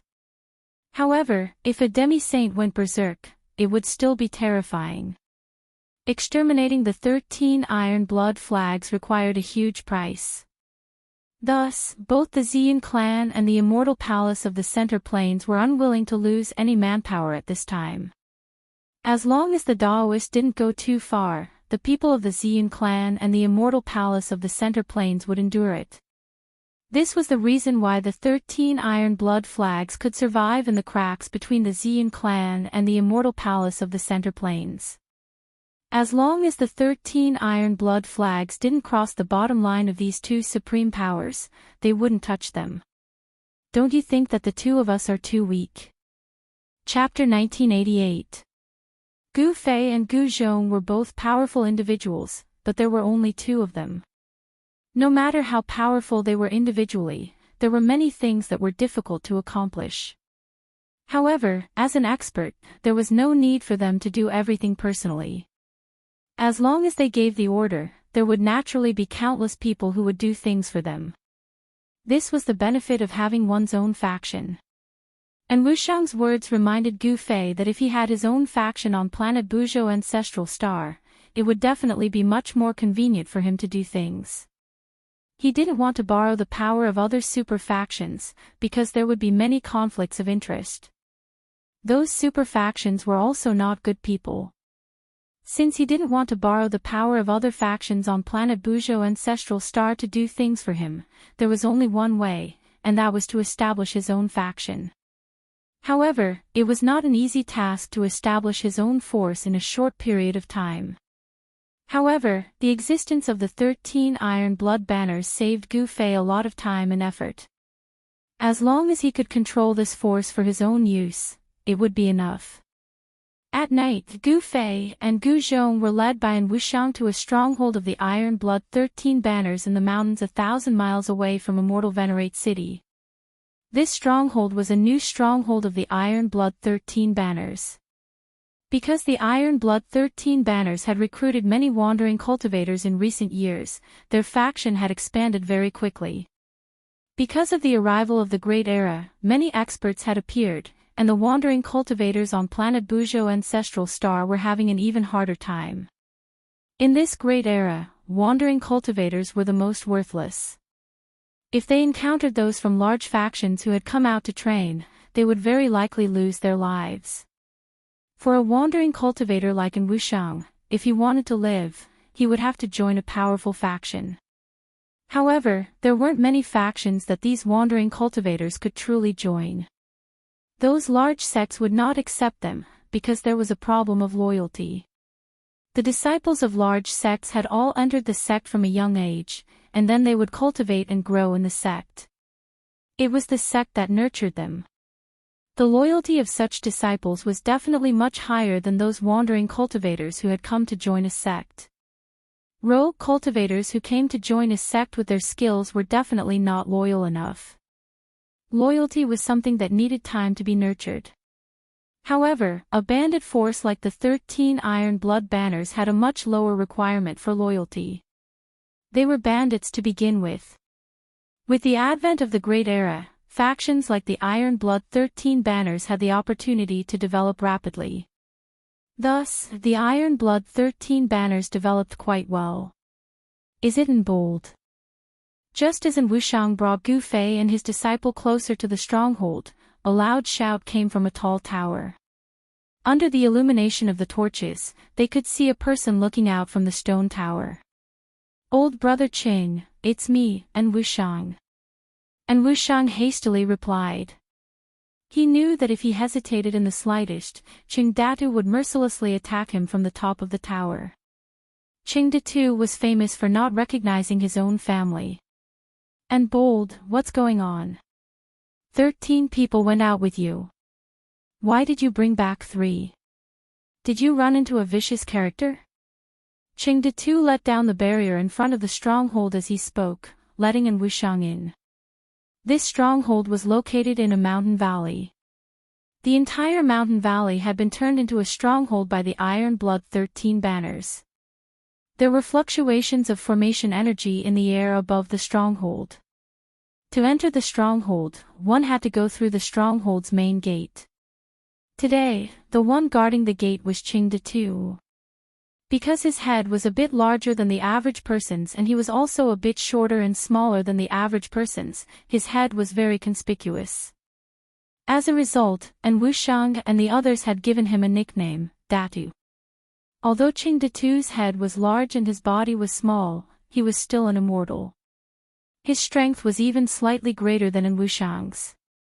It was this slight difference that allowed Qingde's treatment within the stronghold to be much better than Wuxiang's. That was because Qingde didn't need to go out and rob people. It had to be known that being a bandit was a very dangerous occupation. You might run into someone stronger than you at any time, and you might lose your life at any time. Audition, you really are a lucky bastard. You actually managed to come back alive. Inside the stronghold, a few people who recognized Wuxiang greeted him when they saw him walk in. Those two, but at this moment, someone realized that the two people behind Wuxiang weren't one of his lackeys. Whoosh! In the blink of an eye, at least 5 people had surrounded Wuxiang and Gu Fei.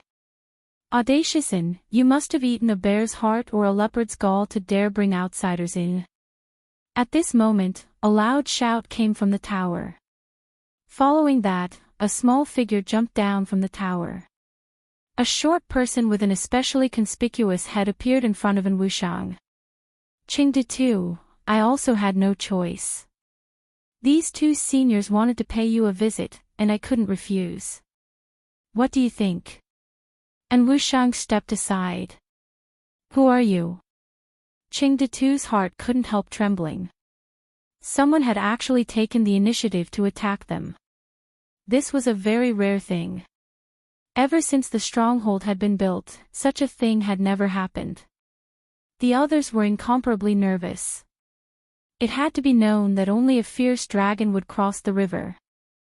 Since they dared to come knocking, it was enough to prove that these 2 were very confident, so confident that they could easily exterminate everyone in the stronghold. Call out the people in charge of this place. Gu Zhong took a step forward and expressionlessly swept his gaze over these people. These people were all immortals, but they had fallen to become bandits. Were immortals really that worthless now? Had they all become bandits? These people were all newly joined vagrant cultivators of the 13 Iron Blood banners. They were very smart. Although they were cautious, they didn't take the initiative to attack. Just you wait. Qingde was just about to go report. Which expert has graced us with his presence? Forgive me for not going out to meet you. Just at this moment, a voice rang out from the depths of the stronghold. A person walked out. This person only stopped when he was 10 meters away from Gu Fei's group. He then began to carefully examine Gu Fei and his disciple. Chapter 1989. I am the person in charge of this place. May I know why you 2 fellow Daoists have come? If my people have offended you 2, I apologize on their behalf. The middle-aged man said politely. He was secretly shocked that he couldn't see through the depths of these 2 people. Could it be that these 2 people were actually almighty? This time, he had really kicked an iron plate. This middle-aged man was the manager of this place, and his name was Bai Xiong. He wasn't some kind-hearted person. He had once annihilated 9 small sects in a single night. These 9 small sects refused to submit to the 13 Iron Blood flags, so he single-handedly annihilated them, leaving not a single chicken or dog alive. Such a vicious person was someone that even Qingde and Wuxiang and the others would have to be careful in front of him, afraid of making a mistake. When he saw Gu Fei and Gu Zhong, if Gu Fei and Gu Zhong's cultivation and strength were below Bai Xiong's, why would Bai Xiong waste his breath on them? He would have directly killed them. But now, he didn't dare. You really know how to conduct yourself. When you came out just now, I seem to have sensed killing intent from your body. Gu Zhong looked at the middle-aged man in front of him and sneered. When this middle-aged man came out, it was obvious that he wanted to kill them. However, when this fellow could no longer see through Yangming, he completely withdrew his murderous aura. However, Gu Fei and his disciple were not ordinary people. Most of their cultivation was achieved through fighting. Both of them had experienced countless battles of life and death. Their sensitivity to killing intent could be said to have reached the point of perfection. As long as someone wanted to kill them, they would be able to sense it immediately. This fellow Daoist seems to have misunderstood. How could Bai Xiong have such thoughts towards you two fellow Daoists? The middle-aged man hurriedly said. His forehead was already covered in a layer of sweat. He looked calm on the surface, but he was extremely shocked in his heart. Forget it, I don't want to waste my breath on you. I'll only say it once. Where is the headquarters of your 13 Iron Blood Flags?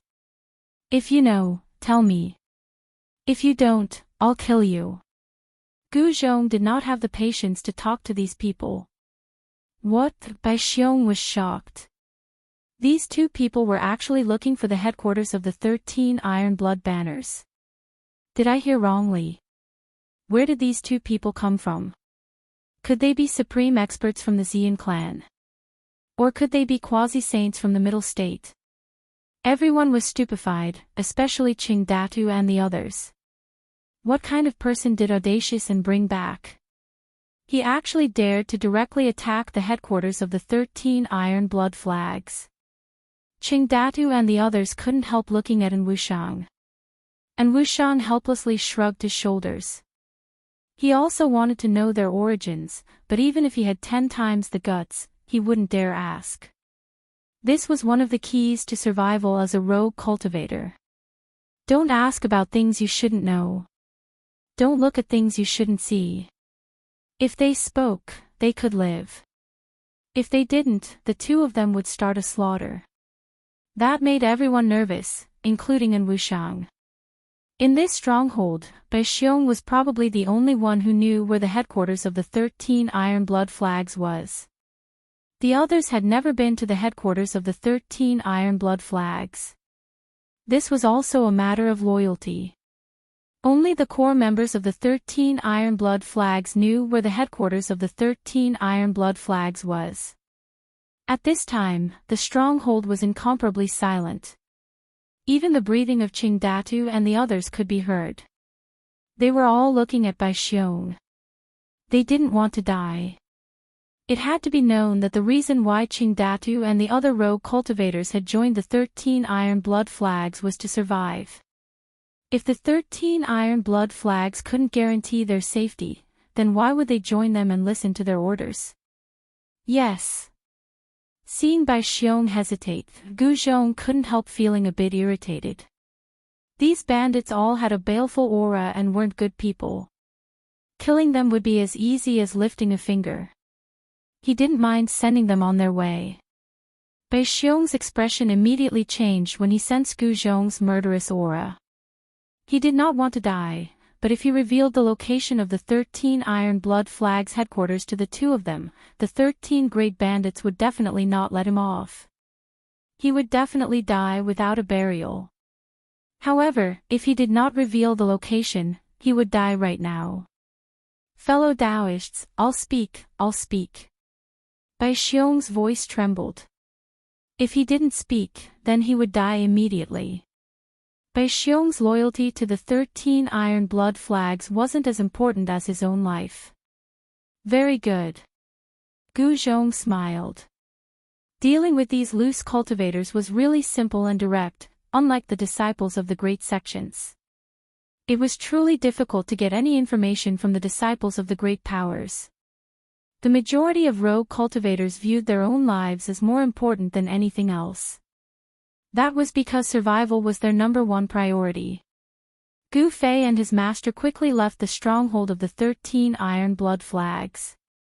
They brought Bai Xiong with them, but they didn't bring in Wuxiang. The loyalty of rogue cultivators was a problem. These rogue cultivators could betray them at any time. As long as they left in Wuxiang in the stronghold, Qing Datu and the others wouldn't dare do anything to him. In their eyes, and Wuxiang had gotten lucky this time to catch the attention of those two seniors. Without any suspense, after Bai Xiong left, and Wuxiang became the boss of the 13 Iron Blood Flag stronghold. His cultivation level was not the highest in the stronghold, but his brain was the best among all the itinerant cultivators in the stronghold. Otherwise, he would not have survived. The headquarters of the 13 Iron Blood Flags was the Phoenix Nest.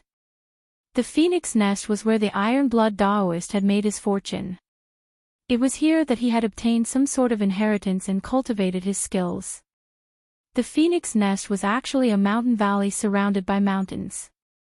Beneath the valley, there was a spiritual cave that emitted spiritual qi day and night.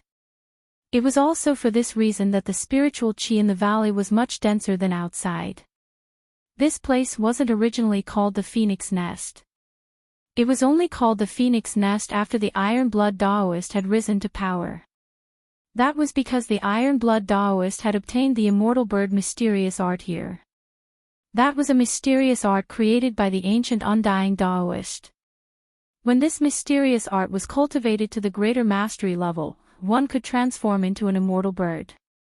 The location of the Phoenix Nest was very hidden. The Iron Blood Daoist had laid down a grand formation to hide it. The Violet Cloud clan and the Central Plains Immortal Palace had both tried to find the headquarters of the 13 Iron Blood Flags, but they hadn't found it in the end. Chapter 1990. Those guys from the 13 Iron Blood Banners really know how to pick a place. Early in the morning, Bai Xiong brought Gu Fei and the others to a mountain near the 13 Iron Blood Banners base camp, the Phoenix Nest. Gu Fei discovered that there was actually a dragon vein under this mountain. This area was located at the border between the Central Province and the Southern Province. It was a lawless area, and spirit veins rarely appeared in such a place. One must know that any place with a spiritual vein would be occupied by a major faction. Of course, the 13 Iron Blood Flags could be considered a major faction at the border between the Central region and the Southern region. Master, is there anything special about this place? Gu Zhong was not like Gu Fei.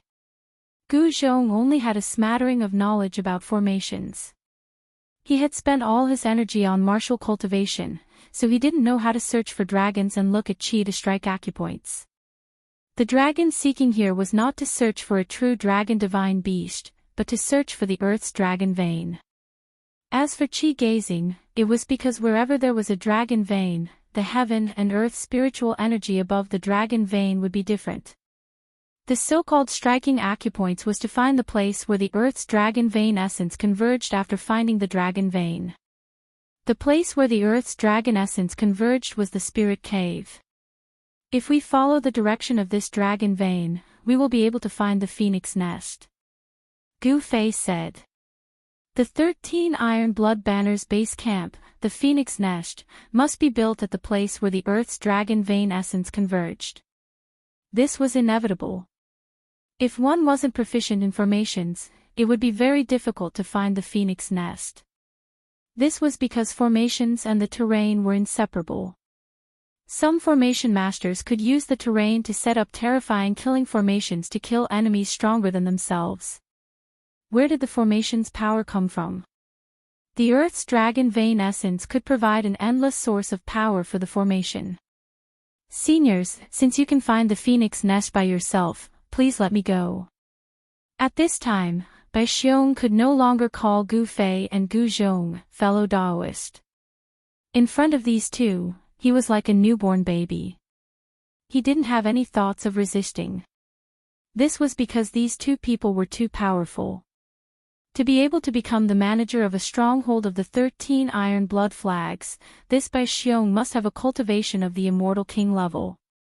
Only with such a cultivation could he suppress those loose immortals.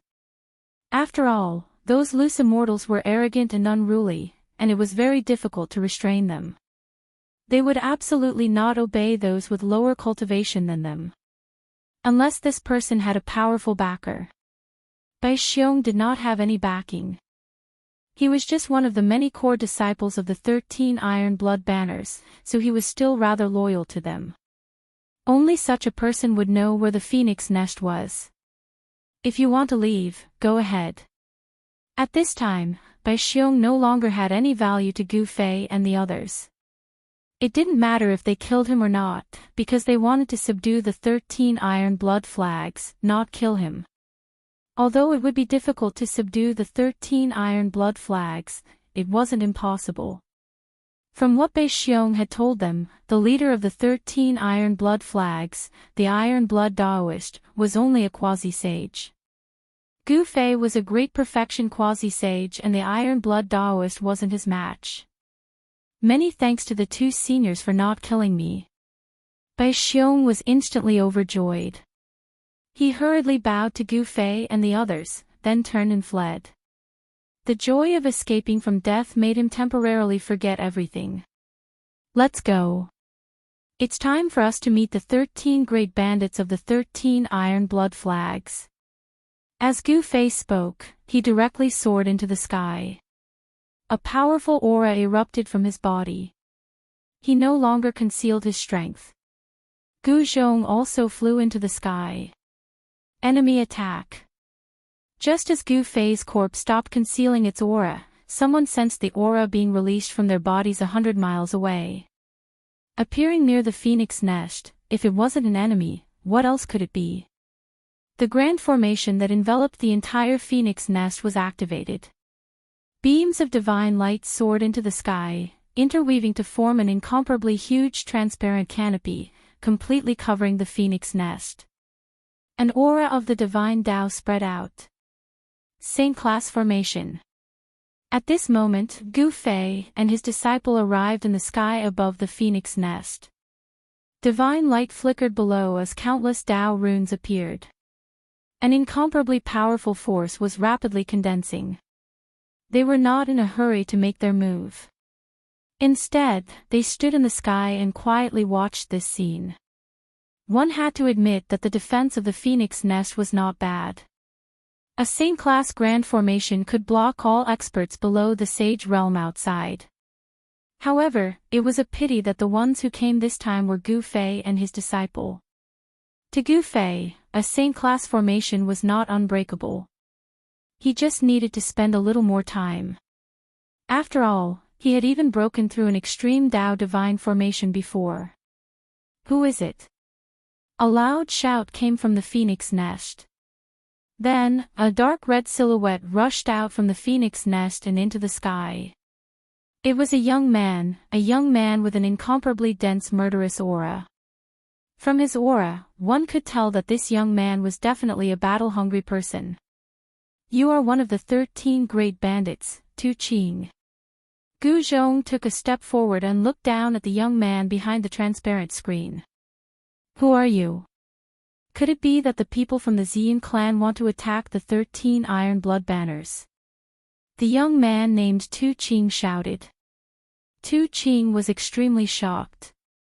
To know that ever since the 13 Iron Blood Banners was established, no one had been able to find the headquarters of the 13 Iron Blood Banners.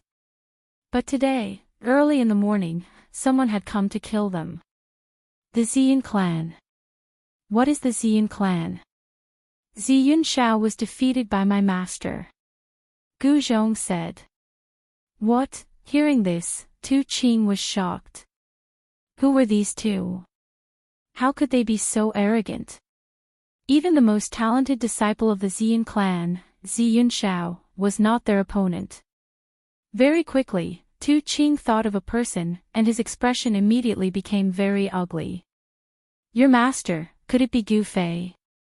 Tu Qing glanced at the people behind Gu Zhong and asked carefully. That's right. This is my master, Gu Fei. Today, we are here to ask for your surrender. Gu Zhong said indifferently. You, haha. Suddenly, Tu Qing pointed at Gu Zhong and laughed to the point that tears were coming out. Is it really that funny? You're going to cry soon.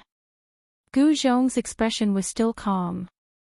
There was no expression on his face. At a time like this, he would not show any emotions. You guys, are too funny, haha. Tu Qing was still laughing. He couldn't help but laugh. Gu Zhong's words were truly funny to him. Two people were able to subdue the entire 13 Iron Blood banners. This was simply the funniest joke he had ever heard. Gu Fei's name had already spread throughout the entire southern region. Even in other regions of planet Buzhou, many people knew of Gu Fei's existence. However, no matter how strong Gu Fei was, he was not as strong as a saint. Although they had found the headquarters of the 13 Iron Blood banners, the Phoenix Nest was protected by a saint-level formation. Tu Qing did not believe that Gu Fei and the others could break through the formation and enter the Phoenix Nest. At this time, people continuously rushed out from the valley under the transparent sky curtain. These people were the core members of the 13 Iron Blood banners. Tu Qing, what's going on? A tall man wearing the same dark red armor rushed out. The baleful aura on his body was much stronger than Tu Qing's. This man was simply a murderous demon king. Otherwise, how could his body condense such a strong baleful aura? The baleful aura on this middle-aged man was so strong that it was almost visible to the naked eye. Ha, Brother Joe, this is too funny. These two fools actually want to subdue the entire 13 Iron Blood banners with just the two of them. Tu Qing said with a smile. What? Ha ha ha ha, the man called Brother Joe also laughed. You two are really brave. You actually want to subdue us with just the two of you. Truly foolish. Brother Joe had a boorish appearance. His voice was as loud as a bell. Despite being separated by a layer of sky curtain, his voice still spread far and wide. Gu Fei and Gu Zhong did not say anything, allowing them to laugh. After they had laughed enough, Gu Zhong said, "Surrender or die, it's up to you. Let us know when you've made your decision." Gu Zhong's face remained expressionless even after saying this. Tu Qing and Brother Joe were unable to see anything from his expression. Where did you guys come from? How dare you talk so big? Did you eat too much garlic? Brother Joe also laughed to the point of tears. From their point of view, this was indeed very funny. Even the Xian clan or the Central Plains Immortal Manor would not dare to say such words. The person behind this idiot is Gu Fei, who is currently in the limelight. Tu Qing said. What? Brother Joe was shocked. The 13 Iron Blood banners were still very well informed. It was impossible for them not to know that Gu Fei had defeated Xianxia. As the saying goes, the shadow of a tree is the shadow of a person. Since Gu Fei could defeat a descendant of a sovereign clan like Xianxia, he definitely had some ability. Hurry up and inform Boss Tai. Brother Joe shouted at Tu Qing. Only the Iron Blood Daoist could deal with these two fellows. If they were to go out, they wouldn't even know how they died. Fortunately, they had activated the formation. Otherwise, the consequences would be unimaginable if that maleficent being allowed in. Is there a need to alarm Boss Tai? He's in seclusion right now. Tu Qing hesitated. One must know that the Iron Blood Daoist hated being disturbed during his cultivation. Tu Qing did not want to make Boss Tai unhappy. Brother Joe glared at Tu Qing, then turned around and flew towards the valley below. Have you made your choice? Surrender or die? At this time, Gu Zhong suddenly said to Tu Qing. Are you stupid? Of course I don't want to die, but I don't want to surrender either. What can you do to me? As one of the 13 great bandits, Tu Qing still had some pride. Your life or death is not up to you. Chapter 1991. Your life and death are no longer up to you. Gu Fei hadn't said a word ever since he had arrived. Tu Qing was startled by his words. Just as he was about to laugh, Tu Qing suddenly realized that Gu Fei's eyes had suddenly lit up.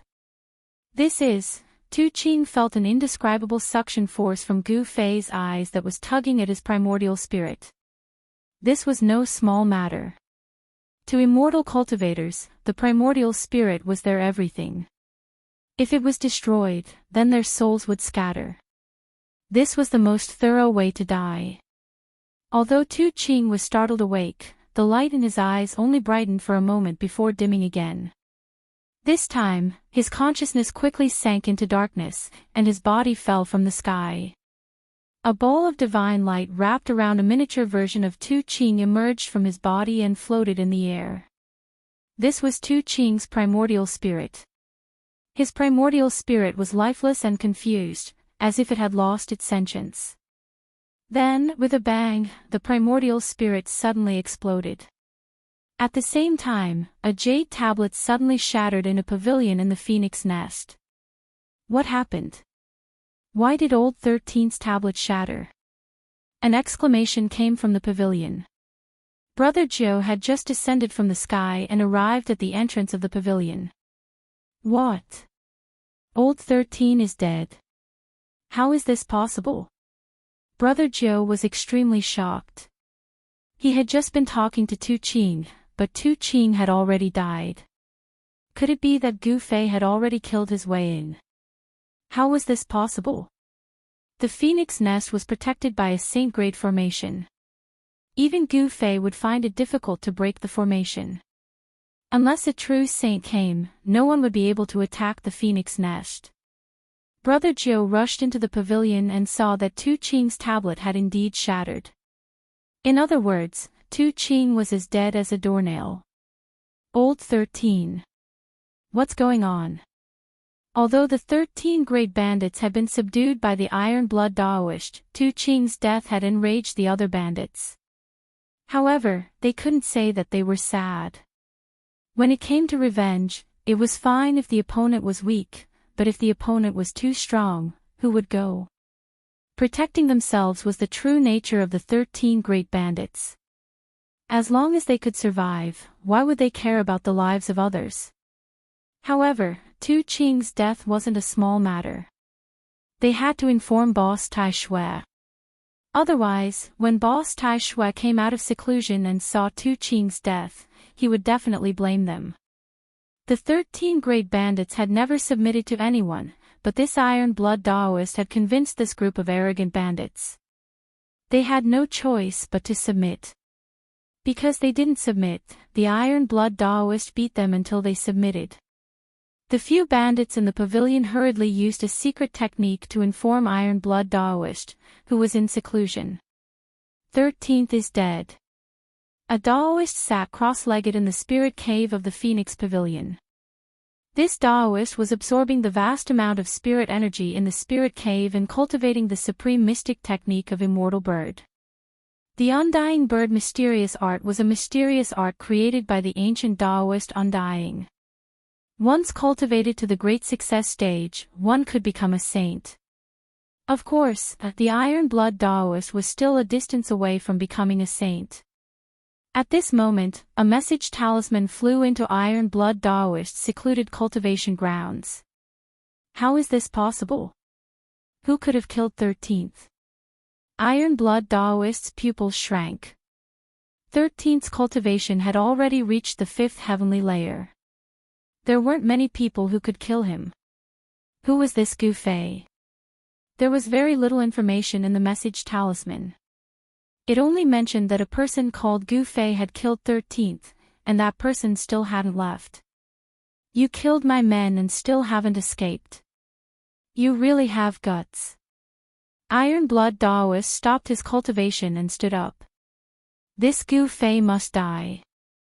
Otherwise, he would be called the boss of the 13 great bandits for nothing. Although he didn't want to come out of seclusion, he had no choice. Just as Iron Blood Daoist came out of seclusion, Gu Fei and his disciple were having a conversation outside the phoenix nest. Master, your godly snatching secret technique is getting more and more superb. Gu Zhong said. Just now, Gu Fei had used the godly snatching secret technique to pull out the primordial spirit of Tu Qing, one of the 13 great bandits. His primordial spirit was destroyed, causing his soul to scatter. Although there was a layer of sky curtain separating them, it wasn't difficult for Gu Fei to kill Tu Qing.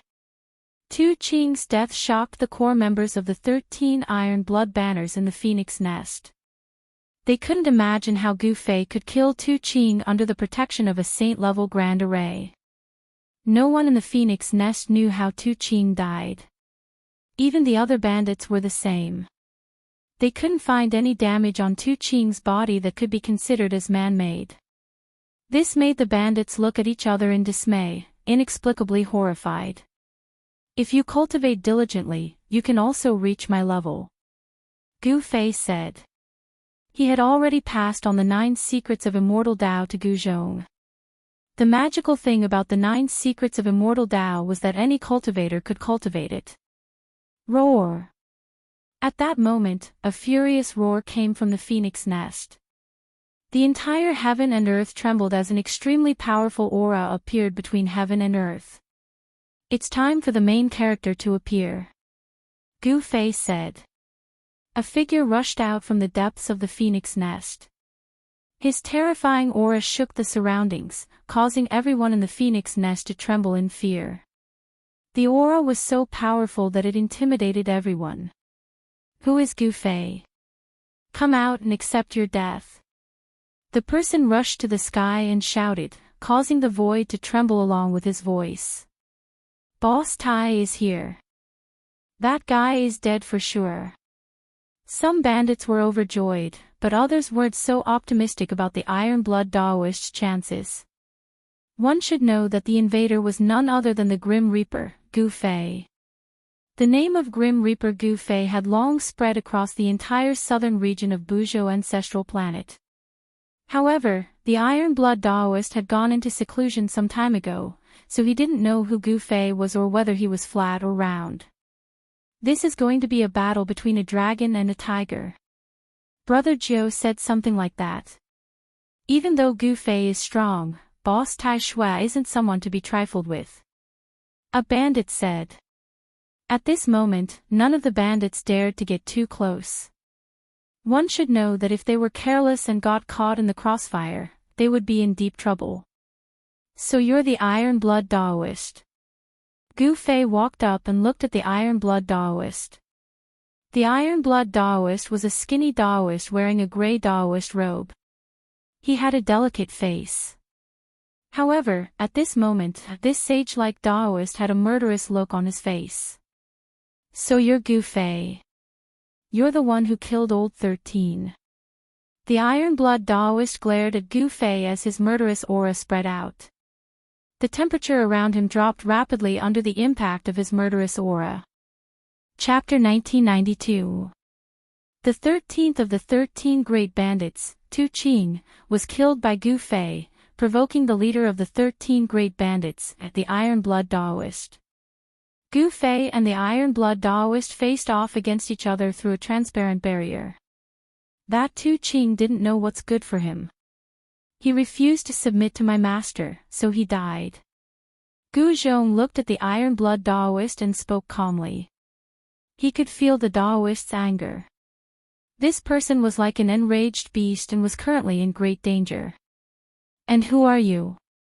A puny powerhouse, this isn't a place for you to interrupt. The Iron Blood Daoist shouted. The aura of a quasi-sage erupted from his body and pressed towards Gu Zhong, who was outside the sky. He wanted to show Gu Zhong his strength. However, Gu Zhong's expression remained unchanged under the pressure of this quasi-saint. He actually withstood the pressure without batting an eyelid. The Daoist couldn't help being startled that Gu Zhong was able to endure the pressure of a quasi-sage. Was this guy really only at the Almighty Realm? He was a little doubtful.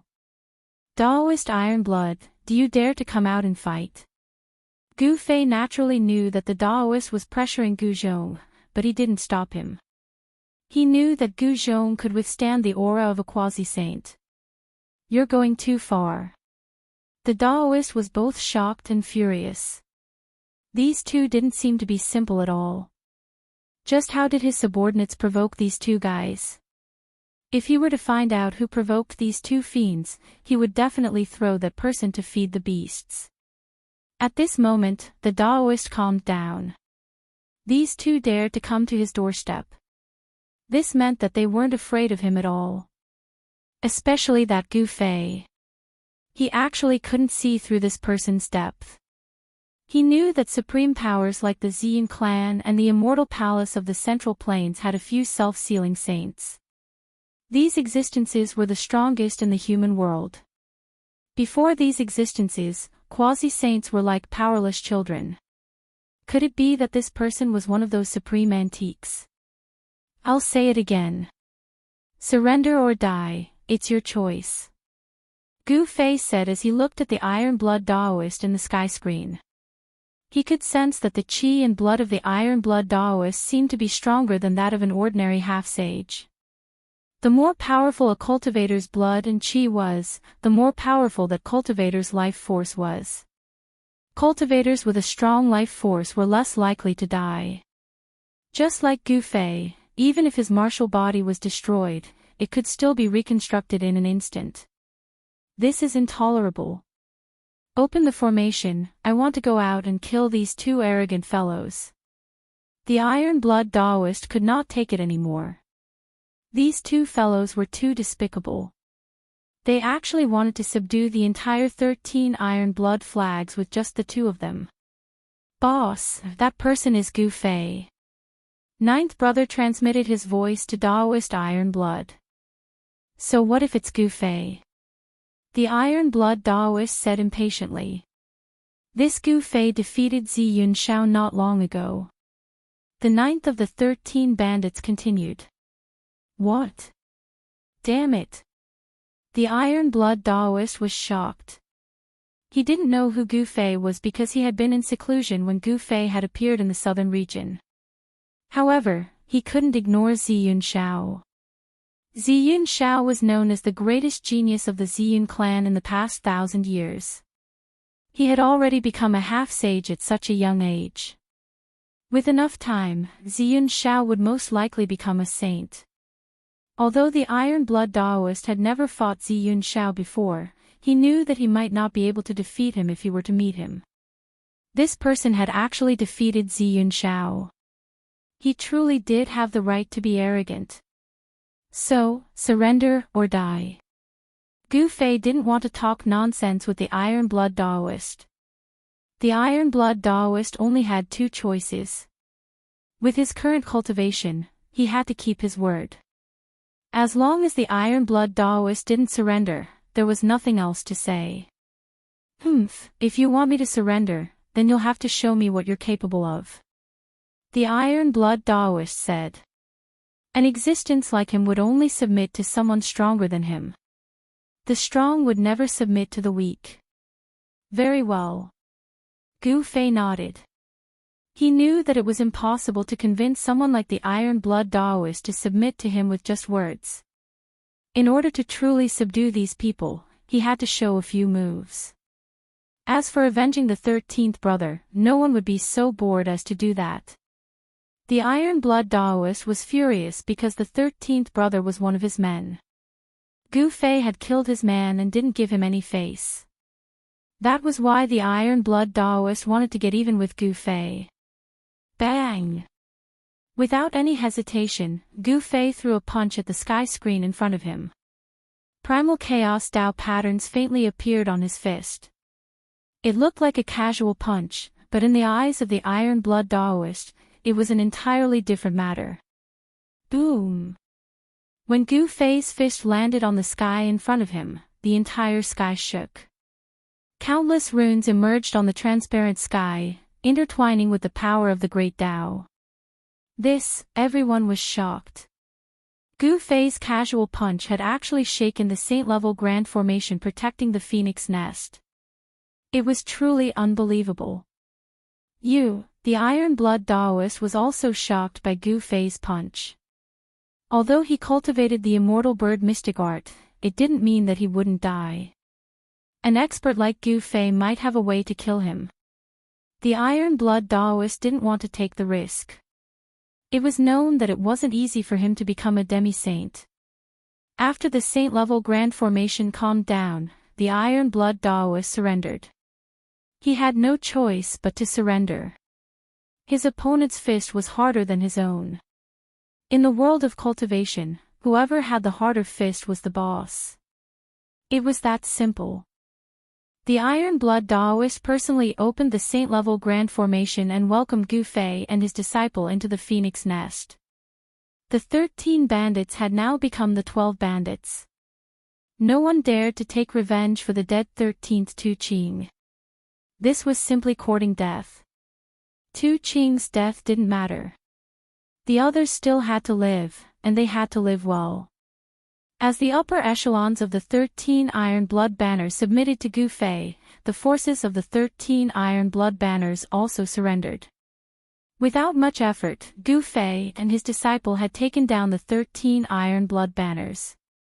Gu Fei and Gu Zhong were, after all, passers-by on the ancestral Buzhou star. In the end, they would have to leave.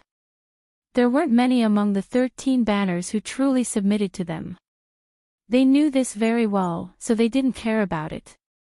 The first order Gu Fei gave after taking down the 13 banners was to find a way to the ancestral dragon star. The Iron Blood Daoist and the other higher-ups were dumbfounded. Where was the ancestral dragon star? Could it be another source of life outside of the ancestral Buzhou star? They had never heard of such a source of life. Chapter 1993. 13 Iron Blood Banners. Gu Zhong was startled by the man's words. He had stayed in the southern region of planet Buzhou for 3 years, so he naturally knew the distribution of the factions there. The 13 Iron Blood Banners was a bandit group that occupied the area between the southern region and the center continent. The leader of this bandit group was someone called the Iron Blood Daoist. The Iron Blood Daoist was quite a character. The 13 Iron Blood Banners had only existed for less than 1,000 years. The Iron Blood Daoist had integrated the 13 bandit groups in the southern region into one, and that was how the 13 Iron Blood Banners came to be. 1,000 years ago, the Iron Blood Daoist appeared out of nowhere and subdued the 13 bandits all by himself. The 13 bandits were no ordinary figures. Each of them was a powerful existence that could dominate the southern region. They were a huge headache for the Xian clan. The Xian clan had once sent out experts to eradicate the 13 great bandits, but even now, the 13 great bandits were still alive and well. After the Iron Blood Daoist subdued the 13 bandits all by himself, the bandits in the southern region of Buzhou grew even stronger. Many cultivators traveling between the southern region and the center continent were robbed by the 13 Iron Blood Banners. Some beautiful female cultivators were even taken to the mountains of the 13 Iron Blood Banners and became their wives. In recent years, the bandits had become even more arrogant. They even dared to attack cultivators from major factions, resulting in many cultivators being robbed. "Everything can be discussed as long as you let me go," said the man. His clothes were drenched in sweat. Although he was an immortal, he was as weak as a newborn baby before this person. He couldn't even muster any thoughts of resistance. The reason why these people became bandits was to survive. Thus, when the man realized that he wasn't Gu Zhong's match, the first thing he thought of was how to save his own life. The resources in the cultivation world were all in the hands of major factions. Some independent cultivators had nowhere else to go, so they could only become bandits that robbed other cultivators. "So what if I don't let you go? I'm not afraid of the 13 Iron Blood Banners." Gu Zhong didn't withdraw his right hand from the burly man's shoulder. Instead, he increased his strength, causing the burly man to immediately fall to the ground, unable to straighten his back. "Senior, please spare our lives. We were forced to do this." The burly man panicked. This person didn't even give face to the Iron Blood Daoist of the 13 Iron Blood Flags. Could it be that he was an expert who could challenge the Iron Blood Daoist? If he provoked such a person, then he would really be out of luck. You actually dare to be on the streets outside the immortal venerable city. Aren't you afraid that the experts inside the immortal venerable city will come out and kill you? At this moment, Gu Fei walked over. The celestial emperor's city can't even take care of itself now.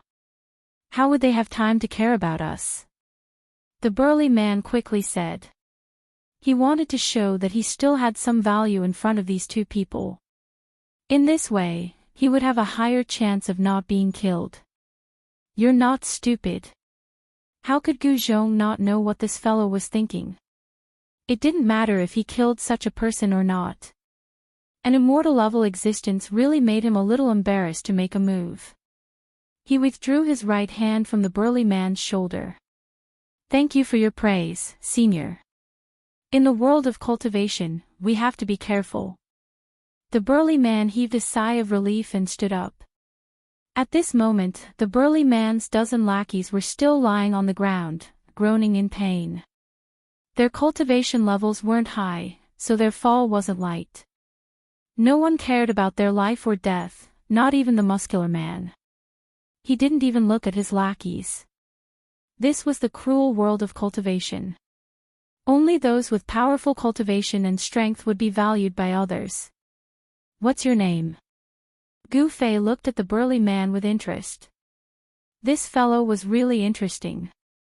I'm an Wuxiang. The burly man answered carefully. And Wuxiang? Gu Fei couldn't help but laugh. This fellow's name was the same as his person. It was also very interesting. It seemed that this person really knew how to protect himself. Seniors, if there's anything that you can't do, you can leave it to me. I definitely won't disappoint you. You? What can you do for us? How laughable. Gu Zhong couldn't help laughing again. This fellow was just an insignificant immortal, and his abilities were very limited. In this grand world, even immortals would find it hard to protect themselves. However, and Wuxiang's words were very serious. Even if he was an ant, as long as he displayed his value, people would be interested. This was one of the experiences and Wuxiang had accumulated as an independent cultivator step by step to become an immortal. These experiences were incomparably precious and had allowed him to live until now. Yes. Take us to the 13 iron blood flags. Gu Fei thought for a while before saying this. What? When An Wuxiang heard this, he was immediately taken aback. All sorts of thoughts quickly spun through his mind because of Gu Fei's words. He was thinking quickly, trying to guess what Gu Fei was going to do next. But he was disappointed. He wasn't Gu Fei, so how could he know what Gu Fei was thinking? Observing people's expressions was also a skill to survive in the cultivation world. And Wuxiang had already cultivated this skill to an extremely proficient level. But at this moment, he couldn't get any useful information from Gu Fei's expression because Gu Fei's face was completely expressionless. No one could tell what he was feeling right now. Master, what are you doing? Even Gu Zhong didn't know why his master would do such a thing. The bandits of the 13 iron blood flags weren't easy to deal with, especially that iron blood Daoist. Rumor had it that he had successfully broken through the shackles of cultivation and became a sage-to-be. This was also the reason why the people of the Xian clan and the immortal revered city were wary of the Daoist. The Xian clan and the immortal revered city were indeed powerful, much more powerful than the 13 iron blood banners. However, if a demi-saint went berserk, it would still be terrifying. Destroying the 13 iron blood flags required a huge price. Thus, both the Xian clan and the immortal palace of the Center Plains were unwilling to lose manpower at this time.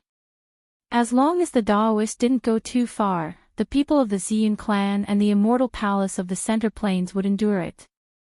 This was the reason why the 13 iron blood flags could survive in the cracks between the Xian clan and the immortal palace of the Center Plains. As long as the 13 iron blood flags didn't cross the bottom line of these two supreme powers, they wouldn't touch them. Don't you think that the two of us are too weak? Chapter 1994. Gu Fei and Gu Zhong were both powerful individuals, but there were only two of them. No matter how powerful they were individually, there were many things that were difficult to accomplish. However, as an expert, there was no need for them to do everything personally. As long as they gave the order, there would naturally be countless people who would work for them. This was the benefit of having one's own faction. And Wuxiang's words reminded Gu Fei that if he had his own faction on planet Buzhou Ancestral Star, it would definitely be much more convenient for him to get things done. He didn't want to borrow the power of other super factions, because there would be many conflicts of interest, and those super factions weren't good people either. Since he didn't want to borrow the power of other factions on planet Buzhou Ancestral Star to do things for him, there was only one way, and that was to establish his own faction. However, establishing his own faction in a short period of time didn't seem to be an easy task. However, the existence of the Iron Blood 13 banners saved Gu Fei a lot of time and effort. As long as he could control this faction, it would be enough. At night, Gu Fei and Gu Zhong were led by An Wuxiang to a stronghold of the Iron Blood 13 banners in the mountains 1,000 miles away from Immortal Venerate City. This stronghold was a new stronghold of the Iron Blood 13 banners. Because the Iron Blood 13 banners had recruited many wandering cultivators in recent years, their faction had expanded very quickly. Because of the arrival of the Great Era, experts had appeared from all over the world, and the wandering cultivators on planet Buzhou Ancestral Star were having an even harder time. In this Great Era, the most worthless people were rogue cultivators. If they encountered those people who came out from the big forces to gain experience, they would very likely lose their lives.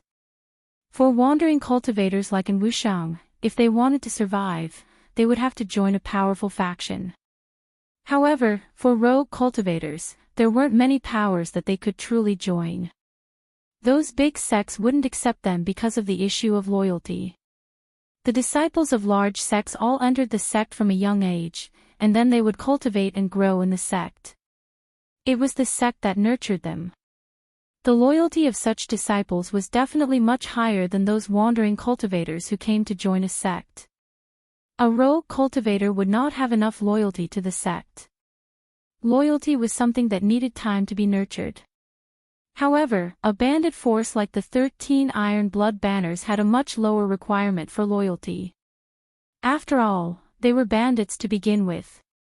With the advent of the Great Era, factions like the Iron Blood 13 banners had a chance to develop rapidly.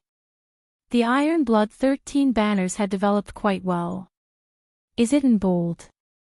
Just as An Wuxiang brought Gu Fei and his master closer to the stronghold, a loud shout came from a tall tower. Under the illumination of the torches, they could see a person looking out from the stone tower. "Old brother Qing, it's me, An Wuxiang." An Wuxiang hastily replied. He knew that if he hesitated in the slightest, Qing Datu would mercilessly attack him. Qing Datu was famous for not recognizing his own family. "And bold, what's going on? 13 people went out with you. Why did you bring back only 3? Did you run into a vicious character?" Qing Datu lowered the barrier at the front of the stronghold, letting An Wuxiang in. This stronghold was located in a mountain valley. The entire mountain valley had been turned into a stronghold by the Iron Blood 13 banners. There were fluctuations of a formation in the air above the stronghold. To enter the stronghold, one had to go through the stronghold's main gate. Today, the one guarding the gate was Big-Headed Qing. Big-Headed Cheng's head was a bit larger than the average person's head. Adding on the fact that he was a bit shorter and smaller than other people, his head was very conspicuous. As a result, An Wuxiang and the others had given him a nickname, Big-Headed. Although Qing Datu's head was large and his body was small, he was still an immortal. His strength was even slightly greater than An Wuxiang's. Just this slight difference caused Qing Datu's treatment within the stronghold to be much better than An Wuxiang's. That was because Qing Datu didn't need to go out and rob people. It had to be known that being a bandit was a very dangerous occupation. You might run into someone stronger than you at any time, and you might lose your life at any time. And bold, you really are a lucky bastard. You actually managed to come back alive. Upon seeing An Wuxiang walk in, a few people who recognized him greeted him. Those two, but just at this moment, someone realized that the two people behind An Wuxiang weren't one of his lackeys. Whoosh! In just an instant, at least 5 people had surrounded An Wuxiang and Gu Fei. How dare you! You must have eaten a bear's heart and a leopard's gall to dare to bring an outsider in. At this moment, a loud shout rang out from the tower. Following that, a small figure jumped down from the tower. A short person with an especially conspicuous head appeared in front of An Wuxiang. Qingde too, I also had no choice. These 2 seniors wanted to pay you a visit, and I didn't want to refuse. What do you think? An Wuxiang stepped aside. Who are you? Qingde tu's heart couldn't help trembling.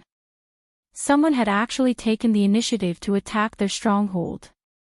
This was a very rare thing. Ever since the stronghold had been built, such a thing had never happened. The others were incomparably nervous. It had to be known that only fierce dragons dared to cross the river. The fact that they had dared to come here was enough to prove that these 2 were very confident, so confident that they could easily exterminate everyone in the stronghold. Call out the people in charge of this place. Gu Zhong took a step forward and expressionlessly swept his gaze over these people.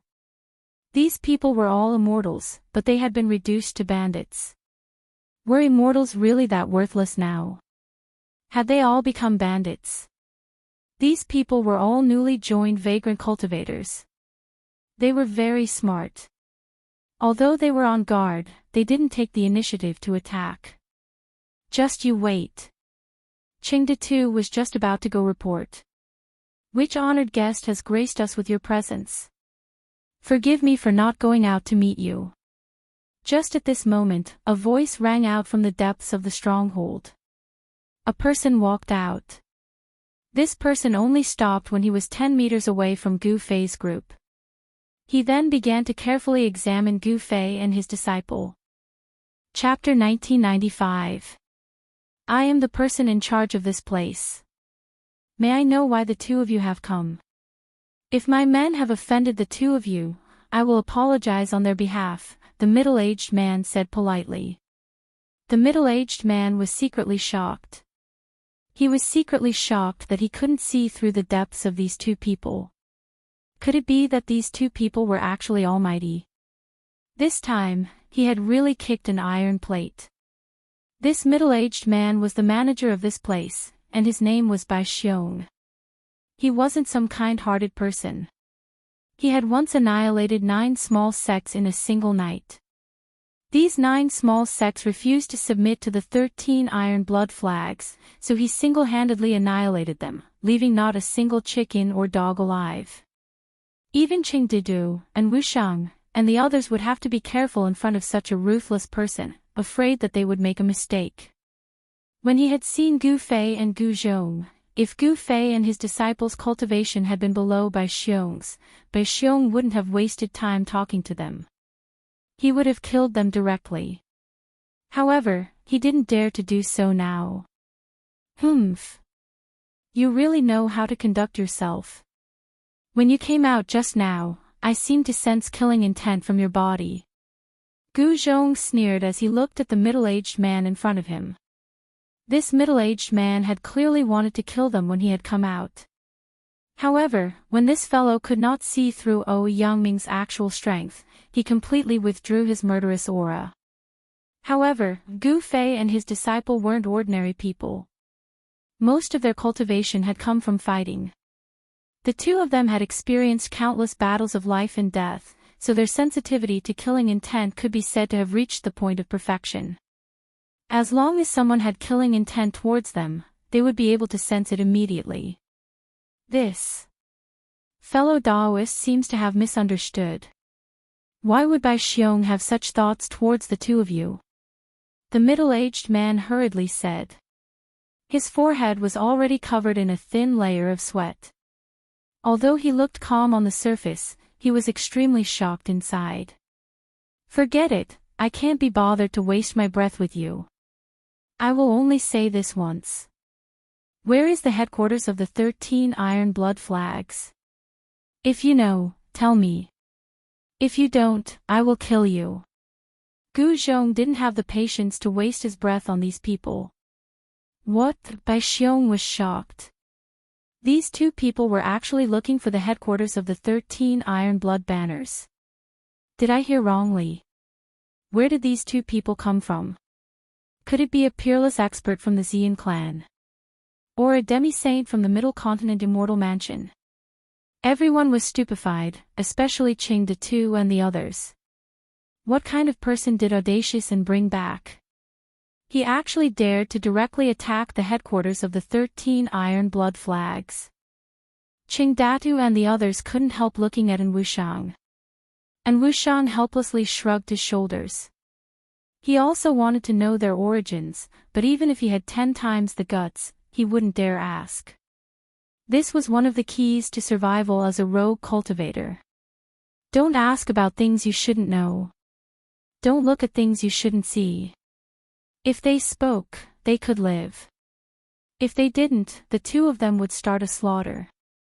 That made everyone nervous, including An Wushang. In this stronghold, Bai Xiong was probably the only one who knew where the headquarters of the 13 Iron Blood Flags was.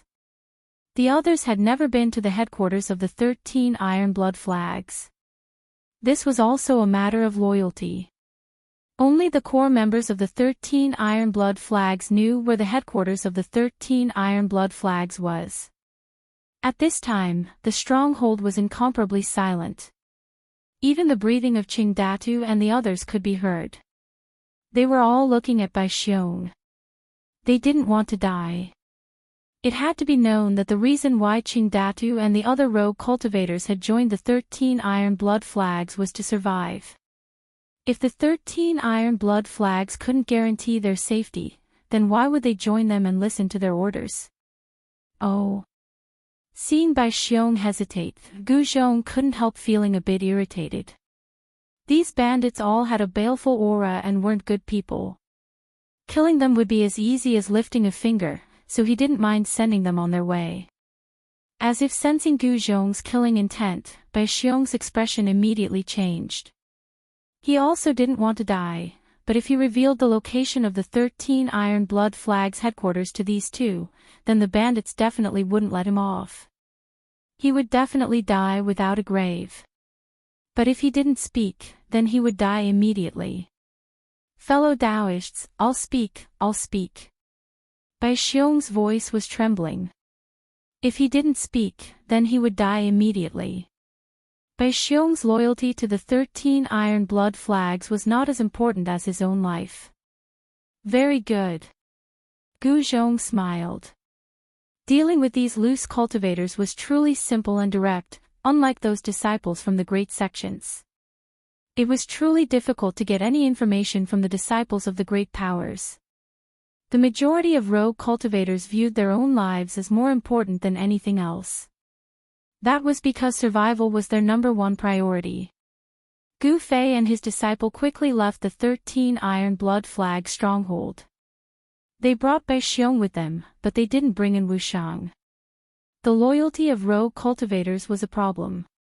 These rogue cultivators could betray them at any time. Leaving in Wushang in that stronghold meant that Qing Datu and the others wouldn't dare do anything to him. In their eyes, and Wushang had gotten lucky this time. Those two seniors had taken a liking to him. Without any suspense, after Bai Xiong left, and Wushang became the boss of the 13 Iron Blood Flag stronghold. His cultivation level was not the highest in the stronghold, but his brain was the best among all the itinerant cultivators in the stronghold. Otherwise, he would not have survived. The 13 Iron Blood Flag stronghold was the Phoenix Nest. The Phoenix Nest was where the Iron Blood Daoist had made his fortune. It was here that he had obtained some sort of inheritance and cultivated his skills. The Phoenix Nest was actually a mountain valley surrounded by mountains. Beneath the valley was a spiritual cave that emitted spiritual qi day and night. It was also for this reason that the spiritual qi within the valley was much denser than outside. This place wasn't originally called the Phoenix Nest. It was only after the Iron Blood Daoist had risen to power that it was called the Phoenix Nest. That was because the Iron Blood Daoist had obtained the immortal bird mysterious art here.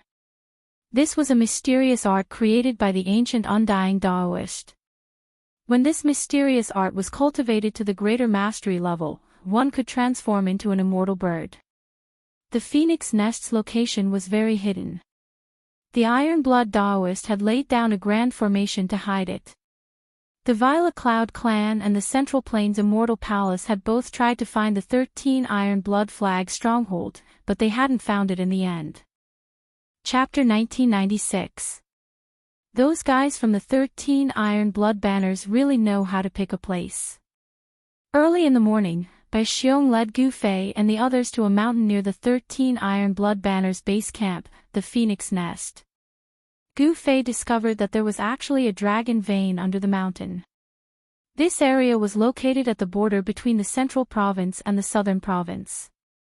It was a lawless area, and spirit veins rarely appeared in such a place. One must know that any place with a spiritual vein would be occupied by a powerful faction. Of course, the 13 Iron Blood Flags could be considered a powerful faction at the border between the Central region and the Southern region. Master, is there anything special about this place? Gu Zhong was not like Gu Fei. Gu Zhong only had a smattering of knowledge about formations. He had spent all his energy on martial cultivation, so he did not know how to search for dragons, observe qi, and strike the acupuncture point. The dragon seeking here was not to search for a true dragon divine beast, but to search for the earth's dragon vein. As for qi observation, it was because wherever there was a dragon vein, the heaven and earth spiritual energy above the dragon vein would be different. The so-called acupuncture point was to find the place where the earth's dragon vein essence converged after finding the dragon vein. The place where the earth's dragon essence converged was the spirit cave. If we follow the direction of this dragon vein, we will be able to find the Phoenix Nest. Gu Fei said. The 13 Iron Blood Banners base camp, the Phoenix Nest, must be built at the place where the earth's dragon vein essence converged. This was inevitable. If one was not proficient in formations, it would be very difficult to find the Phoenix Nest. This was because formations and the terrain were inseparable. Some formation masters could use the terrain to set up terrifying killing formations to kill enemies stronger than themselves. Where did the formation's power come from? The Earth's dragon vein essence could provide an endless source of power for the formation. Seniors, since you can find the Phoenix Nest by yourself, please let me go. At this time, Bai Xiong could no longer call Gu Fei and Gu Zhong fellow Daoist. In front of these two, he was like a newborn baby, without any thoughts of resistance. This was because these two people were too powerful. To be able to become the manager of a stronghold of the 13 Iron Blood Flags, this Bai Xiong had to be an immortal king. Only with this kind of cultivation could he suppress those loose immortals. After all, those loose immortals were arrogant and unruly, and it was very difficult to restrain them. They would absolutely not obey those with lower cultivation than them. Unless this person had a powerful backer. Bai Xiong didn't have any backing. He was just one of the many core disciples of the 13 Iron Blood Banners, so he was rather loyal to them. Only such a person would know where the Phoenix Nest was. You want to leave? Whatever. At this time, Bai Xiong no longer had any value to Gu Fei and the others. It didn't matter if they killed him or not, because they wanted to subdue the 13 Iron Blood Flags, not kill him. Although it would be difficult to subdue the 13 Iron Blood Flags, it wasn't impossible. From what Bai Xiong had told them, the leader of the 13 Iron Blood Flags, the Iron Blood Daoist, was only a quasi-sage. Gu Fei was a great perfection quasi-sage and the Iron Blood Daoist wouldn't be a match for him. Many thanks to the two seniors for not killing me.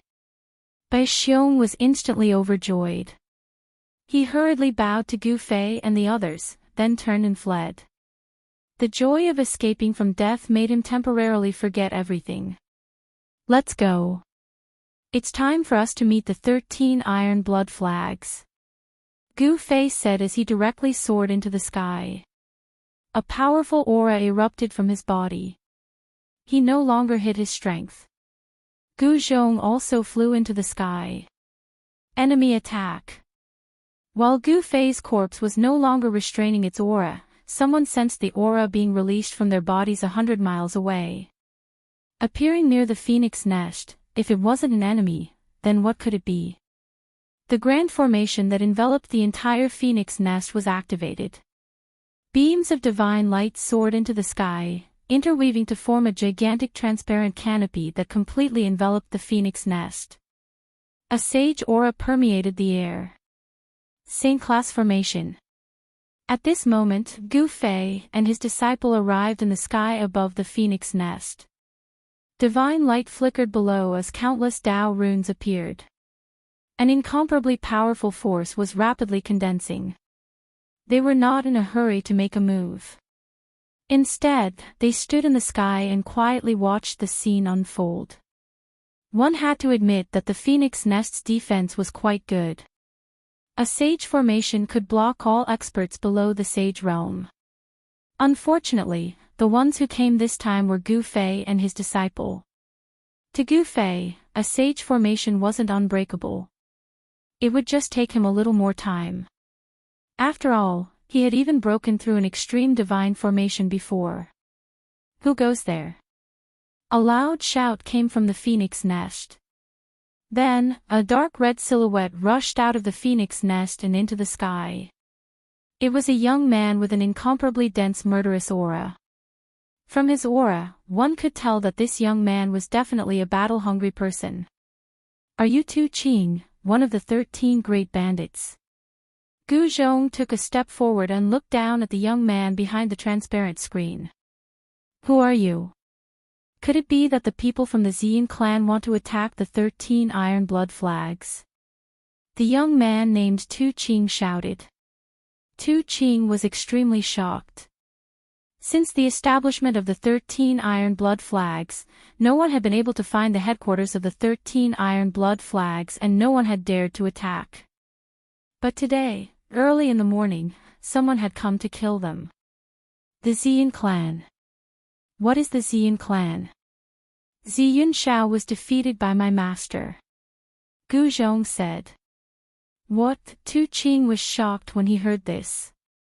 Who were these two fellows? How could they be so arrogant? Even the most outstanding disciple of the Xian clan, Xianxia, was no match for these people. Very quickly, Tu Qing thought of a person, and his expression immediately became very unsightly. Your master, could it be Gu Fei? Tu Qing glanced at the people behind Gu Zhong and asked carefully. That's right, this is my master, Gu Fei. Today, we are here to ask for your surrender. Gu Zhong said indifferently. You, haha, suddenly, Tu Qing pointed at Gu Zhong and laughed to the point of tears. Is it really that funny? You're going to cry soon. Gu Zhong's face was still calm. There was no expression on his face. At this moment, he wouldn't reveal any emotional fluctuations. You guys are too funny, haha. Tu Qing was still laughing, he couldn't help it. Gu Zhong's words were truly laughable to him. Two people could subdue the entire 13 iron blood banners. This was one of the funniest jokes he had ever heard. Gu Fei's name had already spread throughout the entire southern region. Even in other regions of planet Buzhou, many people knew of Gu Fei's existence. However, no matter how strong Gu Fei was, he was not as strong as a saint. Although they had found the headquarters of the 13 iron blood flags, the phoenix nest was protected by a saint-level formation.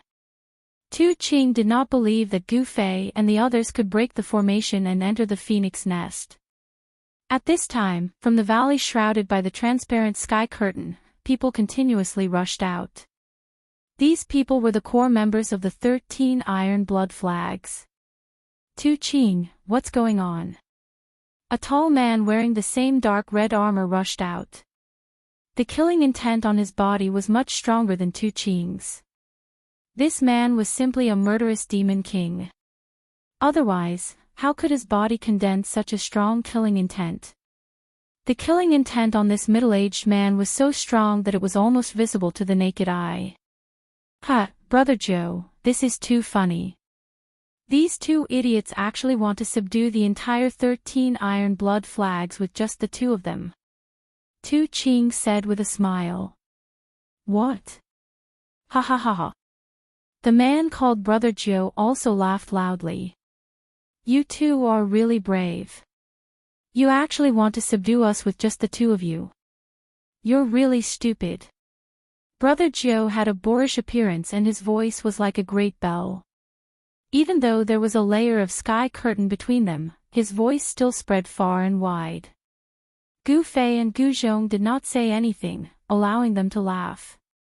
After they had laughed enough, Gu Zhong said, "Surrender or die, it's up to you. Let us know when you've made your decision." Gu Zhong's face remained expressionless even after he said this. Tu Qing and Brother Joe could not see anything from his expression. Where did you guys come from? How dare you talk so big? Did you eat too much garlic? Brother Joe also laughed until tears came out of his eyes. From their point of view, this was indeed very funny. Even if it was the Xian clan or the Central State Immortal Mansion, no one would dare to say such a thing. The person behind this idiot is Gu Fei, who is currently in the limelight. Tu Qing said. What? Brother Joe was shocked. The 13 Iron Blood Flags were still very well informed. It was impossible for them not to know that Gu Fei had defeated Ziyunshao. As the saying goes, the shadow of a tree is the shadow of a person. Since Gu Fei could defeat a disciple of a sovereign clan like Ziyunshao, he must have some ability. Why aren't you informing Boss Tai? Brother Joe shouted at Tu Qing. Only the Iron Blood Daoist could deal with these two. If they were to go out, they wouldn't even know how they died. Fortunately, they had activated the formation. Otherwise, the consequences would be unimaginable if that maleficent being allowed in. Is there a need to alert Boss Tai?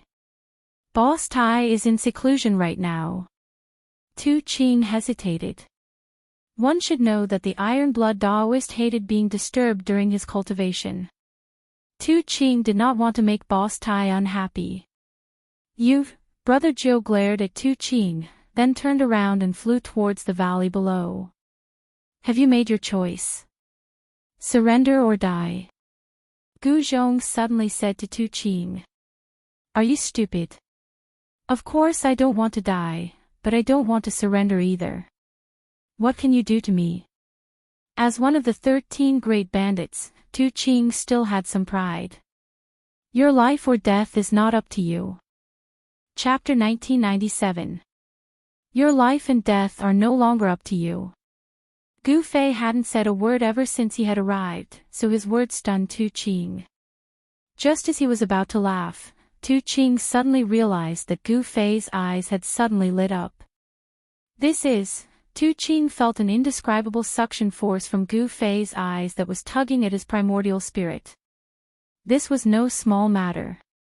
For immortal cultivators, the primordial spirit was their everything. If it was destroyed, then their souls would scatter. This was the most thorough way to die. Although Tu Qing was startled awake, the divine light in his eyes only brightened for a moment before dimming once again.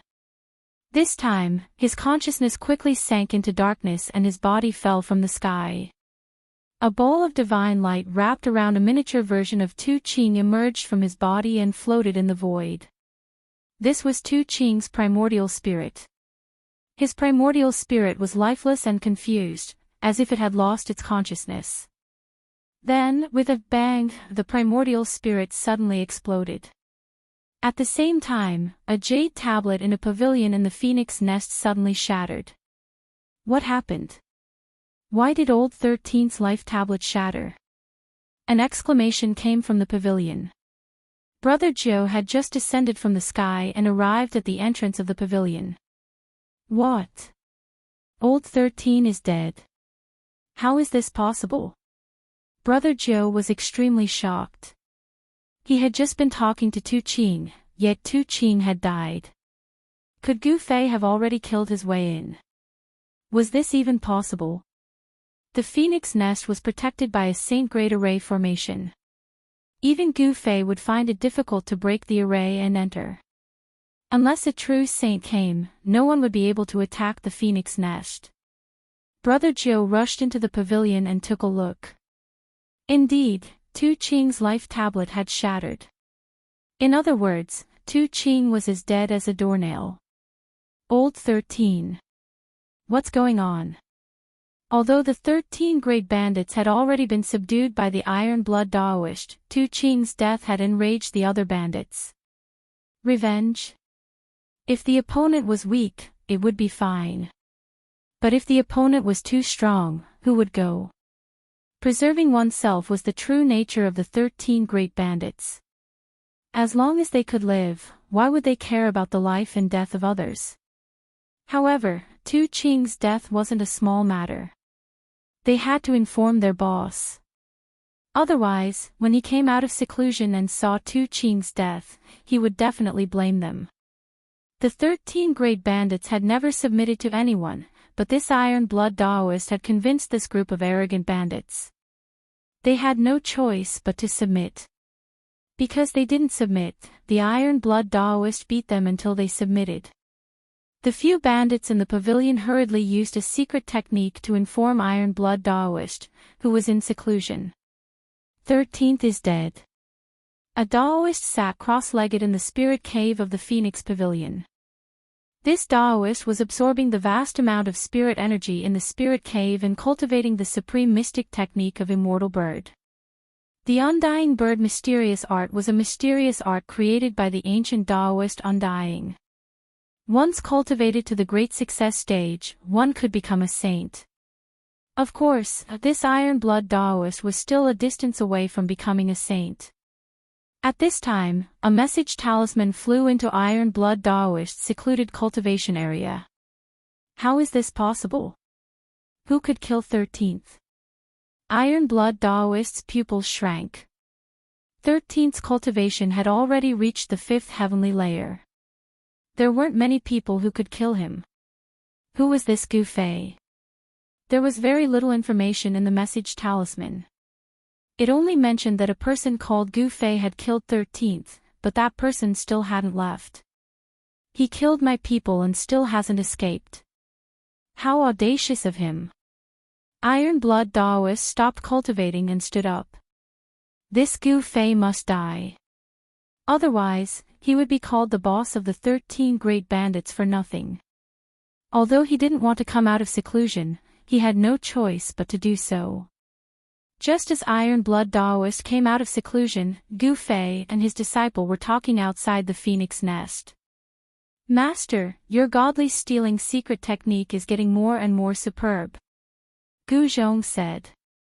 Just now, Gu Fei used the godly stealing secret technique to pull out the primordial spirit of Tu Qing, one of the 13 great bandits. His primordial spirit was destroyed and Tu Qing's soul scattered.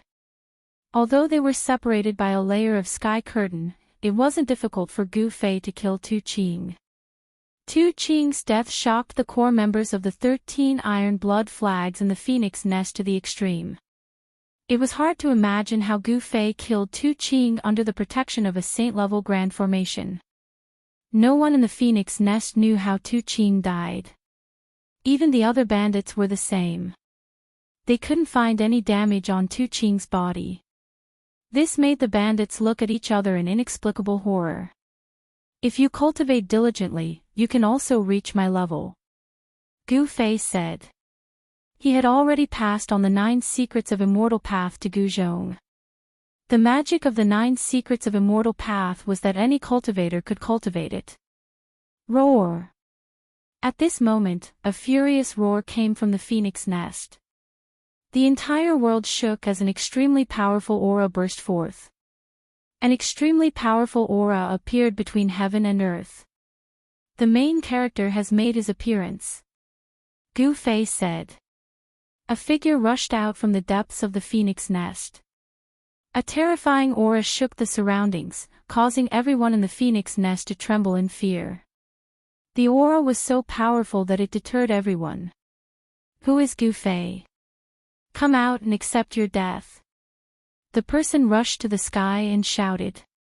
The entire void trembled along with his voice. That person is dead for sure now that Boss Tai is here. Some bandits were surprised and overjoyed, but others weren't so optimistic about the Iron Blood Daoist's chances. One should know that the invader was none other than the god of death, Gu Fei. The name of the god of death, Gu Fei, had long spread across the entire southern region of the ancestral star. However, the Iron Blood Daoist had already gone into seclusion some time ago, so he didn't know who Gu Fei was. This is going to be a battle between a dragon and a tiger. Brother Jiu said something like that.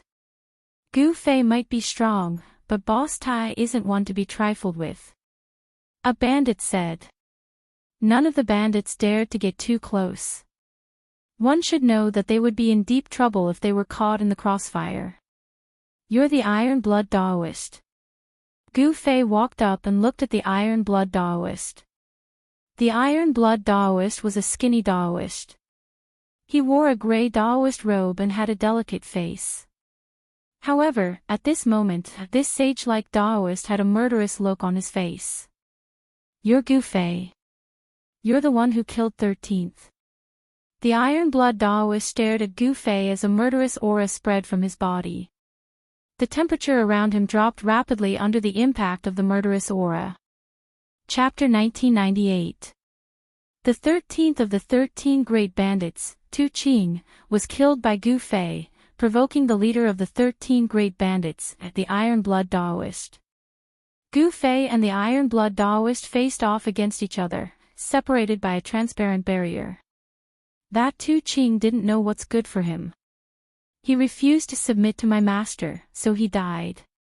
Gu Zhong looked at the Iron Blood Daoist and spoke calmly. He could feel the Daoist's anger. This person was like an enraged beast and was currently in great danger. And who are you? A puny powerhouse, this isn't a place for you to interrupt. The Iron Blood Daoist shouted. The aura of a quasi-sage erupted from his body and pressed towards Gu Zhong, who was outside the sky. He wanted to show Gu Zhong his strength. However, Gu Zhong's expression remained unchanged under the pressure of this quasi-saint. He actually withstood it without batting an eyelid. The Iron Blood Daoist was shocked to see that Gu Zhong could actually withstand the pressure of a quasi-saint. Was this guy really only at the realm of great experts? He was a little doubtful. Iron Blood Daoist, do you dare to come out and fight? Gu Fei naturally knew that the Iron Blood Daoist was pressuring Gu Zhong, but he didn't stop him. He knew that Gu Zhong could withstand the aura of a quasi-saint. You're going too far. The Iron Blood Daoist was both shocked and furious. These two didn't seem to be simple at all. Just how did his subordinates provoke these two? If he were to find out who provoked these two fiends, he would definitely throw that person to feed the beasts. At this moment, the Iron Blood Daoist calmed down. Since these two dared to come to his door, it meant that they weren't afraid of him at all. Especially that Gu Fei. He actually couldn't see through this person's depth. He knew that supreme powers like the Xian clan and the middle ground Immortal Palace had a few self-sealing saints. These existences were the strongest in the human world. Before these existences, quasi-saints were like powerless children. Could it be that this person was one of those supreme antiques? I'll say it again. Surrender or die, it's your choice. Gu Fei said as he looked at the Iron Blood Daoist in the sky screen. He could sense that the qi and blood of the Iron Blood Daoist seemed to be stronger than that of an ordinary half-sage. The more powerful a cultivator's blood and qi was, the more powerful that cultivator's life force was. Cultivators with a strong life force were less likely to die. Take Gu Fei for example. Even if his martial body was destroyed, it could still be reconstructed in an instant. This is intolerable. Open the formation, I want to go out and kill these two arrogant fellows. The Iron Blood Daoist could not take it anymore. These two fellows were too despicable. They actually wanted to subdue the entire 13 Iron Blood flags with just the two of them. Boss, that person is Gu Fei. Ninth brother transmitted his voice to Iron Blood Daoist. So what if it's Gu Fei?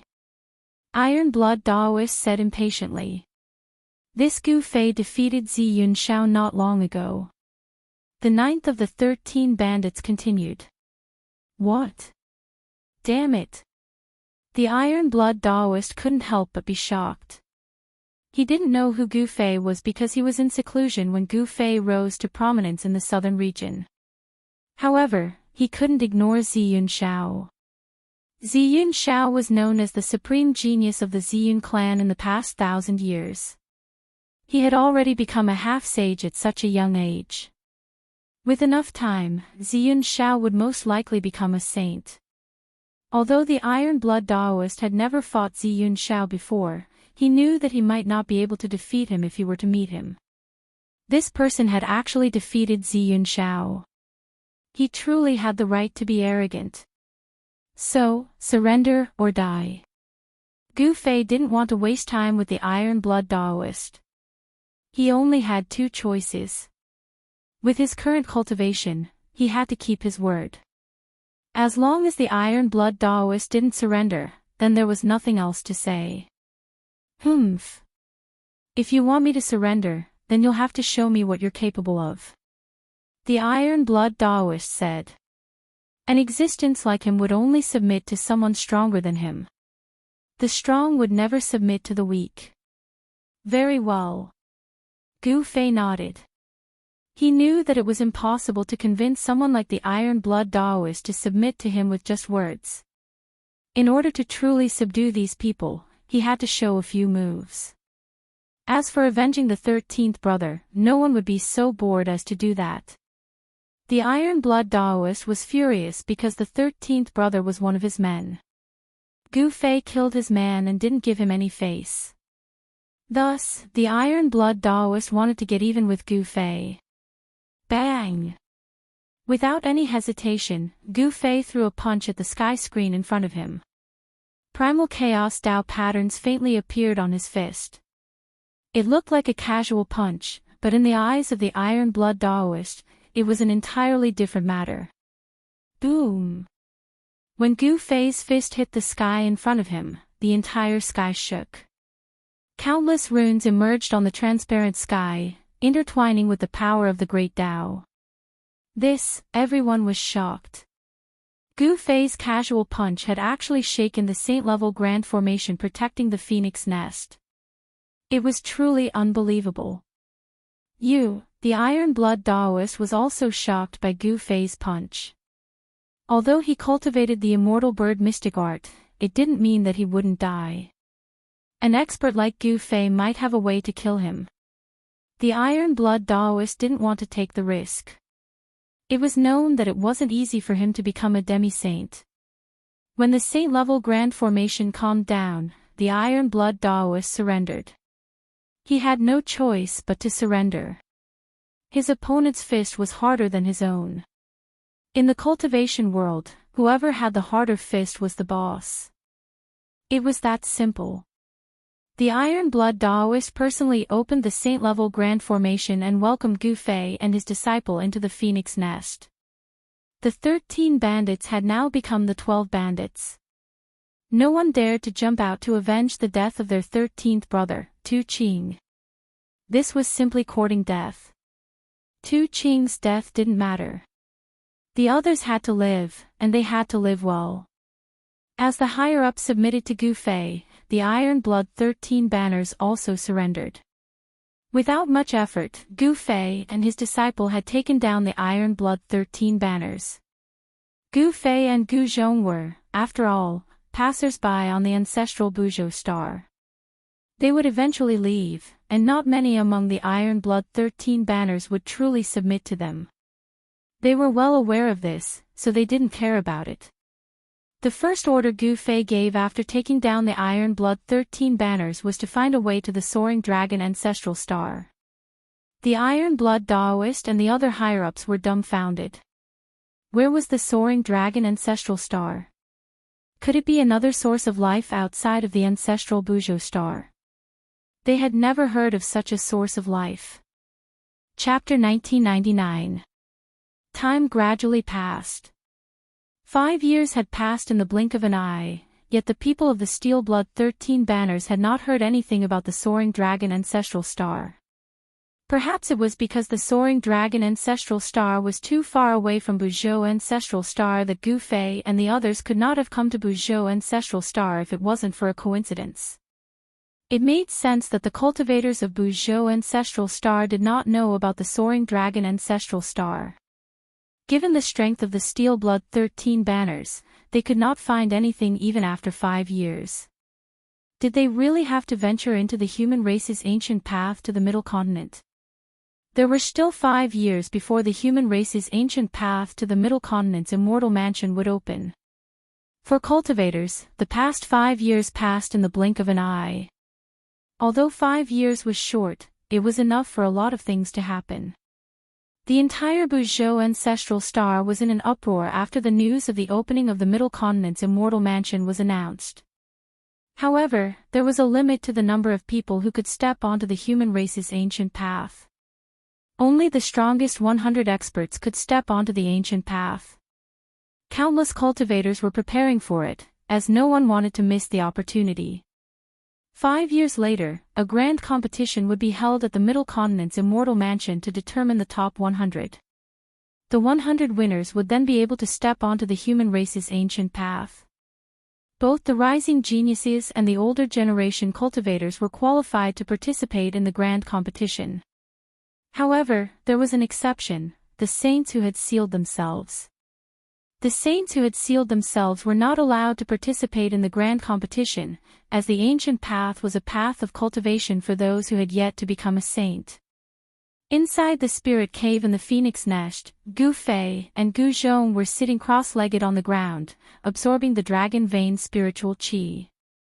Apart from them, the Steel Blood Daoist was also cultivating in the spirit cave.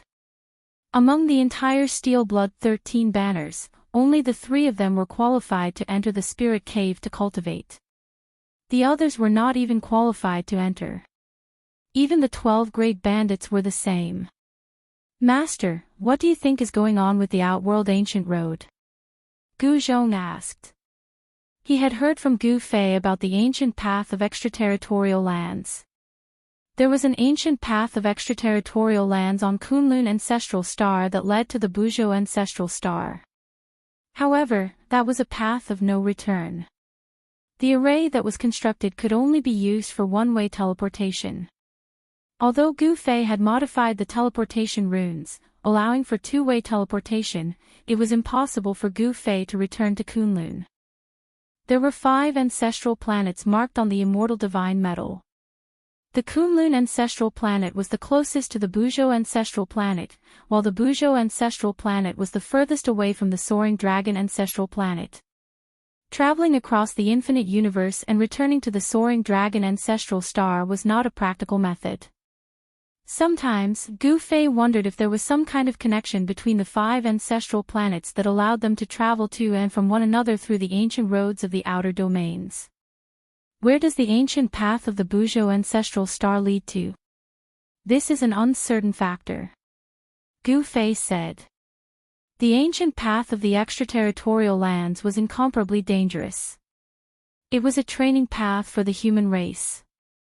If one wasn't careful, they might even die on the way. If it leads to the Soaring Dragon ancestral star, Gu Zhong's eyes lit up. It's not impossible, but it's very unlikely. You should know that the Soaring Dragon ancestral star and the Buzhou ancestral star are separated by an infinite universe. Gu Fei didn't want to hurt Gu Zhong's confidence, but he had to say such words. "No matter what, we have to give it a try," Gu Zhong said. He didn't want to be trapped in the Buzhou ancestral star for the rest of his life, because his family and friends were all there. Gu Fei nodded. Returning to the soaring dragon ancestral star was a must, but the key was how to do it. If it really didn't work, then they would spend decades to travel across the infinite universe and return to the soaring dragon ancestral star. Since Gu Fei had his inner world, it wouldn't matter even if he had to travel for a long time. As Gu Fei and his disciple conversed, they didn't use voice transmissions. Even though the Iron Blood Daoist was cultivating at the side, he still heard their conversation. He was shocked by the vastness of this world. There really were other ancestral stars with life, and Gu Fei and his disciple were cultivators from the soaring dragon ancestral star. Apart from the soaring dragon ancestral star, there was also the Kunlun ancestral star, which made the Iron Blood Daoist realize that the Buzhou ancestral star wasn't the only source of life. In the vast and boundless starry universe, there were other sources of life. The human race's ancient path. The Iron Blood Daoist was tempted, but only the top 100 cultivators of the Buzhou cultivation world could set foot on the human race's ancient path. Since then, the Iron Blood Daoist didn't need Gu Fei's orders. He sent out the Iron Blood 13 banner spies to investigate the ancient path. The more he learned, the more shocked he was. The human race's ancient path was basically a path of no return. Of course, there were exceptions. Some people who took the path returned as unparalleled experts. However, most of them disappeared the moment they set foot on the human race's ancient path. Danger and opportunity coexisted. The ancient path was a trial for the top 100 cultivators of the Buzhou ancestral star. Those who could complete the ancient path could become unparalleled experts or even saints. However, compared to those who became unparalleled experts, there were many more who died on the human race's ancient path. 3 years passed in the blink of an eye. On this day, Gu Fei and Gu Zhong came out from seclusion and received all sorts of news, some of which shocked them. Ziyun Xiao of the Ziyun clan had appeared again. Wasn't he punished by Zi Su to face the wall for 1,000 years? Why did he come out so quickly? Gu Fei was surprised. Ziyun Xiao's younger sister, Ziyun had also appeared out of nowhere. She continuously challenged demi-saints of the previous generation and was undefeated. It was not hard to imagine that Ziyun Xiao was able to come out so quickly. It was definitely because the human race's ancient path was about to open. The Ziyun clan did not want to miss this opportunity. Apart from Ziyun Xiao and his sister, the golden goddess of the gold family had also ended her 7-year seclusion and walked out of her seclusion grounds. At the same time, several heaven-defying figures had also appeared in the middle continent. These rising stars had completely overshadowed the demi-saints of the previous generation. They took advantage of the rapid rise of the Great Era to compete with the demi-saints of the previous generation. In this era, there was no lack of geniuses. In 2 years, the great competition of the Middle Continent would begin. Gu Fei and Gu Zhong were preparing. The Iron Blood Daoist was also preparing. He was also very interested in the human race's ancient path. All the cultivators who were interested in setting foot on the human race's ancient path were waiting quietly. The opening of the human race's ancient path had affected the mood of every cultivator. The performance of the younger generation was too eye-catching. The demi-saints of the previous generation felt great pressure. Chapter 2000. The Central State Grand Competition will begin in 3 days. The people of the Central State Immortal Mansion put up a notice stating that all cultivators, as long as they weren't saints who had sealed themselves, could sign up for the grand competition and compete for a spot on the human race's ancient road. Today was the first day, and there was a sea of people outside the Central State Immortal Mansion. Cultivators from the other regions of Buzhou Ancestral Star had arrived at the Central State Immortal Mansion. There was a row of tables in front of the entrance, and dozens of disciples of the Central State Immortal Mansion were bustling about. They were registering the cultivators participating in the Central State Grand Competition. Countless people were competing for the 100 spots. The competition was too fierce, but there was no other way. The Central State Immortal Mansion could only use this elimination method to eliminate the majority of the weak. Only the strong were qualified to set foot on the human race's ancient road. From morning to night, there was still a sea of people outside the Central State Immortal Mansion. The situation was too much for the disciples of the Central State Immortal Mansion to bear. The situation only improved on the second day, and the crowd gradually dispersed. However, there were still many people rushing to the Central State Immortal Mansion. On the third day, Gu Fei and Gu Zhong appeared. They had been secretly observing outside the Central State Immortal Mansion for 2 days, and they found that there weren't many true experts among the cultivators. The talents of the Central State Immortal Mansion didn't show up, nor did the Xianxia siblings. The Golden Goddess was nowhere to be seen, but these people were still able to keep their composure. The registration period for the third day would last until midnight. Gu Fei wasn't in a hurry. He planned to register at night since the true experts hadn't shown up yet, and he didn't want to show up too early. Gu Zhong wasn't in a hurry either, because he didn't plan to register at all. With his cultivation, it would be difficult for him to get a spot on the human race's ancient road. In the past 10 years, his cultivation hadn't broken through to the fifth heaven ascension realm. Even Gu Fei felt that this situation was a bit strange. At night, most of the cultivators gathered outside the Central State Immortal Mansion had dispersed, and only a few people were still wandering around. These people were those who hadn't decided whether or not to participate in the grand competition. Participating in the grand competition wasn't a trivial matter. They might be killed by their opponents during the competition.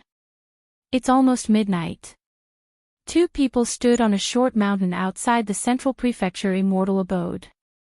Yes. At this moment, Gu Fei discovered that someone was rushing towards the entrance of the Central Plains Immortal estate. It was a woman clad in golden armor. She was none other than the Golden Goddess. These people have finally appeared, Gu Zhong said. He wasn't surprised at all. The disciples of the Central Province Immortal Mansion were not allowed to leave before the time of the world. However, if they arrived after midnight, then they would lose the opportunity to register. The Golden Goddess quickly left. After the Golden Goddess left, 3 more figures walked out from the moonlight and arrived at the entrance of the Central Prefecture's Immortal abode. The 3 of them were the rumored 3 sons of the Central Prefecture. The 3 disciples of the Middle Prefecture weren't simple. They were all from the Middle Prefecture Immortal Manor. If they wanted to walk on the ancient path of the human race, they would have to sign up for the grand competition. There were no shortcuts. There were only 100 spots available. As long as one had the strength to enter the top 100, they would be able to step on the ancient path of the human race. However, if one's cultivation wasn't high enough and it was difficult to enter the top 100, then even the most outstanding disciple of the Central Prefecture Immortal Manor would be eliminated.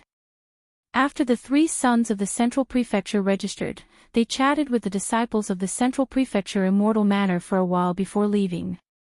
Finally, when it was almost midnight, the Z siblings finally appeared. After registering, Ziyun sensed something and suddenly raised her head to look at the mountain where Gu Fei was. However, she didn't see anything. "Little sister, what's wrong?" Ziyun Xiao couldn't help but ask when he saw Ziyun's strange expression. "It's nothing. Let's go." Ziyun Xiao pulled Ziyun away, but Ziyun was still mumbling. "Was it just my imagination?" Ziyun seemed to sense that someone was watching her in the dark, but she couldn't find anything. Those who were supposed to be here had all arrived. Gu Fei also walked out from the dark, registered his name, received a jade token, and left.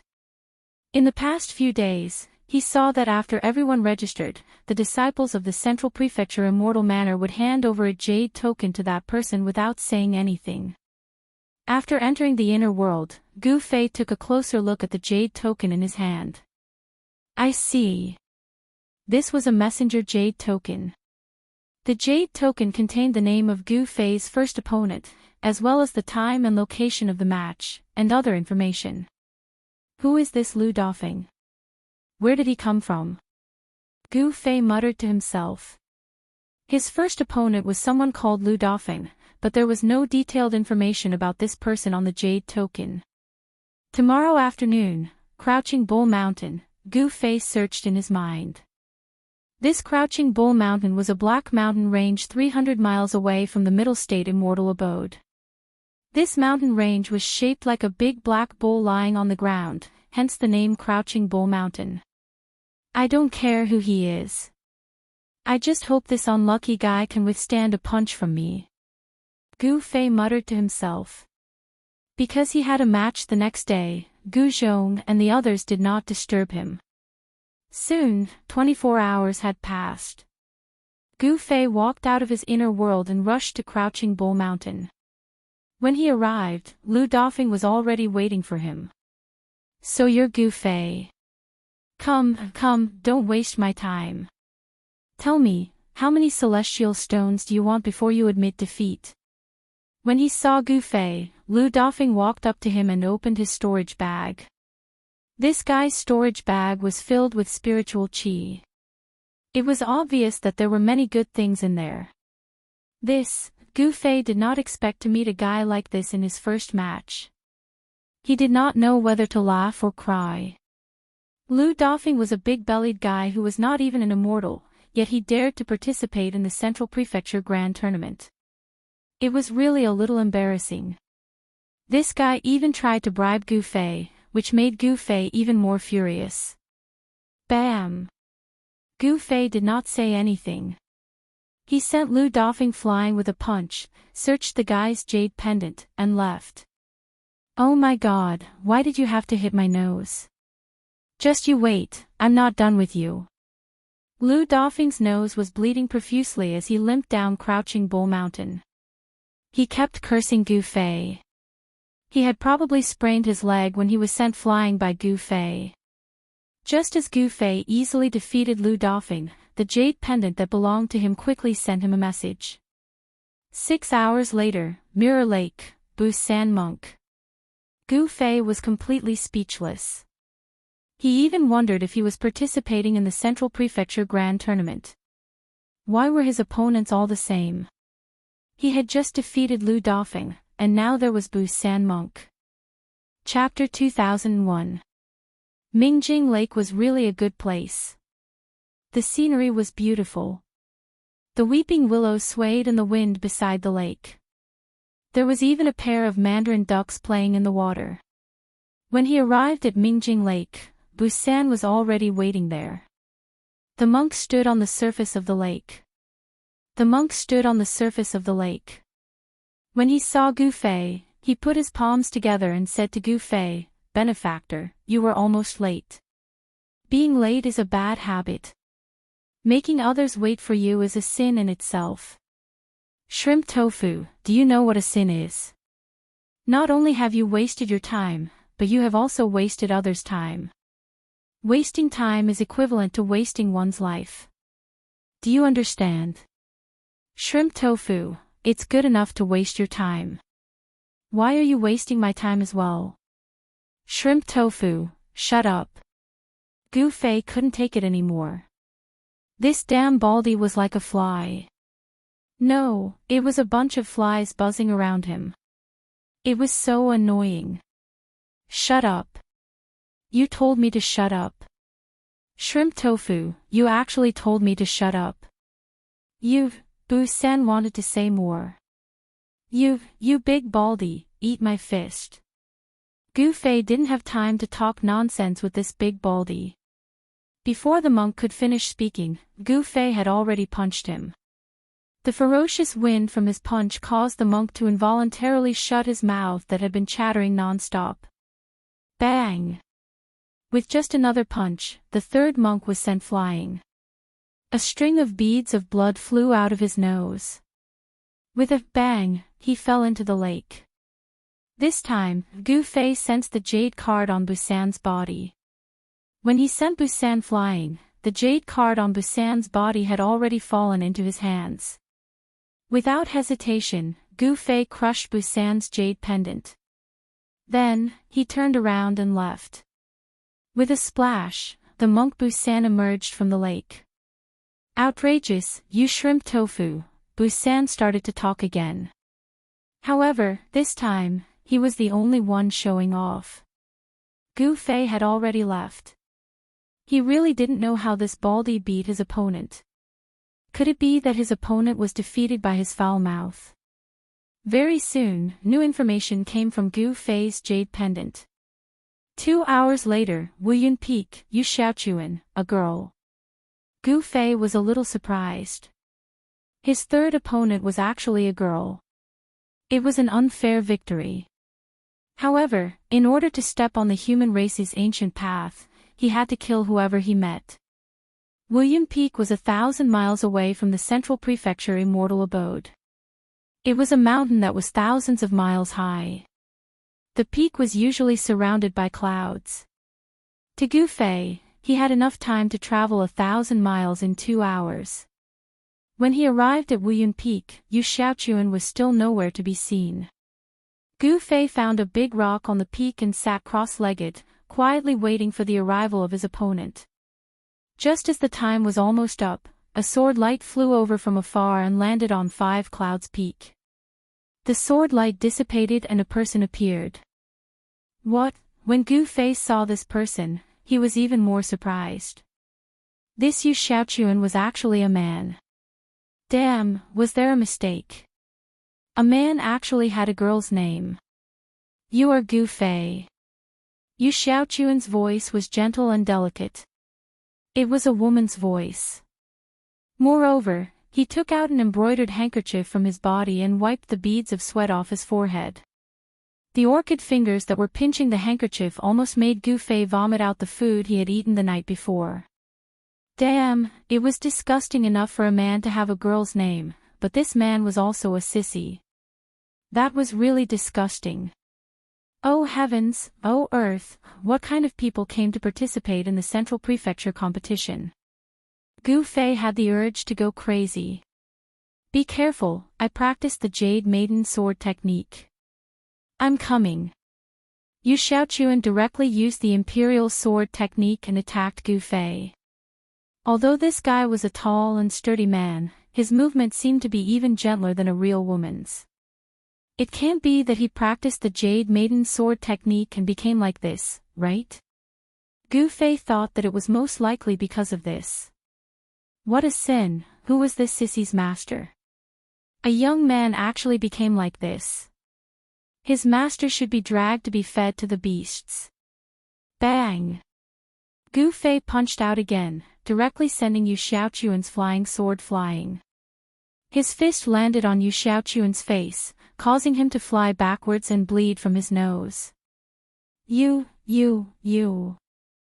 actually hit my nose and ruined my beauty. I'll fight you to the death. Yu Xiaochuan's hair was disheveled.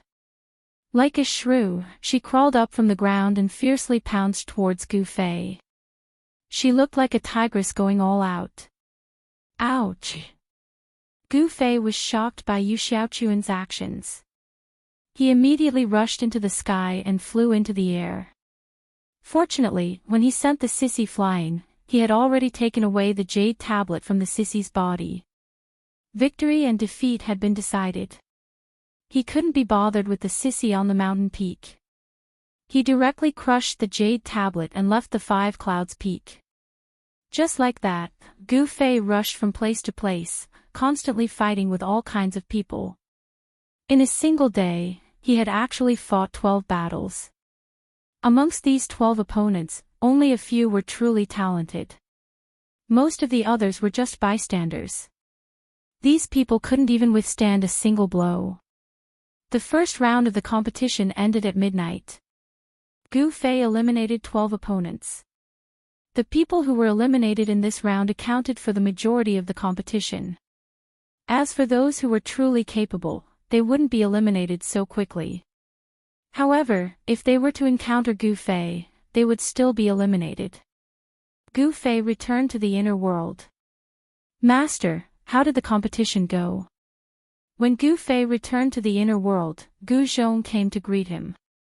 At this time, Zhong Liming, Old Zhao, and Gu Fei's new disciple, Yao Yu, were all in seclusion. In the past 10 years, Yao Yu's cultivation had improved the fastest. With Gu Zhong's help, she had already become a demigod. In the past, this kind of cultivation speed was absolutely unimaginable. Hearing Gu Zhong ask about the competition, Gu Fei's face immediately darkened. Then, without saying a word, he walked into the place where he usually cultivated. What's wrong? Gu Zhong was left behind with a look of astonishment. Seeing his master's expression, Gu Zhong knew that something was wrong. He didn't dare to disturb his master when he was angry. Logically speaking, master shouldn't have lost. Just what could have made master so unhappy? Chapter 2002. After the first round of the Grand Tournament of the Central Province, the participants could rest for a day before continuing on to the second round. A day passed by very quickly. On the same day, when the sun rose from the east, the jade medallion on Gu Fei's body transmitted new information. This time, his opponent was a prodigy from the Central Province Immortal Manor. Just as Gu Fei received the new information, in a pavilion in the Central Province Immortal Manor, several white-haired old men were discussing. Is this really a good idea? They actually sent an outstanding disciple of our Central Province Immortal Manor to fight against this Gu Fei, an old man said. An old man said. From his tone, one could tell that he was somewhat worried. Gu Fei's performance was pretty good. In the first round of the competition, not a single person was able to receive a single punch from him. And today, in the second round, the people of the Central Province Immortal Manor arranged for an outstanding disciple of the Central Province Immortal Manor to fight against Gu Fei. This was very risky. This is the only way to test out this person's true strength. The reason we organize the Grand Tournament is to uncover the limitless potential of the human race. Another white-haired old man said. Eldest senior brother is right. The other old men agreed. This Gu Fei isn't a nobody. He rose to fame in the southern region and once defeated Xianxia. I want to see exactly how strong he is. The eldest senior brother said. What? This person actually defeated Xianxia of the Xian clan. The other old men were all shocked when they heard this. In the Central Province Immortal Manor, there were 3 most famous geniuses. However, other than those 3, there were also many less famous geniuses. The cultivation and strength of these geniuses weren't too far off from those 3 geniuses. Jun Muya was one of the 10 prodigies of the Central Province Immortal Manor. He knew that his cultivation was definitely not weaker than those 3 senior brothers, but he wasn't as famous as them. Gu Fei, why did the elders of the sect arrange for Gu Fei to be my opponent in the second round? Jun Wuya mumbled to himself. He did not understand. He knew about Gu Fei. 10 years ago, this person had defeated Xianxia of the Xian clan. Such a battle record could be considered extremely glorious. One must know that Xianxia was publicly acknowledged as the number 1 person amongst the younger generation of the southern region 10 years ago. Xianxia came from the Violet Cloud clan, a sovereign clan. He possessed the bloodline of the Violet Cloud sovereign and was blessed by the heavens. His strength was without a doubt. For Gu Fei to be able to defeat Xianxia, it was enough to prove his strength. Thousand Zhang Cliff, Jun Wuya. At this moment, Gu Fei had already left his inner world and was rushing towards the Thousand Zhang Cliff. The Thousand Zhang Cliff wasn't very far from the Middle Prefecture Immortal Abode. It was only 800 li away. Soon, Gu Fei arrived at the Thousand Zhang Cliff. This 1,000-zhang cliff was just an ordinary cliff. Not a single blade of grass grew on the top of the cliff. The top of the cliff was only 100 zhang in circumference, and it was filled with yellow sand and stones. By the time Gu Fei arrived at the 1,000-zhang cliff, Jun Wuya was already waiting for him there. "So you're Gu Fei, the one who defeated Zi Yunxiao back then." Seeing Gu Fei's arrival, Jun Wuya's eyes flashed as a strong battle intent was emitted from his body. "So you're one of the top 10 heroes of the Middle Prefecture, Jun Wuya." Gu Fei came to a spot about 3 zhang away from Jun Wuya and sized up his opponent. "Let's begin," Gu Fei said. This was a decent opponent with the strength of a quasi-saint. However, he was unlucky to have met Gu Fei. The outcome of this battle had long been decided. There was no suspense in the following battle. Jun Wuya still couldn't withstand a single punch from Gu Fei. Jun Wuya was defeated. Thoroughly defeated. He was thrown off the 1,000-zhang cliff by a single punch from Gu Fei. Gu Fei did not kill Jun Wuya. Jun Wuya was only injured but not killed. It's still one move. The few elders of the Middle Prefecture Immortal Mansion were shocked by Gu Fei's methods. From the dazzling light mirror, they could clearly see every move Gu Fei made when he defeated Jun Wuya on the 1,000-zhang cliff. How is this possible? Jun Wuya is one of the top 10 heroes of our Middle Prefecture Immortal Mansion. Jun Wuya was defeated by Gu Fei with a single punch. The few elders of the Middle Prefecture Immortal Mansion in the pavilion were dumbfounded. They couldn't believe that Gu Fei's battle strength was too strong. Who could defeat Jun Wuya with a single move? Gu Fei did it. Soon, the news of Gu Fei defeating Jun Wuya with a single move spread throughout the entire Middle Prefecture Immortal Mansion. The entire Middle Prefecture Immortal Mansion was shaken. Even the old Immortal Mansion master, who had been indifferent for many years, was shocked. The initiative of the Central Province Grand Tournament was in the hands of the Central Province Immortal Mansion.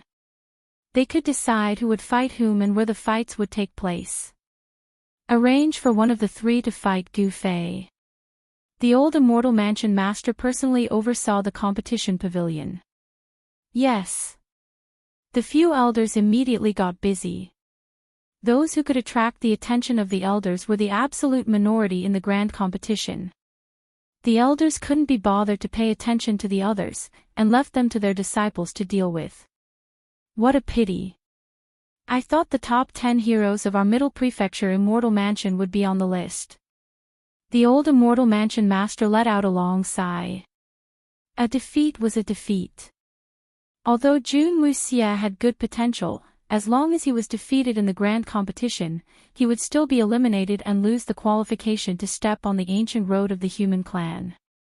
Jun Wuxia was defeated. I'm looking forward to fighting with you. In the Middle Prefecture Immortal Mansion, a white-robed young man sitting cross-legged in a stone room said. Wu Daoist, 800 Li Black Demon Ridge.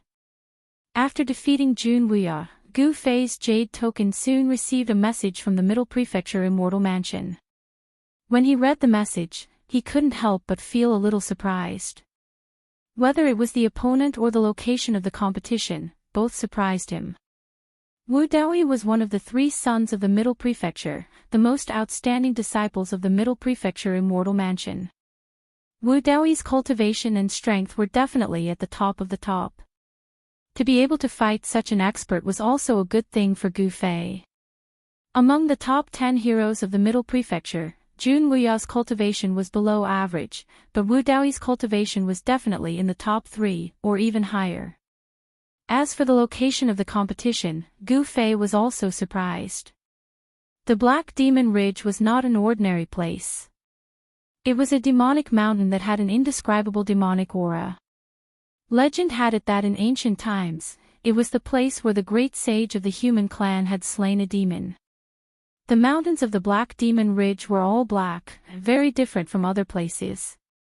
Some people said that it was dyed with the demonic blood of a great demon that had been slain by the great sage of the human clan. In short, the Black Demon Ridge was an ominous place. Even birds wouldn't fly there, and no animals could be seen on the Black Demon Ridge. Moreover, the Black Demon Ridge was very far from the Middle Prefecture Immortal Mansion. Of course, a distance of 10,000 li was nothing to an expert like Gu Fei. When Gu Fei reached the Black Demon Ridge, Wu Daoyi had yet to arrive. He possessed the world's fastest speed, and no demi-sage could catch up to him. There's something strange about this place. Could a great demon really have been slain by the great sage of the human clan here? When Gu Fei ascended the Black Demon Ridge, he could clearly sense the faintly discernible demonic aura exuding from the ridge. Although the demonic aura here was very weak, it was definitely there. Just as Gu Fei was about to carefully sense the demonic aura on the mountain and find its source, a powerful aura suddenly appeared in the sky. He's here. Gu Fei lifted his head and saw a white-robed man walking in the air towards the Black Demon Ridge. With every step this person took, a Dao pattern emerged under his feet. Wu Daoyi. When Gu Fei saw this person, his pupils involuntarily contracted.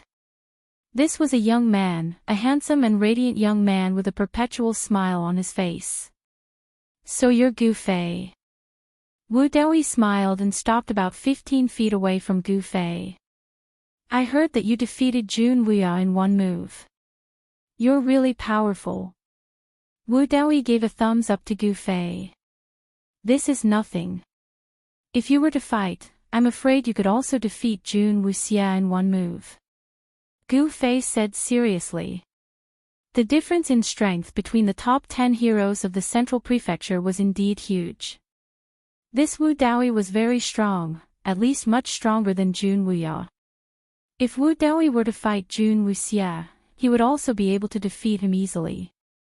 Hee, Dao friend must be joking. Wu Daoyi said with a smile. Let's begin. Gu Fei didn't want to say anything more. He had already guessed that this so-called Central Prefecture Grand Tournament was actually controlled by the Central Prefecture Immortal Manor. His opponents would only get stronger and stronger. He was very much looking forward to which experts the Central Prefecture Immortal Manor would arrange to fight against him. Alright then. Wu Daoyi smiled, and after that, his entire person suddenly disappeared from the spot. What? Gu Fei was taken aback. He instinctively took a step to the left, and with this step, he evaded a cold ray of light from Wu Daoyi. It was a silver needle. This, Gu Fei's heart pounded. These silver needles were almost transparent. If it wasn't for his good eyesight, he wouldn't have been able to see the trajectory of these silver needles. Other people hide daggers in their smiles, but this guy is hiding needles in his smile. Gu Fei didn't dare to be careless. It wasn't a good thing to be pierced by these needles. Great Sky Covering Palm. Gu Fei directly displayed his martial arts battle technique. A giant chaotic palm appeared in the void, emitting an unparalleled energy fluctuation, and slammed down on Wu Daoyi's head. The giant chaotic palm shrouded in all directions. Wu Daoyi couldn't avoid it, and could only take Gu Fei's attack head-on. Boom! With a loud bang, Wu Daoyi was slammed into the mountain by the chaotic palm. The entire Black Demon Ridge almost collapsed, and cracks appeared on the mountain. Through the dazzling light mirror, the old prefecture master and the others in the Central Prefecture Immortal Manor couldn't help but be shocked when they saw this scene. This kind of battle technique, could it be a long-lost martial arts battle technique? The old prefecture master said excitedly. The Central Prefecture Immortal Manor was different from ordinary forces. The Central Prefecture Immortal Manor had existed for countless years, and naturally knew many secrets of the world. In ancient times, martial arts battle techniques were incomparably powerful.